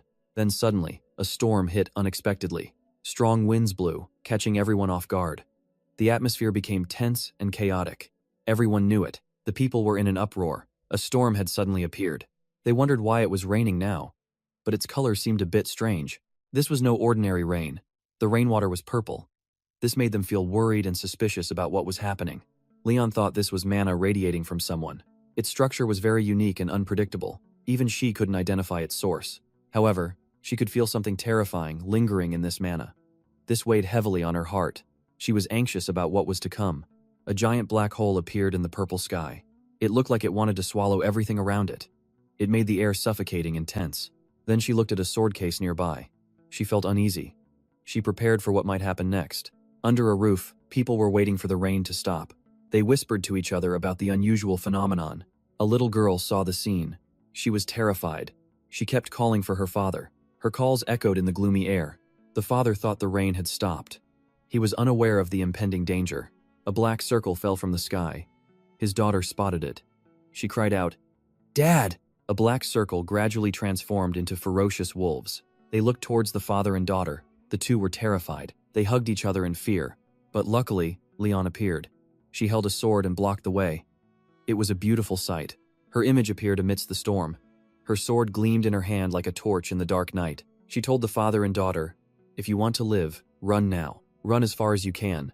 She advised everyone to run. She would stay and fight the pack of wolves. A young man with blonde hair saw this. He fell to the ground in fear. Leon turned back. She said to him, "Don't be afraid. Get up. Are you students of the academy?" She told them, "Stay and fight them, or run. Make your choice." Then they all grabbed their weapons. Bows, arrows, and swords were raised. Ready to fight. while a boy was directing civilians. This girl, the pink-haired girl, drew her bow. She yelled, "Be careful!" An arrow flew and hit a wolf. It died instantly. Leon thought to herself. No matter how she attacked, these hellhounds couldn't be killed. She quickly shouted for everyone to get down. Immediately after, an explosion roared. It shook the entire area, she thought to herself. If their regeneration ability is high, then not giving them a chance to regenerate is the best way to end this fight. A young man asked his friend, "That was an iron sword, right?" They were relieved. The wolves had turned completely to ash. There was nothing left. They couldn't regenerate anymore. Even giants don't have such strong regeneration. Are these things monsters? Leon thought they weren't demons. They were a part of mana separated from someone's thoughts. The black rain's shape changed erratically. Its ability to consume was terrifying. She suddenly realized. This was the Sky Wing Dragon. She thought, I have to get to Ruth. Before leaving, she reminded the others. Spread out and protect the civilians. Take the injured to a safe place. A blue-haired girl spoke up. She warned Leon, be careful up ahead. Leon saw a black mass gradually forming into human legs. This transformation made her more anxious than ever. She remembered Ruth's words. The Skywing Dragon's ability to transform meant it had many copies. Copies of the targets it had swallowed. Its form was ever-changing. The stronger its victim, the stronger it became. That black mass slowly turned into a person. It approached Leon with a terrifying presence. She thought to herself, no matter what form they take, their end will be the same. They will be destroyed by her own hands. The sky gradually turned black. A black hole appeared. It made Ruth panic. Fear took over his mind. It was as if the future was being brutally changed, and it couldn't be saved. Jera was horrified. He realized the terror that was approaching, and felt a surge of worry. He thought someone had beaten them to it. Unease filled his thoughts, but Ruth stated he knew who it was. His eyes showed determination, but also worry as he faced the coming danger, and declared, I will kill him. Determination burned within him, but Ruth quickly stopped him. He said no one was to act outside the plan. At that moment, the people around were still wondering. They were searching for someone named Damien. The atmosphere was restless with worry and curiosity, but Ruth had already found Damien's trail, so he announced that the search was over. When he saw the Skywing Dragon, Anne exclaimed, Looks like it came to us. His eyes were full of suspicion and caution. He readied himself. The Skywing Dragon let out a deafening roar. It shook the very space around them. Jera felt his worry overflow. He called out his grandson's name. Damien! Fear surged as the monster's presence destabilized everything. He remembered his daughter's words. Though she was angry, she didn't hate him. Because he had chosen to protect the world, the path that cost her mother her life. She had begged him to promise her, to protect her son, Damien, no matter what happened. Jera couldn't hold back his tears. His heart was filled with emotion from his daughter's plea. The pain and heavy responsibility weighed on his shoulders. Back in the present, he cried again. In the end, he couldn't protect anyone. Looking at the monster before him, the old man realized with pain, that was his grandson. But this monster now only wanted to destroy everyone. It charged directly at the old man. Did it want to send him to the next world? Then a loud explosion roared. Purple liquid splattered on the ground. It left Jera completely bewildered. Immediately, Ruth charged forward with his sword. He was determined to fight the monster Damien. Every slash injured it. Old Jera saw this. He quickly tried to stop him with his voice. He pleaded urgently, Don't kill Damien, my grandson. Two streams of power collided. It created a thick cloud of smoke that billowed everywhere. It obscured everything around them. Ruth's master, Anne, immediately rushed in. He angrily stopped him. He yelled, You damn brat. Are you insane? Do you have a death wish? Ruth replied, Should I just let Damien kill himself? I can't just stand by and watch. Master Anne retorted that this was all old Jera's fault. He had meddled with the Skywing Dragon's heart. He should have known he would pay the price one day, even if it meant dying at the hands of his monster grandson. Ruth held his blood-stained sword. He declared, No one has to die. Master Anne heard this and asked, Are you causing trouble again and making me clean it up? Ruth replied, That's right. I just need you to handle that heart. Master Anne reluctantly agreed. He promised to do as Ruth said. After all, Damien's transformation into a dragon was still ongoing. Master Anne also said, That regeneration ability, along with that dragonoid form, it won't be long before he's completely taken over. When that happens, it'll be too late. Ruth confirmed he knew that already. That's why he needed Master Anne's help, and sighed and advised, It's best we don't meet in the afterlife. Then they both got into their stances. They were ready for battle. Ruth thought to himself. He was out of time. The moment to hunt the slaughterer had come. His eyes locked onto Damien. His gaze was as cold as a dragon preparing to strike. Damien let out a roar. It was like rolling thunder. Then he charged at Ruth. It created a fierce battle between two entities with opposing powers. Ruth thought to himself, even though the Skywing Dragon has taken over, this body is still Professor Damien's, and he still uses his familiar fighting style. He was all too familiar with the professor's attacks over time. It was like a well-memorized song. Seeing Damien's fighting style, Ruth thought to himself, this level of defense is enough. Now I need to aim for the main target. The fight was unfolding dramatically. Ruth seemed to have realized something important. He thought that being overly defensive was a mistake. The Skywing Dragon's heart was still in Damien's neck. It hadn't completely taken over his body. If he destroyed that heart, everything would end. The Skywing Dragon would have no chance to regenerate, but if he did that, the host would suffer the same fate. However, Ruth quickly regained his composure. He knew this was not the time to worry about that. First, he had to fight. With that thought, he gripped his weapon. He charged into battle with fierce power. The two sides clashed again. Two streams of power collided. It created a gloomy atmosphere like dark clouds spreading. Suddenly, Ruth realized Damien was defending. He thought maybe the host was still conscious, which is why he blocked. But he was still confident. You're still lacking, you know? He shouted loudly, reminding Damien, you still have more to learn. His words were filled with confidence. Then Ruth rushed in. He punched him hard in the face, causing him pain. He said confidently, when using fists, you can't just block with brute force. And his punch made the monster's mouth bleed. He thought that if he continued this way, he might be able to force the soul out, but the Skywing Dragon's power erupted. And Ruth knew that outburst was futile. He frowned, watching the monster's fighting style. He realized it had managed to injure him. Ruth felt that he had caught onto his attack patterns. And the more possessed he became, the more terrifying and cunning his attacks grew. Ruth knew he had to end this fight soon, before he did something foolish. Damien spoke. The gnawing hunger after a long sleep made him more agitated. The blood-red moon shone down on the gloomy scene. It created a vibrant, blood-like picture. He looked down at Ruth on the ground. The monster spoke with satisfaction. Like a wonderful dinner was waiting. He floated in midair, preparing for an attack. Ruth's confusion was clear. He could feel the increase in mana from Damien. But he didn't know what move he would make. A dark atmosphere enveloped the academy. Damien, with his terrifying face and electric eyes, appeared like a nightmare. Damien suddenly created a forest of thorns. It surrounded Ruth. It made the sky dark and gloomy like a nightmare. The battle took place in a tense atmosphere, and Ruth was shocked. He realized what Damien had created. It was hypersense, a terrifying type of magic. Even so, he quickly found a way to escape the confinement of the sharp thorns. In his mind, Ruth hesitated. He didn't want to use the celestial sword shift. He was worried about consuming too much mana. But with determination, he immediately summoned a band of power.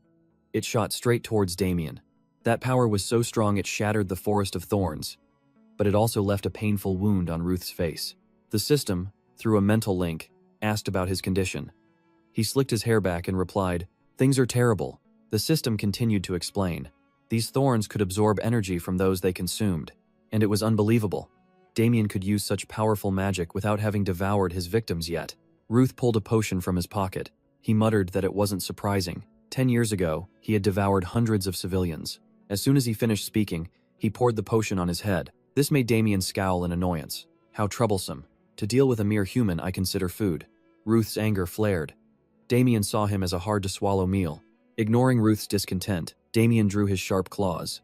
He charged at him, growling, I will devour you.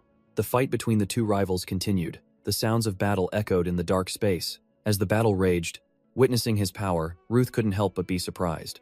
In just a short time, his movements had become unbelievably skilled.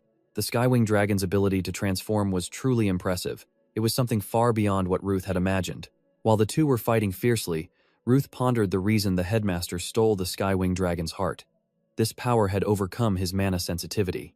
It made the host's body nearly perfect.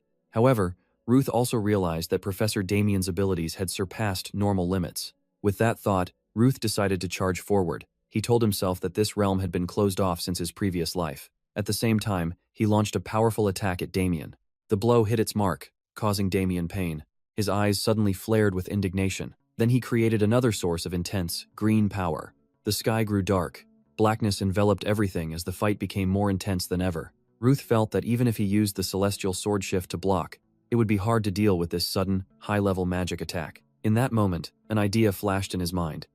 Maybe he should use a truly powerful blow. Standing tall in the middle of the fight, Ruth prepared for what was coming. Ruth suddenly remembered the bald professor's words. Your spear skills are nearly perfect. This level needs to be applied in real combat. He had promised to act as his guiding professor. He would come to help Ruth unlock his power. The power of a skill called Lightning Spear. Those images flashed in his mind. Like a burning fire, they gave him strength and determination. Feeling a surge of energy, a sigil appeared on Ruth's hand. He channeled power into his spear. He was ready for the lightning spear throw. He focused, feeling the energy flow along the spear. Then he decided to unleash it. When the spear left his hand, it carried a magical power, like a bolt of lightning tearing through space. Elsewhere, Balak sensed a very terrifying power. His disciple stood beside him. He worriedly asked if his master could feel the hellhound's power sucking at his butt. Balak was startled. He turned around and saw the hellhound. Without hesitation, he punched it in the face. He thought to himself, what can this do? How could it leave a scar on Asteros? His disciple witnessed his master's powerful action. He couldn't help but feel excited and proud. Hennessy created a ring of fire. The flames blazed brightly. She angrily told everyone not to just stand there. They had to stop these dog-like things. She emphasized that if everyone left the academy, this village would fall. Lenya stood beside her. She waved her hand in the air, creating ice. She said calmly, they're not just dog-like. They are dogs. Hennessy grew even angrier. She screamed, I know that. But the hellhounds keep charging, and that guy is fighting so slowly. You call this a hunt? Lenya was surprised. A hunt? She stepped forward to where the hellhounds were raging. Seeing this, Hennessy was bewildered. She quickly asked Lenya what she was doing. The hellhounds were crazily charging at them. Hennessy kept calling Lenya's name in worry as she watched her senior face danger. Lenya immediately performed a magical ice technique. She froze the hellhounds in an instant. Everyone around stared in amazement. After she was done, Lenya turned back and announced, I've gathered them. Now just kill them. Hennessy angrily pointed at Lenya. You kill them yourself, Lenya calmly said. I don't want to. I just used up all my mana. Hennessy called Lenya a fool, but Lenya insisted she had done her part. Helpless, Hennessy thought that a Circle 3 mage like Lenya couldn't possibly destroy all these hellhounds. But then an idea sparked in her mind. What if she used multiple Circle 1 magic spells? No sooner said than done. She created a circle of fire and announced the coordinates were locked. An explosion roared. A blaze erupted. It destroyed many of the hellhounds. However, because there were too many, Hennessy couldn't kill them all. She sat down, exhausted. Lenya criticized Hennessy. I gathered them for you, and you still couldn't finish them off. This made Hennessy angrily retort, you talk too much. The hellhounds didn't just stand still. Suddenly, Balak appeared. His muscles bulged. He said, you two recover your mana slowly. I'll handle this. Hennessy immediately objected. Why are you showing up now? You didn't do anything before. Balak's disciple defended his master. He explained that Balak was just observing from behind so they could focus. He then told Balak to rest. But suddenly, a stronger monster appeared. Balak couldn't even sense it. They rushed at each other. The air was tense with battle. I see you, bastard. Balak retreated. The purple creature raised its fist. It threw a barrage of punches at Balak. Balak was hit so hard he coughed up blood. The purple creature clenched its fist. It then swung its leg high. Balak clenched his fists. He gritted his teeth. The creature threw another powerful punch. Balak raised his own fist to meet it. Suddenly, a foot appeared. A girl's hand blocked the purple creature's fist. Her other hand stopped Balak's punch. He was surprised. The girl angrily corrected him. Professor Claire flung the purple creature away. Then, Claire tapped on Balak's sturdy chest. Claire then turned to the others. The purple monster was reforming from slime. More and more slime gathered together. They split apart just as quickly. Professor Claire wasn't worried. For this professor, it would only take a few seconds. Professor Daniel appeared. Seeing Professor Daniel, Hennis looked relieved. Before she could finish, a troop of knights charged in. Professor Daniel Unkarn turned to Hennis. A man pointed his sword down and called out. He was the captain of the Black Wolf Knight Order, Levin Edolf. Professor Daniel helped a student up. Captain Levin turned away. Even if it's a royal order, unless I see the variant dragon. Leon cut him off. Levin angrily raised a hand to his face. Ignoring the furious Levin, Leon walked past. Hearing this, Levin clenched his teeth. He cursed, arrogant little girl, but another hand stopped him. It was Professor Daniel's hand. Levin shook off Professor Daniel's hand. He turned to his knights and ordered loudly, all units, attack! A huge explosion erupted. The explosions grew louder. Elsewhere, Ruth gripped his sword. You're finished. The variant dragon panicked. Memories flooded its mind. A massive explosion erupted. The blast made Ruth spit blood. Standing before the variant dragon was Headmaster Zero DeGram. He shouted, I will protect you at all costs. On the other side of the battlefield, a figure rushed forward. Headmaster Zero Degram stood silently. The headmaster lovingly called out, Damien. He knelt down and said, I will protect you, my boy. The variant dragon, in Damien's form, seemed moved to tears. But then, a sinister laugh echoed. It bared its sharp teeth, and witnessed the scene and charged in. But the headmaster used his own sword. They stood shoulder to shoulder, facing each other. Meanwhile, the variant dragon devoured the headmaster's arm. It shamelessly said, You just fed me. It was now extremely arrogant. Suddenly, it held its face and lamented. Its eyes then turned toward Ruth. Ruth was just getting up from the blast. A voice called out, Ruth, the potion. The variant dragon used its wings. It extended its sharp claws. Ruth quickly jumped back, dodging the attack. Ruth raised his hand. Suddenly, Ruth started to cry. He angrily slashed his sword to block the attack. You think you would have won if you had more physical strength? He gripped his sword tightly. Then he clenched his fist. If the one standing here. He remembered his brother's back. But Ruth quickly regained his composure. This is enough. Ruth's sword struck its neck. Whether it's speed or physical power, this body is superior. Ruth attacked relentlessly. Instead, his own body was being torn apart. Ruth's eyes were filled with fury. He remembered what Leon once said. And try to see further into the future? The environment I grew up in was also a mess. Purple streams of mana rushed toward him. Back then, I couldn't see it. Muscle tension and relaxation. Subconscious habits. Realizing this, Ruth gripped his sword tighter. He seized the opportunity. He slashed with his sword. He felt like every muscle in his body was being torn to shreds. My body has reached its limit. The chains began to wrap around Ruth, but as long as he had the strength to hold a sword. 1 month later, the sword thrust upward.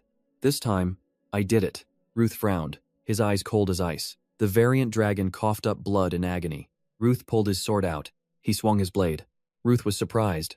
The sword in his hand had returned to normal, and the wings on his arms had lost their light. His slash reached the variant dragon's heart. Ruth was shocked. Has hit rock bottom. Professor Daniel, Professor Claire, and Leon rushed to the scene. Leon stopped to catch her breath. Her eyes stared resolutely toward Ruth. Ruth noticed her. Ruth was on one knee. Leon called out his name. She remembered asking Ruth once, Aren't you scared? Leon had replied, I'm not afraid of dragons. Back in the present, she saw Ruth facing danger. Leon was terrified. In response, Ruth gave her a determined look. He signaled for her to stay put. Leon gripped her sword. Ruth gritted his teeth and pushed the sword deeper. Blood burst from his shoulder.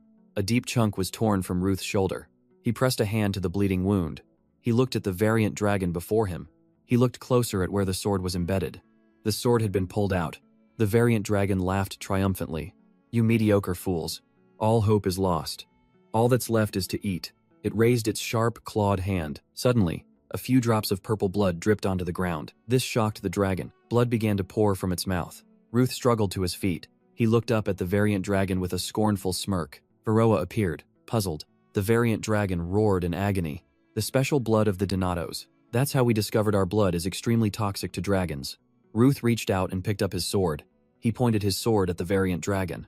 My existence is a curse upon your race. Varroa couldn't help but marvel. Ruth replied calmly, but if I hadn't stopped it, Professor Damien would be dead. The tip of Ruth's sword pointed right at its heart. Just then, Professor Daniel and Professor Claire rushed over. A swirl of blue energy appeared, blocking the two professors. A voice came from the sword. It was Anne. The variant dragon's hands unconsciously gripped the sword. Its eyes filled with tears. Damien's will had surfaced. Then, he ended his own life. The heart was pierced. Subscribe to Guillen Migon so you don't miss any amazing videos. So were Balak and Professor Claire. The headmaster screamed in agony. Damien. He had returned to his normal form. Ruth spoke coldly. I told you, if you're truly sorry. He shook the vial. A stream of sparkling blue light flew out. The light went straight to Damien's wound. Varroa watched and commented. Varroa continued. It's a different story if you understand mana distribution, blood vessels, and anatomy. Healing him is simple. This can't just be explained by coincidence. He decisively pointed the tip of his sword at Damien's abdomen. A scream rang out. Stop! But it was useless to stop him. Professor Claire closed her eyes and turned away. The headmaster pleaded helplessly. Ruth stopped. No one. He looked straight at Damien. Ruth continued to speak. He struggled to finish. Seeing this, everyone rushed over. Scene change. He remembered the verdict of His Majesty. Anne, a key figure in the variant dragon incident, had acted decisively. At that time, a courtier spoke up. His Majesty cut him off. That was what Anne had just experienced. Now, Anne stood outside a hospital room. And yet you two are flirting in a hospital? Leon blushed and covered her face, smiling. Anne was exasperated with the pair. Before she left, Leon turned back to Ruth. As soon as Leon left, and teased, "You're still young and energetic, huh? I'm thinking of finding a new student." Leon hadn't left. She closed her eyes tightly, blaming herself. "Calling myself his colleague is a joke." Leon stood outside for a long time, lost in thought. Then Leon turned and walked away. Inside, Anne sat in a chair, reminding Ruth. Before he could finish, Ruth replied, and paused, and placed his hand on Ruth's head. He ruffled his hair and praised him. Hearing Anne's praise, Ruth was a bit surprised. He quickly pulled his hand back from Ruth's head and seemed unfazed. Ruth replied flatly, "I'm not crazy enough to do that," and crossed his arms thoughtfully. "Zero, Damien." Those two crossed a line. Ruth said calmly, "I know." 4 weeks later, a carriage was on the move. Inside was Ruth. It wasn't entirely my own power, but the blood of Donatos. That's why my brother is called a hero, not just a man. The carriage traveled for a while before arriving. A knight quickly came to greet him. Ruth followed the knight. Varroa replied, "This isn't a place I haven't visited." Varroa wondered, "Why did they summon you here?" Ruth guessed, "I hope it's the latter." Before him was His Majesty. Ruth stepped inside and surveyed the room. Actually, that's even better. Before Ruth stood the heir to the Alpia Empire, Gleam Bernstyle. The hero's full name was Banna Bernstein. Ruth bowed respectfully. The Crown Prince asked cheerfully, "Ruth Donatos, you know why you were summoned here, don't you? I commend you for destroying the seal and defeating the last Dragon King, the variant Dragon Kyanin." Ruth bowed humbly. Hearing this, the Crown Prince smiled. "If so, may I request one thing?" Ruth answered directly. Hearing this, the two women from before were shocked. Even the Crown Prince was stunned and conflicted. The one who shouted was Levin. Those are words only someone who knows nothing of the seven-form dragon would say. The Crown Prince raised his hand, signaling Levin to stop. He replied softly, "Ruth Donatos, I'm afraid that is difficult." Ruth took a step forward. Then he reached into his pocket. He pulled something out. All eyes turned to Ruth. In Ruth's hand was the seal of the lightning dragon. The lightning dragon, Hanma, was one of the 7 dragons. It was ruthless enough to retreat without hesitation when at a disadvantage. With the efforts of my brother and everyone else, it was finally defeated. Everyone knew the consequences. When Ruth held up the lightning dragon's sealing stone, everyone pointed their weapons at him. Levin angrily raised his sword. Seeing the situation, the Crown Prince ordered sternly, "Everyone, lower your weapons." The people around him ignored the order. The Crown Prince looked at Ruth. Ruth answered directly, "If that were the case, I wouldn't have brought it here in the first place." Ruth continued, "You can tell just by examining it." The white-haired woman held the stone. She used her power to sense the stone. Ruth added, "It will backfire, so this is my proposal." The Crown Prince put a hand to his chin. Ruth stated firmly, "I will destroy the lightning dragon." Hearing this, the Crown Prince was astonished. Next will be the martial dragon and the phantom dragon. But he remained serious. Hearing Ruth's words, Levin scoffed. "Do you think you're a dragon slayer?" Ruth asked in a low, cold voice. "Are you scared?" Levin gritted his teeth in anger. "So scared you can't do anything but sit and wait to die, right?" Levin was furious. The Crown Prince finally spoke, and 10 years later, the variant dragon destroyed the entire southern continent. Ruth smiled confidently. "First, I need a space to lure the dragon into." Hearing this, the Crown Prince wondered, "A space? The only way to fight the lightning dragon without sacrifices is to lure it into a place with spatial magic." At this, Liana Generka crossed her arms and spoke. Ruth continued, "I will finish the lightning dragon there. Second, besides your majesty, everyone present here must participate." After hearing this, the Crown Prince fell into deep thought. The leader of the Moonlight Guild spoke up. Ruth replied, "That's a possibility if things go horribly wrong." Another guild leader spoke. The Crown Prince closed his eyes and thought for a long time. The Crown Prince stood up, thinking to himself. He looked straight at Ruth. Perhaps this boy will not only destroy the lightning dragon, but also change the entire southern continent. With that thought, the Crown Prince approached Ruth. He stood before Ruth, drew a sword, and cheerfully called his name. "I will pardon Damien Gray and Ciro the Gram." Ruth was now kneeling. The prince placed the sword on Ruth's shoulder. The scene shifts to a prison. The sound of a cell door unlocking echoed. The lock clicked open. Damien didn't believe what he heard. A familiar voice called out, "Damien." Zero de Gram walked in from outside. Damien couldn't believe his eyes. Jero de Gram ran forward and hugged his grandson. Jero de Gram let go of his grandson and spoke. "It's all over now. You can live on. You were only trying to keep me alive." Tears also rolled down the old man's cheeks. "If you commit a sin trying to save someone, you should have a chance to be forgiven. So live on, and atone for your mistakes."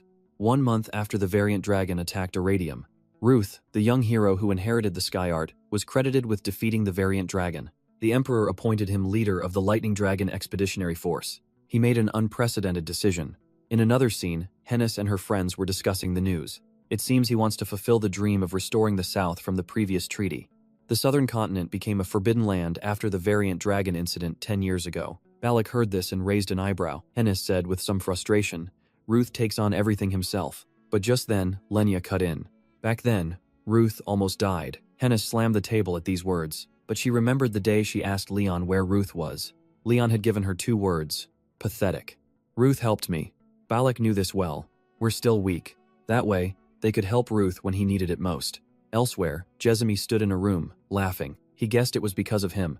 The person he was talking to was Ruth, but his face showed no joy, only anger. In the next moment, he rushed forward and punched Jezemy. Jezemy was caught off guard and sent flying. Ruth looked at him coldly, his voice filled with rage. To cause such a huge incident and still try to run from responsibility. He grabbed Jezemy by the collar. Jezemy calmly said he had keen eyes since childhood. This time, Jezemy told the truth, especially when observing the flow of mana. Damien's mana flow was very chaotic. Grandson of Jero, a child who suffered from mana sensitivity. Hearing this, Ruth knew this was why he manipulated Damien into suicide. Jezemy admitted it without hesitation. Before he could finish, Ruth cut him off coldly. With a soft laugh, Jezemy shook his head, denying it. He just wanted to witness a hero's story. Glancing at Ruth, he couldn't help but sigh with admiration. Standing by his side was enough to satisfy him. However, Ruth cut through his fantasy. The stories in the papers were just sensationalism to sell more copies. At this moment, he finally understood why the Jezemy from his past life was always so annoyed with him. People failed to realize one important thing. He was human. He made mistakes. Thinking this, he spoke coldly again. Ruth sighed after speaking. Jezemy frantically tried to stop him. He rushed forward and hugged Ruth's leg, begging him to become a hero. At that moment, Jeremy suddenly said something strange. Ruth frowned when he heard it. It shared borders with the Alpia Empire, the Muharrem Kingdom, the Fama Magic Kingdom, and the Pernica Spirit Kingdom. Jezemy's voice trembled slightly as he spoke of this nation. But how could Ruth not know? He remained silent and continued to listen to Jezemy.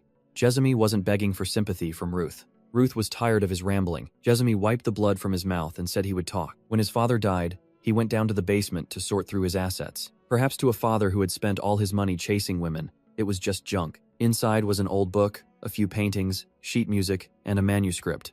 There was even a diary from the chest's owner. The diary's owner was named Alan. Hearing the name, Pharaoh immediately jumped in. Jezemy continued, saying it was the diary of his ancestor from 700 years ago. The diary in Jezemy's basement was the record of the first dragon slayer. Jezemy happily said Alan was his ancestor. The diary recorded every detail of their journey. Ruth spoke with Pharaoh, the hero who saved the world and the bard who sang of his deeds.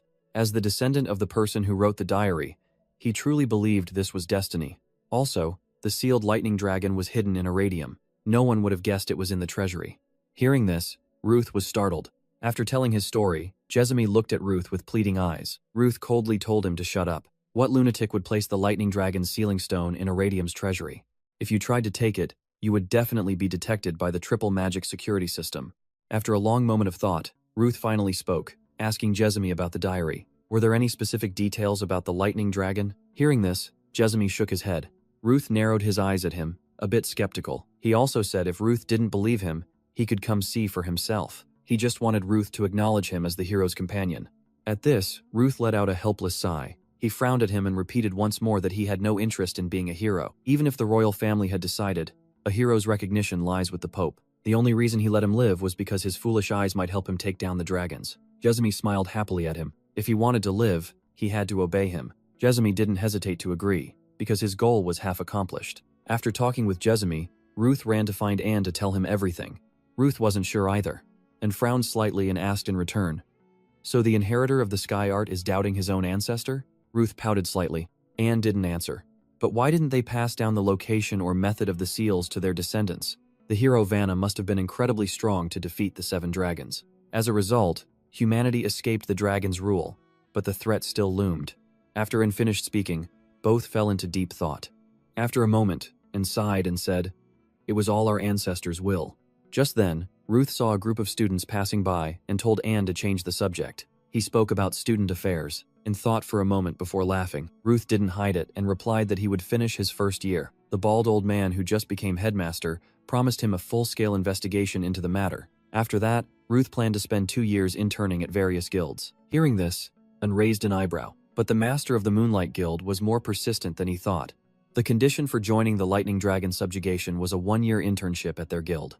Anne was indignant upon hearing this, saying the condition was a bit cunning. He sighed in resignation. He had also thought it through carefully, and suddenly asked cryptically, "When you say dragon-slaying corps, you mean the Kyoha clan, right?"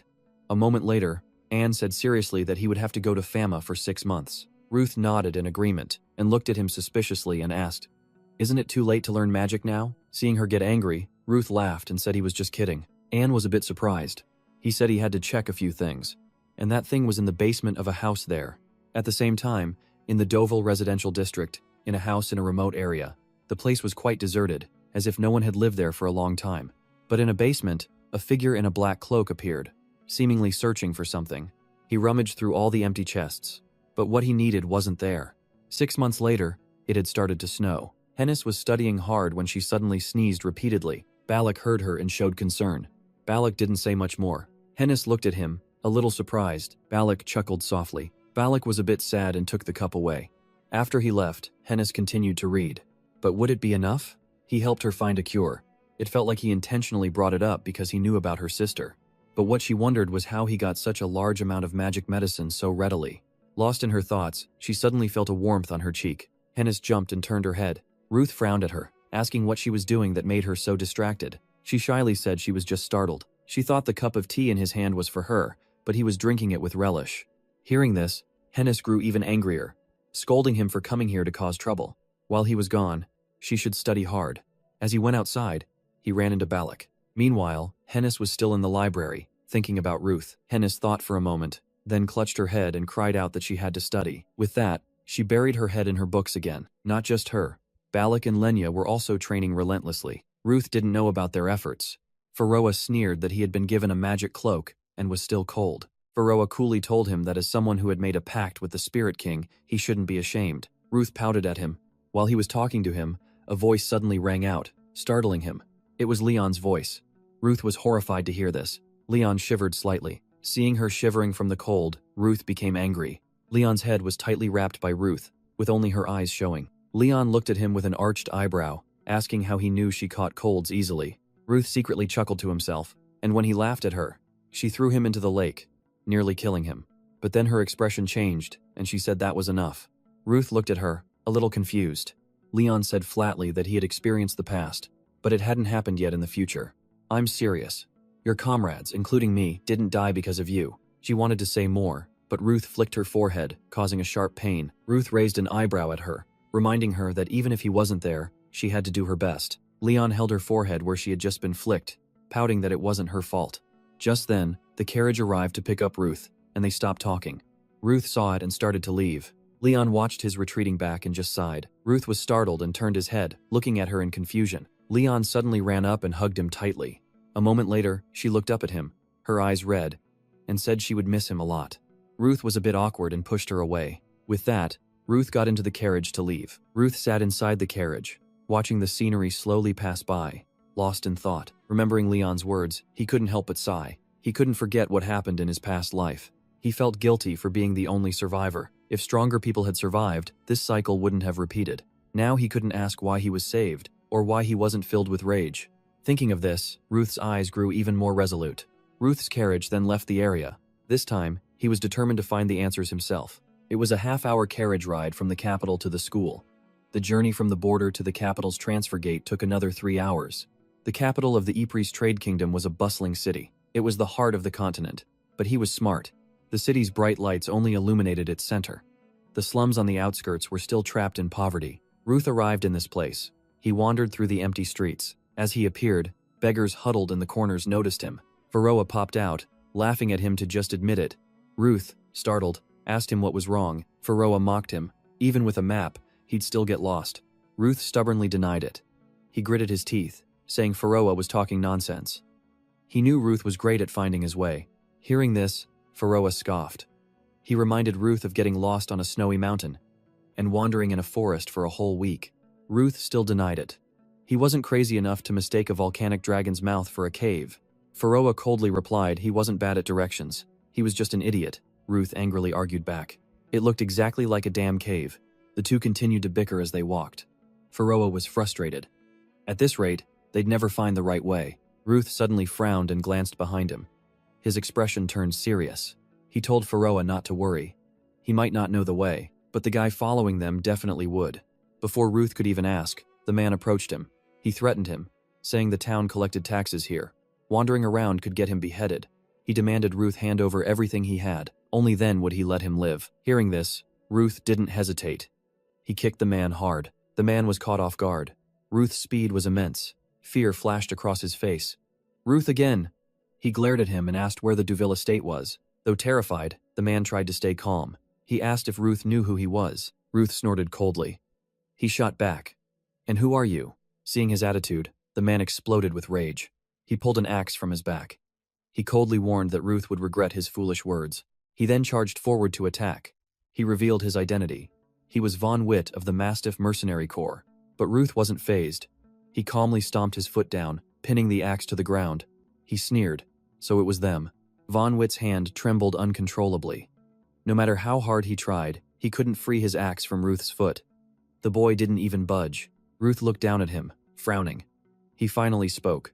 It seems he owed them a small favor from a while back. In terms of seniority, he was practically a veteran. At that moment, Von Witt understood. He got it. He had definitely picked a fight with the wrong person. Seeing his expression, Ruth let out a soft chuckle. He then asked if he would lead the way. He even called him Junior twice. Von Witt had no choice. He had to lead him to the Duville estate, right? It didn't take long to arrive. Staring at the mansion, Ruth sighed. So this was it. He had been walking in circles the whole time. After showing the way, Von Witt quickly fled. Once Ruth was alone, Pharaoh appeared.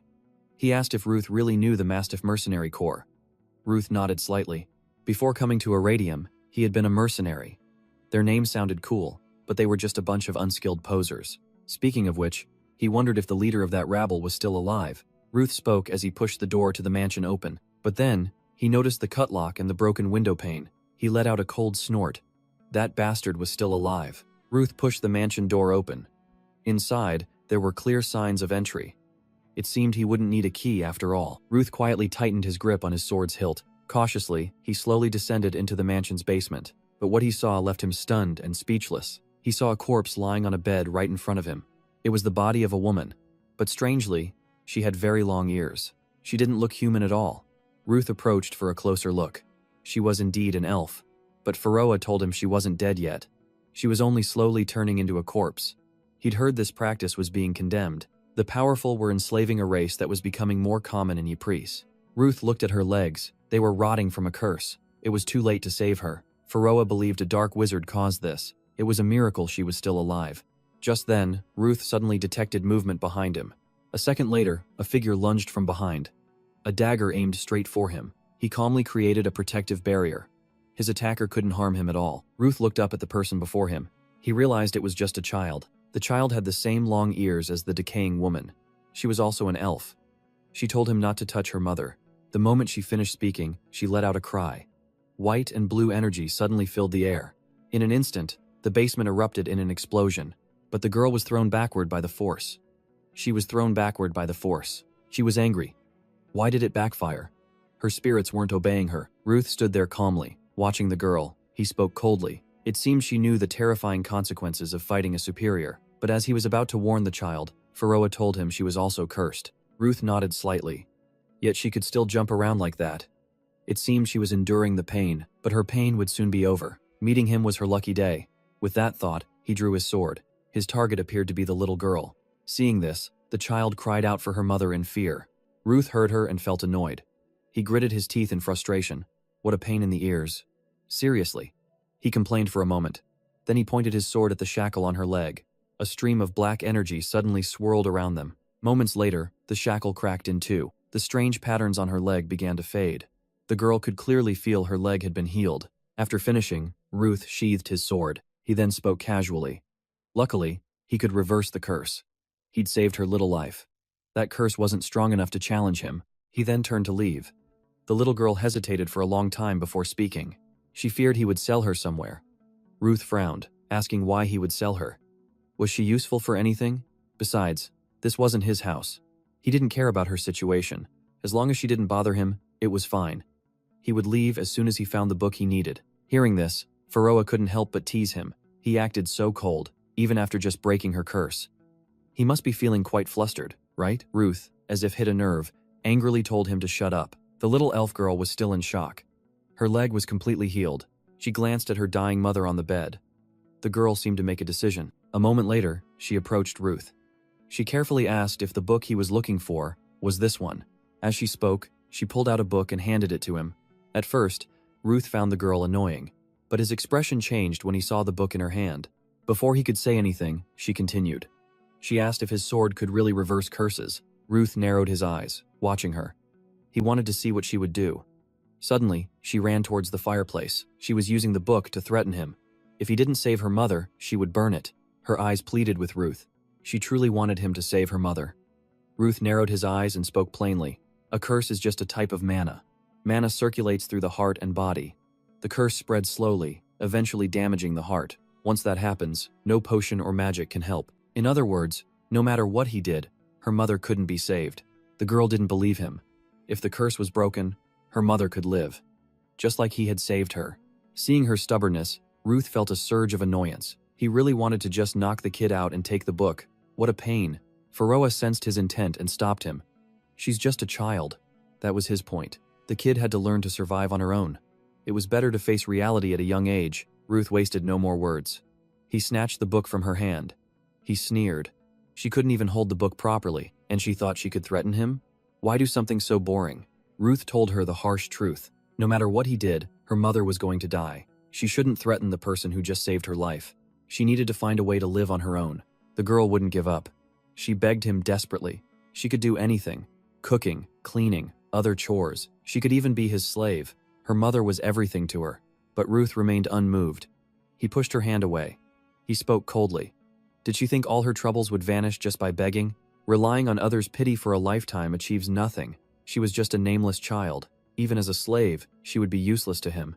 He told her the reality bluntly. Her mother was dying. She had to live alone. If she wanted to live, she should spend her time getting stronger instead of crying. Hearing this, the girl gritted her teeth. Then she yelled furiously. She didn't want to be like this. How was she supposed to get stronger? She wasn't big like him. She couldn't use a sword. Her magic was weak. He wouldn't know what it's like to be a weak child for 100 years. She wasn't even fully grown. What could she possibly do? He was a strong adult. That's why he could say such things. She claimed he could never sympathize with a weak, ordinary person like her, because he was born that way. Ruth frowned, lost in thought. She was wrong. He had been just as useless once, but he didn't want to argue with an ungrateful child. He left her with one last sentence. Stay stuck like this for the rest of your life. Then he left the basement. The little elf girl could only watch his retreating back. She was left completely speechless. She fell into absolute despair.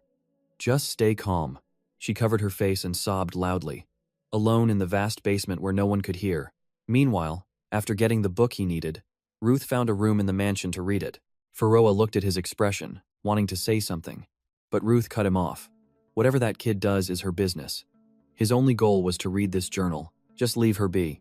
He couldn't handle that much. Putting the girl's matter aside, he began reading the journal of the bard from Van High's party. The bard recounted his adventures through plays, poems, and music. His experiences involved many different people and the flow of time, rather than inner thoughts. The chronicler had to remain dedicated to his work. If the story wasn't simplified, the entire narrative would be ruined. In this life, while he was reading, down in the basement, the elf girl was still kneeling by her mother's bed. Her silhouette was filled with sorrow. Ruth, of course, knew nothing of this. He remained focused on the journal. The bard's experiences were worthy of being recorded, and he hoped this story would be passed down for a long time. One day, fate led the bard to a desert. He was with a merchant caravan when they were attacked by a dragon. While everyone panicked, one man bravely fought the dragon with a single sword. From that day on, he decided to follow that man. The two men traveled together for a long time. The bard realized the nickname Dragon Slayer suited him perfectly. He was a master of many things: swordsmanship, magic, soul arts, and courage. 6 people could be considered close to him. Besides Belian and Yelin, 4 were strong enough to be Varna's comrades in arms. Those 4 were Deanna Habala, Killian Staros, Rainan Bernstein, and Arcania. Ruth frowned as he read this. He knew most of those names. But the name Arcania was unfamiliar. He turned to the next page. Perhaps there would be more information. But the next line was just a cryptic sentence. All of them were insane. Ruth was a bit surprised, then continued reading. The four had very different personalities. Arcania was the strongest, but no one understood her intentions. She often said strange things but never did anything evil. On another day, they successfully sealed the Thunder Dragon. Venom, leading a city to freedom, laughed even as one of his eyes was crushed. He wanted a world where all dragons were extinct. That same year, the remaining dragon lords were the Martial Dragon and the Black Dragon. These two were incredibly powerful. The nameless ruins at the edge of the Great Forest was the chosen battlefield. The bard also mentioned a path there leading to a floating island. During one battle, everyone's strength was fading. Only Varna and Arcania still looked fine. After the battle raged on for some time, the heroes returned. Humanity had won. The war was over. They were ready to spread peace across the continent. Everything went well after that. But a few things still puzzled the bard. Varna didn't destroy the 7 dragons, he only sealed them. Furthermore, instead of killing the remaining dragons, Varna just exiled them. What he couldn't understand was why no one questioned Varna's decision. What had happened in the dragon sanctuary that left them with only this option? The group then began to disband. Killian started a family in the northern snowfields. Deanna returned to the Red Tower. Venom founded a kingdom, and Rainan established an academy to train dragon slayers. The whereabouts of the other 3 were unknown. The bard returned to his own home to live a normal life. Until one day, Varna suddenly sought him out. The journal ended there. Faroa was surprised, but Ruth didn't mind. It wasn't that important. He asked him about Alain Duville, the 7 dragons, and the nameless White Dragon. Faroa said he witnessed the moment the empire was founded, and when the imperial palace was built. If he was there at that time, that means 700 years ago, he was beside the first dragon slayers. And was Varna the one who made a pact with him? Considering he didn't know about the sealing stones, he must have been with that person up to that point. That means he was with him in the dragon's sanctuary, the one who made him regress. It seems the ancient pact that endangered humanity's existence was made back then. Ruth voiced his speculation, but Faroa only listened without answering. He couldn't tell him. Ruth continued to press him about the events of 700 years ago, but the answer was the same. Faroa couldn't tell him such things. His words made Ruth slam his fist on the table in anger. Just then, a voice came from outside the door. Ruth looked up. It was the little elf girl. He asked what she wanted. She peeked her head in, apologizing for before. She wanted to ask for one more favor. Ruth snorted coldly. He stated bluntly that he couldn't help her mother, but this time, she wasn't here for that. She had a different request. As she spoke, her eyes welled up with tears. She was hungry. She wanted to ask him to take her mother to a place where she could see the green forest.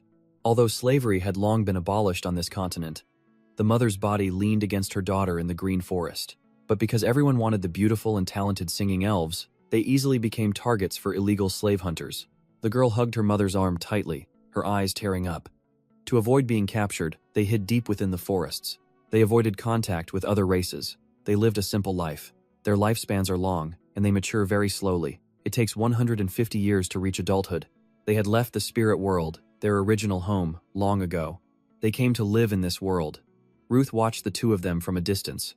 Perhaps that was why, in an elf's final moments, when her mother was brought back to the forest, specks of spirit light appeared on her body. Mother and daughter leaned their heads together. The weak mother spoke. "My dearest Ren." She raised a hand to caress the girl's face.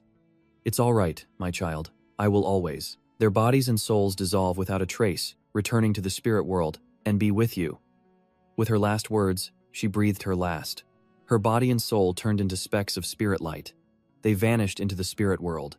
Ruth and the girl watched as her mother faded away. The girl was filled with sadness and self-blame. If only we had escaped that hell a little sooner. If only I had grown up faster.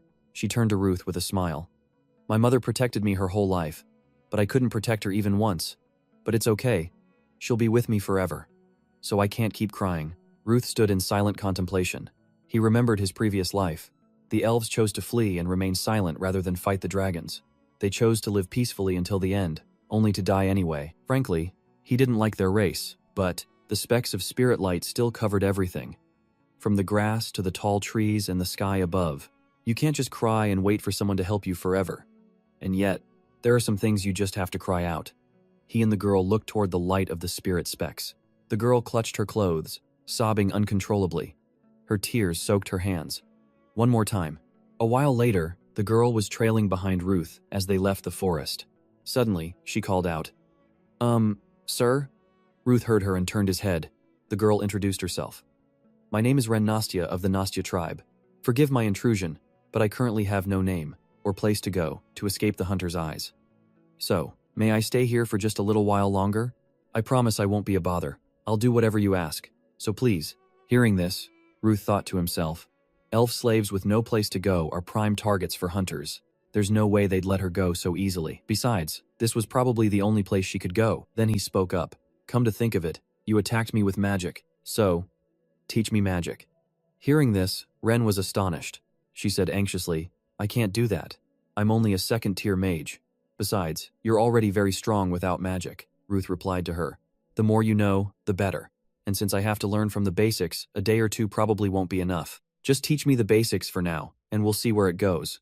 In return, I'll find you a place to stay. Oh, and don't call me sir. I'm only 17, you know. The girl thought for a moment.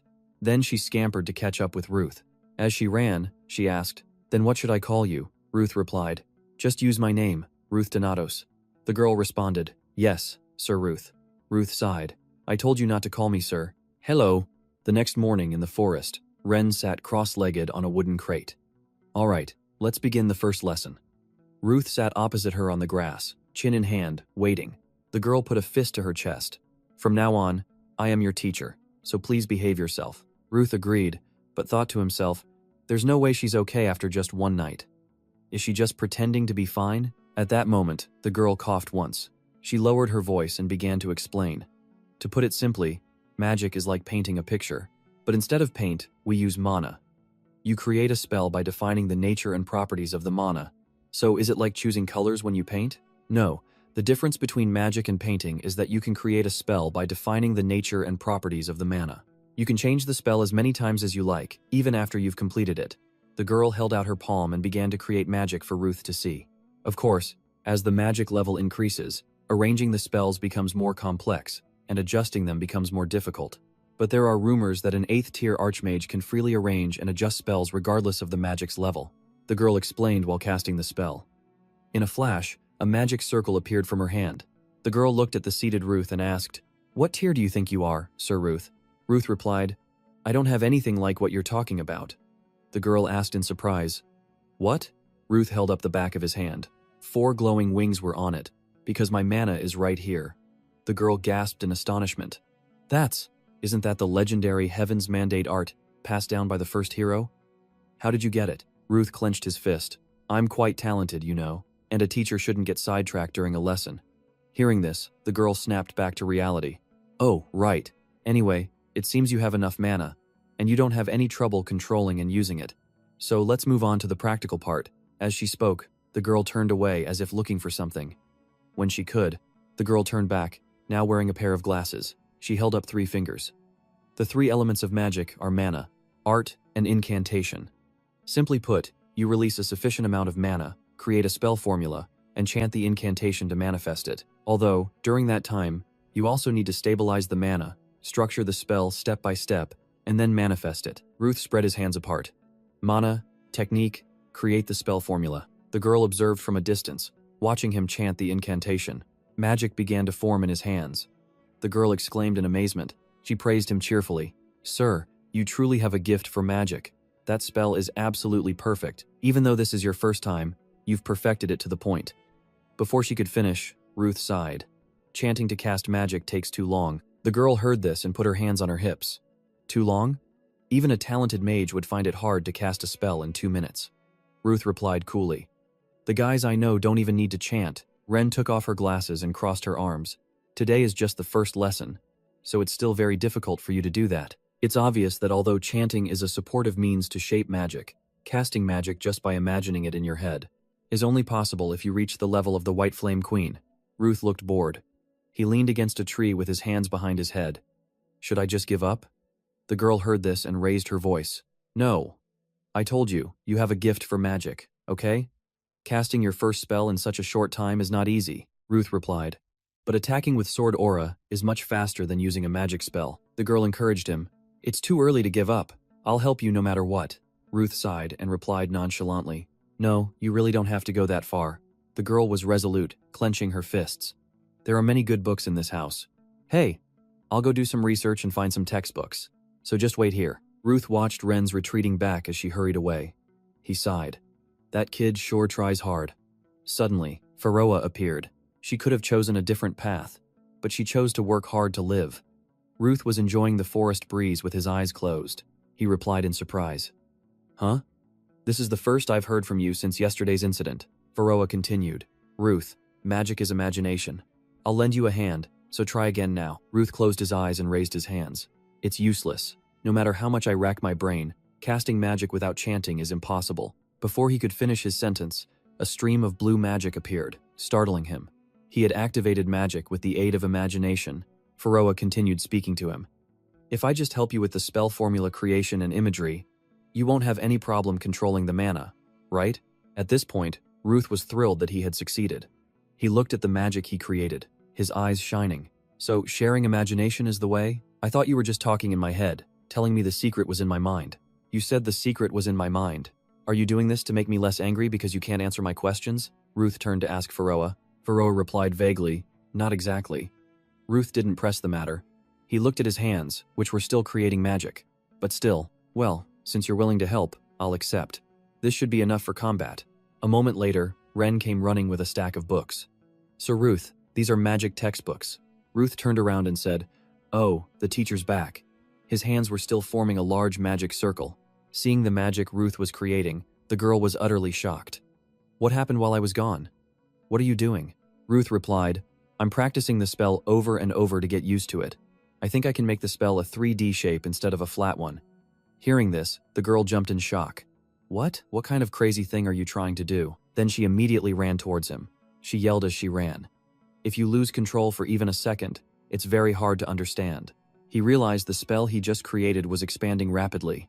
His face filled with fear, turning pale as sweat poured down. I'm dead. With a loud bang, the smoke was so strong it blew Ren's hair back. A massive, earth-shattering explosion erupted. Ruth screamed.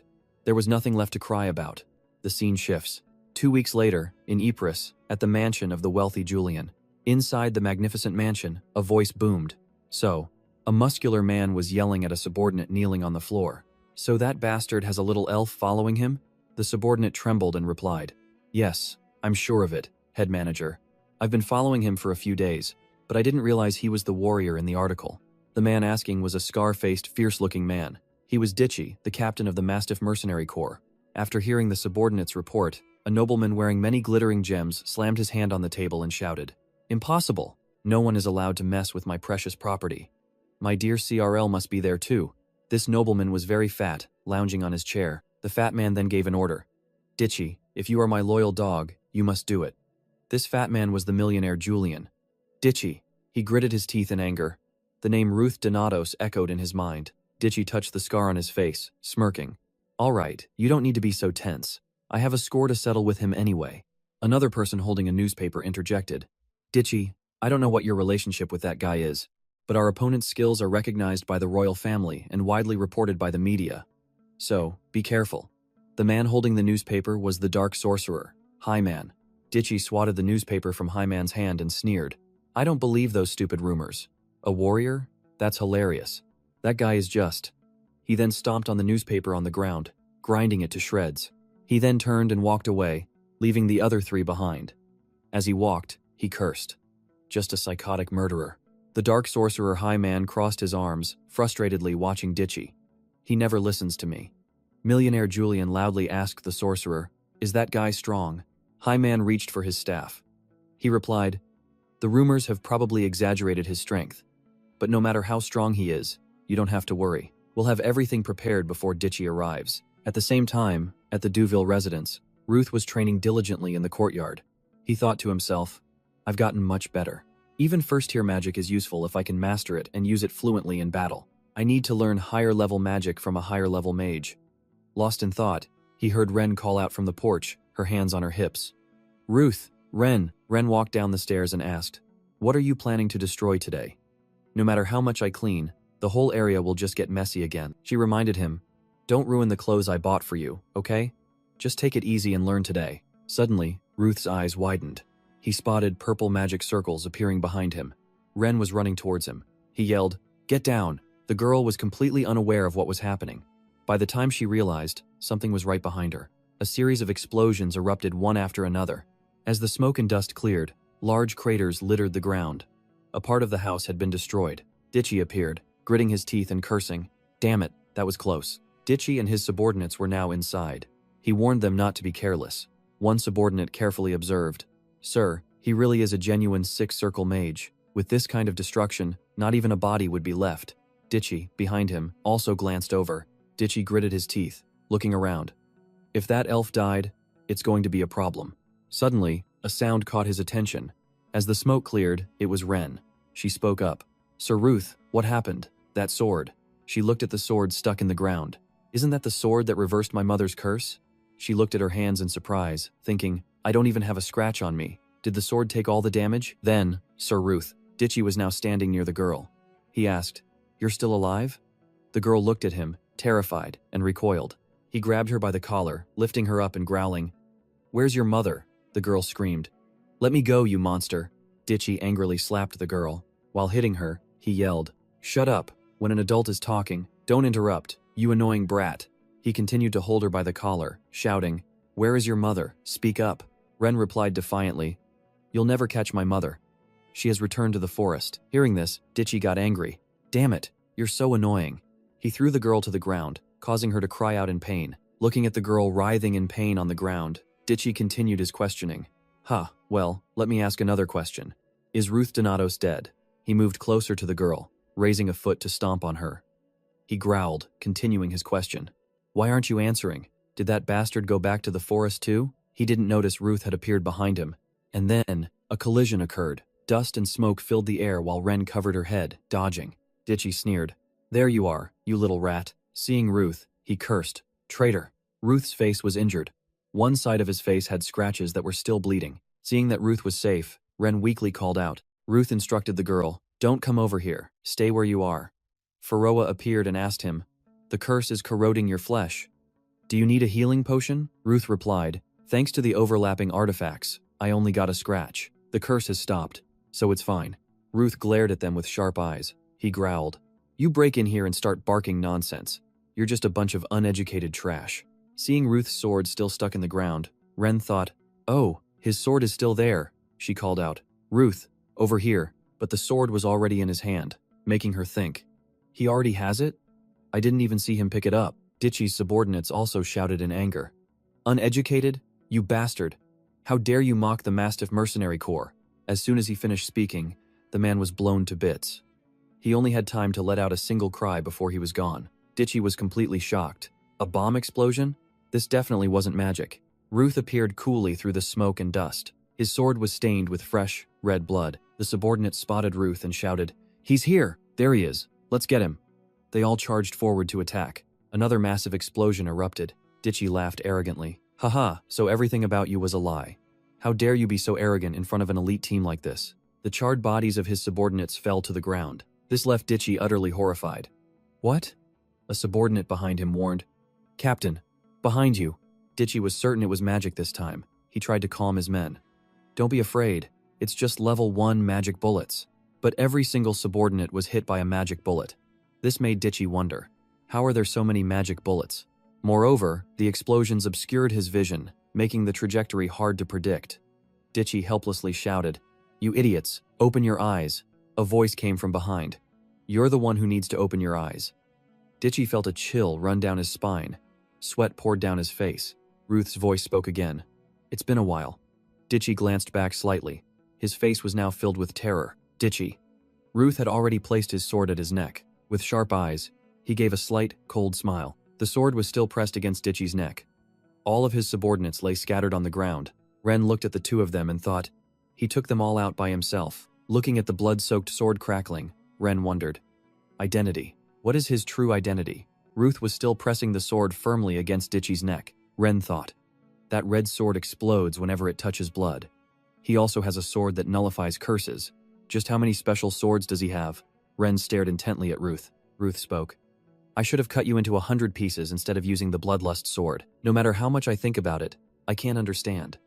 Why are you the one who's angry after ambushing me 5 years ago?" Hearing these words, Ditchy gritted his teeth and shot back. "Ambush?" He turned his face and cursed at Ruth. "You ungrateful fool, I treated you like my own son. How dare you set foot in Ypres again after killing half the mercenary corps? You're no different from a monster in human skin." Ruth heard his curses but didn't understand. What nonsense are you talking about? He continued to curse. You killed your comrade just because he did some dirty things to a nameless refugee child, and then you destroyed my handsome face. Hearing this, Ruth paused and thought, something's not right. In my past life, I never killed half the mercenary corps or was treated like his son. I was the nameless refugee child. He recalled his past life. Back then, the mercenary corps was made up of weaklings who only knew how to fight on the streets. Of course, there were scumbags and perverts among them. After losing my family and wandering aimlessly, when we arrived in Ypres, 3 vicious faces with savage smiles appeared in his memory. The so-called Mastiff Mercenary Corps was no different from any other. At that time, he was a weak child, holding his head and screaming in pain. Luckily, at that time, my brother was so strong that they couldn't help but respect him. On the other hand, I was seen as a freeloader who just clung to my brother. When we were together, he always protected me. However, he was also favored by Ditchy and was often sent on missions. Right then, it just so happened to be a day when my brother was out on a mission. An image of him being beaten appeared. Tired of being bullied, I stood up to them, but was beaten half to death. His memory replayed the image of his brother, seeing the men beating him. Their feet stomped on his face. My brother accidentally saw that scene and killed half of the Mastiff Mercenary Corps. Yes, the one who killed half the Mercenary Corps and left a scar on Ditchy's face. The scene of Ditchy being slashed across the face flashed in his memory. Wasn't me, but my brother, Aesir Denethor. After killing them, his brother's face was covered in blood. At that time, Ruth was stunned and asked, Why? Why? Why did you do that? You didn't have to do that to everyone. His brother patted his head reassuringly. Don't worry, Ruth. They're just scum who deserve to die. Even if I have to leave you because of this, it's all for you. He turned his back and left. Soon after, an order was issued throughout the land, so his brother had to leave after entrusting him to a man. That choice was probably the right one at the time. However, after a few incidents, I ended up living alone. He recalled his past life with a heavy heart. I only heard news of my brother after many years had passed. The truth is, this guy is acting like this in this life while my brother is missing. Does that mean everything my brother did in the past is now my responsibility? His brother's back appeared behind him. Can you see it? He tightened his grip on the sword in his hand. Yeah. Do I always have to end up in such a crappy situation? Black. Black. The blood on the sword made it crackle. Ditchy saw the sword and was horrified. Then he was hit by a painful blow from Ruth and screamed loudly. Ditchy was sent flying and fell sprawling on the ground. Ruth's sword landed right between his legs. The man stuttered in fear. Wait. Now that I think about it, you must have had your reasons. Ruth didn't let him say more. He shouted, Shut up. Even after all this time, the Mastiff Mercenary Corps is still a bunch of bastards doing dirty things to kids. Ditchy sat on the ground, his face down, gritting his teeth. He looked at the sword stuck between his legs and said fearfully, What time? What the hell are you talking about? Ruth coldly replied, A dead man like you doesn't need to know. Then, a loud explosion echoed. Smoke billowed high into the air. As the smoke cleared, Ruth rubbed his forehead. He sighed. That hurt. A moan was suddenly heard. Sir. The girl was running towards Ruth from a distance. He raised his voice to stop her. Don't come here. Go somewhere safer. Ignoring his warning, the girl ran up and grabbed his shirt. She looked behind her in panic. You have to run. He's the one hired by Jillian. He's the one who tormented me and my mother. He still has more mercenaries at his mansion. The girl, still terrified, tightened her grip on his shirt and continued. And that's not all. He even has a dark wizard there. Because I'm the one they're after, sir. You have to. Before she could finish, Ruth grabbed her by the shirt and lifted her up, leaving her confused. Ruth sat the girl on his shoulder and said in a deep voice, All right, take me there. The girl still looked at Ruth with a dazed expression. When she understood what Ruth had just said, she became furious. She grabbed his hair and pulled hard. She yelled, What are you talking about? You should be running away. The hair pulling hurt, but Ruth still shot back. Wait, if I go alone, it'll take more than half a day. Ruth proposed a deal to the girl. Since you taught me magic, I'll teach you a few things. There are 2 things that must be returned. First is kindness. The girl watched him intently. And last is oppression. After hearing this, the girl fell silent for a long time. Then they both looked towards the mansion in the distance. Meanwhile, at Julian's mansion, the fat nobleman and the dark sorcerer Haman were watching everything through a crystal ball. Julian's face was filled with horror, sweat pouring down endlessly. Through the crystal ball, they had witnessed Ditchy's death. It was a painful death. Ditchy's body had been torn to pieces. Seeing this, the fat nobleman began to panic. His legs trembled so much he couldn't stand. He collapsed onto the floor, his whole body shaking, face still covered in sweat.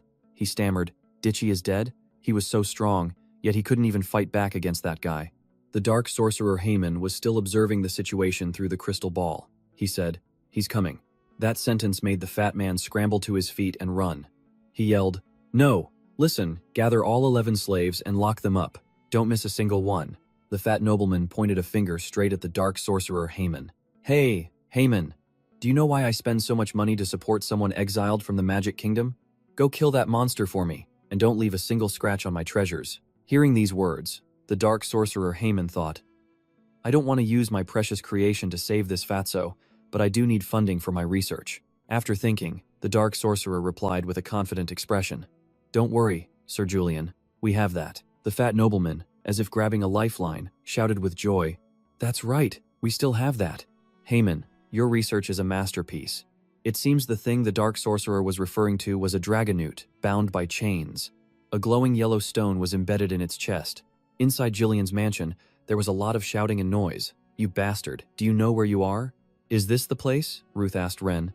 The girl replied, "Yes, this is Jillian's mansion." The guards were heavily injured by Ruth and lay scattered around. Ruth wondered, "He must be swimming in money to have so many guards." Ren asked, "Are you okay, sir?" Ruth didn't answer and asked back, "Why do you ask?" Ren looked down dejectedly. "Even if there are enemies, they're still human. Just like you, sir." He explained, "I warned them, but those bastards still attacked me first." The girl replied with a sad voice, "Yes, that's true." The guards ran out of the mansion one by one with panicked and terrified expressions, making him think, "They're trying to attack me again." One of them even had a scratch on his face, which confused him. The guards weren't attacking him. They were fleeing. A clawed, hairy foot stomped on a guard's head. A beast with wings on its head and a yellow beast appeared. They growled menacingly. Ren's eyes widened in shock. "And more beasts are coming. They're charging." "Magical beasts?" "No, I've never seen any magical beasts like these," Ren said. Ruth looked at them and thought, "It's a chimera, created from many different animals using magic. Creating it is definitely illegal. Let's just call them chimeras." They were biting and killing even the guards. But why would they release monsters that can't distinguish between friend and foe? The chimeras continued to slaughter the guards. Ruth gripped his sword tightly, ready for battle. Ren was hiding behind him in fear. He told her, "Go hide somewhere." The shadow of a winged, half-human, half-beast figure holding a spear appeared. He exclaimed, Well, the beasts of the forest attacked. They even cloned a dragonaut. This dragonaut was covered in grotesque stitches. Ruth charged forward, thinking, "It's made from parts of dragons, monsters, and magical beasts." Suddenly, the sound of footsteps approached. It was Ren, chasing after him. As she ran, she called out, "Sir Ruth!" Ruth yelled, "Hey, I told you to hide. It's dangerous here." He was raising his sword, preparing to fight. The girl grabbed his arm tightly, stammering, "I know, but that thing." She remembered that monster once protecting her. "Little Ren, it's dangerous to go alone. That's the guardian of our tribe, Rota Nastya." Faroa appeared. They must know each other. I sense that one of the parts of that chimera is a living elf. A tribe's guardian is quite strong, but his memories and consciousness are likely long gone. While lost in thought, the dragonaut suddenly attacked. Ruth grabbed Ren and dodged backward. Looking at the creature, Ruth noted that, compared to the others, it was on a different level. The dragonaut, having failed its attack, prepared its stance for another fight. It then charged forward with its spear. He activated his barrier, creating a shield for defense. Wood thought to himself, "This is good. I've been wanting to try the method I used in my previous life." He continued to defend and dodge. Unlike Heaven's mandate art, this is a lesser-known method. It's a method I developed myself while fighting on the battlefield. That method is Devour. He activated his magic. Hundreds of magical birds flew towards the dragonaut. The dragonaut was relentlessly attacked by the magical birds, causing it to lose its balance. Seizing the opportunity, he charged forward, flying towards it. He used his sword to pierce straight through the dragonaut. It used its spear to block his sword. It thought, "I can't dodge this," so, as quick as lightning, it flipped over. Then it leaped high into the air. Ruth's sword, following its momentum, stabbed straight into the ground. The monster, having escaped a fatal blow, sneered. The immense pressure from the sword caused the ground to crack, releasing energy outward.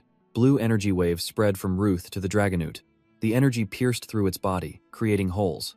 This method was called avalanche. The dragonaut, hit by the attack, coughed up blood and cried out in pain. Ruth turned to look at the dragonaut. It now had wounds bleeding profusely. It reassured itself, The wound from the sword isn't that deep. I can still fight. As it charged towards Ruth, he clenched his fists and cursed for not remembering the skill's name. Damn it. What was that skill called? Ah, I remember now. It's charge. Sparks of electricity shot into the Dragonoot's body, making its face turn pale. Witnessing this scene, Pharaoh commented, "You absorbed the sword energy from the previous attack into your body and then released it? And what's with the skill names?" Ruth snapped. "Shut up! I named them when I was young. Names should be interesting and easy to say, right?" Then he charged at the paralyzed Dragonoot. Suddenly, a staff with a purple light, carrying magic, flew towards him. It formed magical thorny vines, blocking Ruth from reaching the Dragonoot. He looked up at the sky. It turned out to be a mage controlling the magic. He created a large circle above his head. From the circle, thorny vines shot down. Ren peeked out from behind a tree. "That's the dark sorcerer, Haman." Seeing this, Pharaoh offered to help Ruth. "Oh, do you need help?" Ruth refused, his hand gripping his sword. He looked up at the sky, darkened by the dark sorcerer's magic. He was extremely confident. "This time, I've left him far behind, right?" His eyes gleamed with lightning. The three elements of magic are mana, skill, and casting. This level of magic can be easily destroyed if its structure is broken with the remaining mana. Ruth swung his sword towards the dark sorcerer's magic. "Take this." The energy released by the sword seemed to envelop the magic, as if to devour the dark sorcerer's spell. The dark sorcerer was horrified, in disbelief. "What? No, it's not possible." It felt like his magic was being completely swallowed. He stared at the energy from the sword in astonishment. He wondered, "What is that sword?" and began to chant a spell. Ruth looked up from below and asked, "What are you doing now?" At that moment, he was holding his sword tightly, preparing to throw it at him. "Get down here, you bastard." He threw the sword at the sorcerer. It pierced through his body, causing him to scream in pain. The sorcerer, hit by Ruth's attack, fell freely from the sky. He cursed, "Damn it." As he cursed, he created another magic circle. The sorcerer grumbled, "He made me use healing and flight magic with just one attack. I've run out of mana from taking such a strong hit and using healing and flight magic." So, the dark sorcerer landed gently on the ground. But his face was not okay. Sweat poured down his face. A wave of nausea hit him. With mana sickness in his chest, he grimaced in pain and threw up. Ruth stood before him contemptuously. "A six-circle mage? So what? Your body is weaker than a 6-year-old's. He looked weakly at Ruth, thinking, he dealt with a six-circle magic attack in an instant. Damn it. Even if he's the next hero, how could he do that? Luckily, I still have enough mana to cast a teleportation spell. I have to escape now. Ruth seemed to know what he was planning. He quickly stomped on the man's hand, preventing his escape. He asked him, "Where are you going?" Ruth raised his sword high. "Let's finish this quickly." The sorcerer could only let out a single cry. In the distance, the Dragonoot started to stir and wake up. Ren, hiding behind a tree, saw it. Suddenly, her eyes widened and she screamed, "No, Sir H.R.O.T.A." It turned out the Dragonoot had used its last bit of strength to block the blow for the sorcerer. The sorcerer, seeing he was shielded, looked up and smiled happily. "This is my chance. Take this, you failure." He pushed the Dragonoot forcefully towards Ruth's sword. With the force of the push, the Dragonoot lunged forward. Seizing the opportunity, he chanted a spell to teleport and escape. The Dragonoot took the full force of Ruth's sword. Ruth gritted his teeth in anger. Its core has been destroyed. It won't last much longer. The monster lay there with a large hole in its body. Seeing this, Ren ran out crying. "Sir Hoda!" Ruth saw this and grabbed her shirt to stop her. "Stay back. It might still be dangerous. If it's still alive, it must be very strong. Not just anyone has the honor of being a tribe's guardian." The Dragonoot was slowly turning into specks of spirit light, floating up to the sky. The girl watched and thought, "I can't believe he fell for a dark sorcerer's trick." Ren could only stand and watch, her heart filled with sorrow and her eyes with tears. She was filled with sorrow and her eyes with tears. She was filled with sorrow and her eyes with tears. She remembered the happy times with her mother and the guardian. She turned to Ruth and asked, "Where did those people run to?" Ruth replied, "Not far. They're quite badly injured." Ren clenched her fists and asked, "Are you going to chase them?" Ruth replied decisively, "Of course. Do you want to come with me?" At that moment, Ruth held a blue sword that was creating a teleportation circle. The girl, with a determined look in her eyes, replied firmly, "Yes. My mother would be disappointed in me, but I still want revenge. Get out. Get out and guard the mansion, you useless bastards. Don't let a single ant get into the underground basement." The voice came from a dark basement. "Is Haman here? Why hasn't he come?" Just as Jillian mentioned Haman, he suddenly fell from nowhere onto the floor and cried out in pain. Jillian saw him, both startled and confused. Denzillion asked Heyman in panic, "What's wrong with you?" Heyman, his eyes wide, shouted, "Shut up." Then he thought to himself, "I have to escape. Damn it, what the hell is that brat?" Then he ran for his life, leaving Jillian screaming behind him. "Are you trying to run away? Are you going to leave me and my treasures? What? Do you know how much I've sacrificed for you? The catalysts, resources, and everything needed to support the research for creating chimeras?" The sorcerer didn't even look back. He replied, "I'm about to die. Why are you even talking about research?" As he packed a "Why, you pig," he pointed a finger and cursed at Jillian. "I'm in this mess because of you, you pig. Your head is full of fat, so you can't even think straight, can you? Give me the key to the stables, now. I'm out of mana, so we have to ride horses." Before he could run, the sorcerer was struck by a sword from behind. "Where do you think you're going?" a voice echoed. Ruth and Ren appeared. They looked at them with sharp eyes. Faroa appeared, asking, "What's with that sword? It wiped out the entire treasury?" In Vood's hand was Philia, the spatial Ren sword. It was a sword that could cut through space. The one Leon used in the previous life. It consumes a lot of mana, so I didn't want to use it. Denzillion witnessed Heyman's death and ran for his life.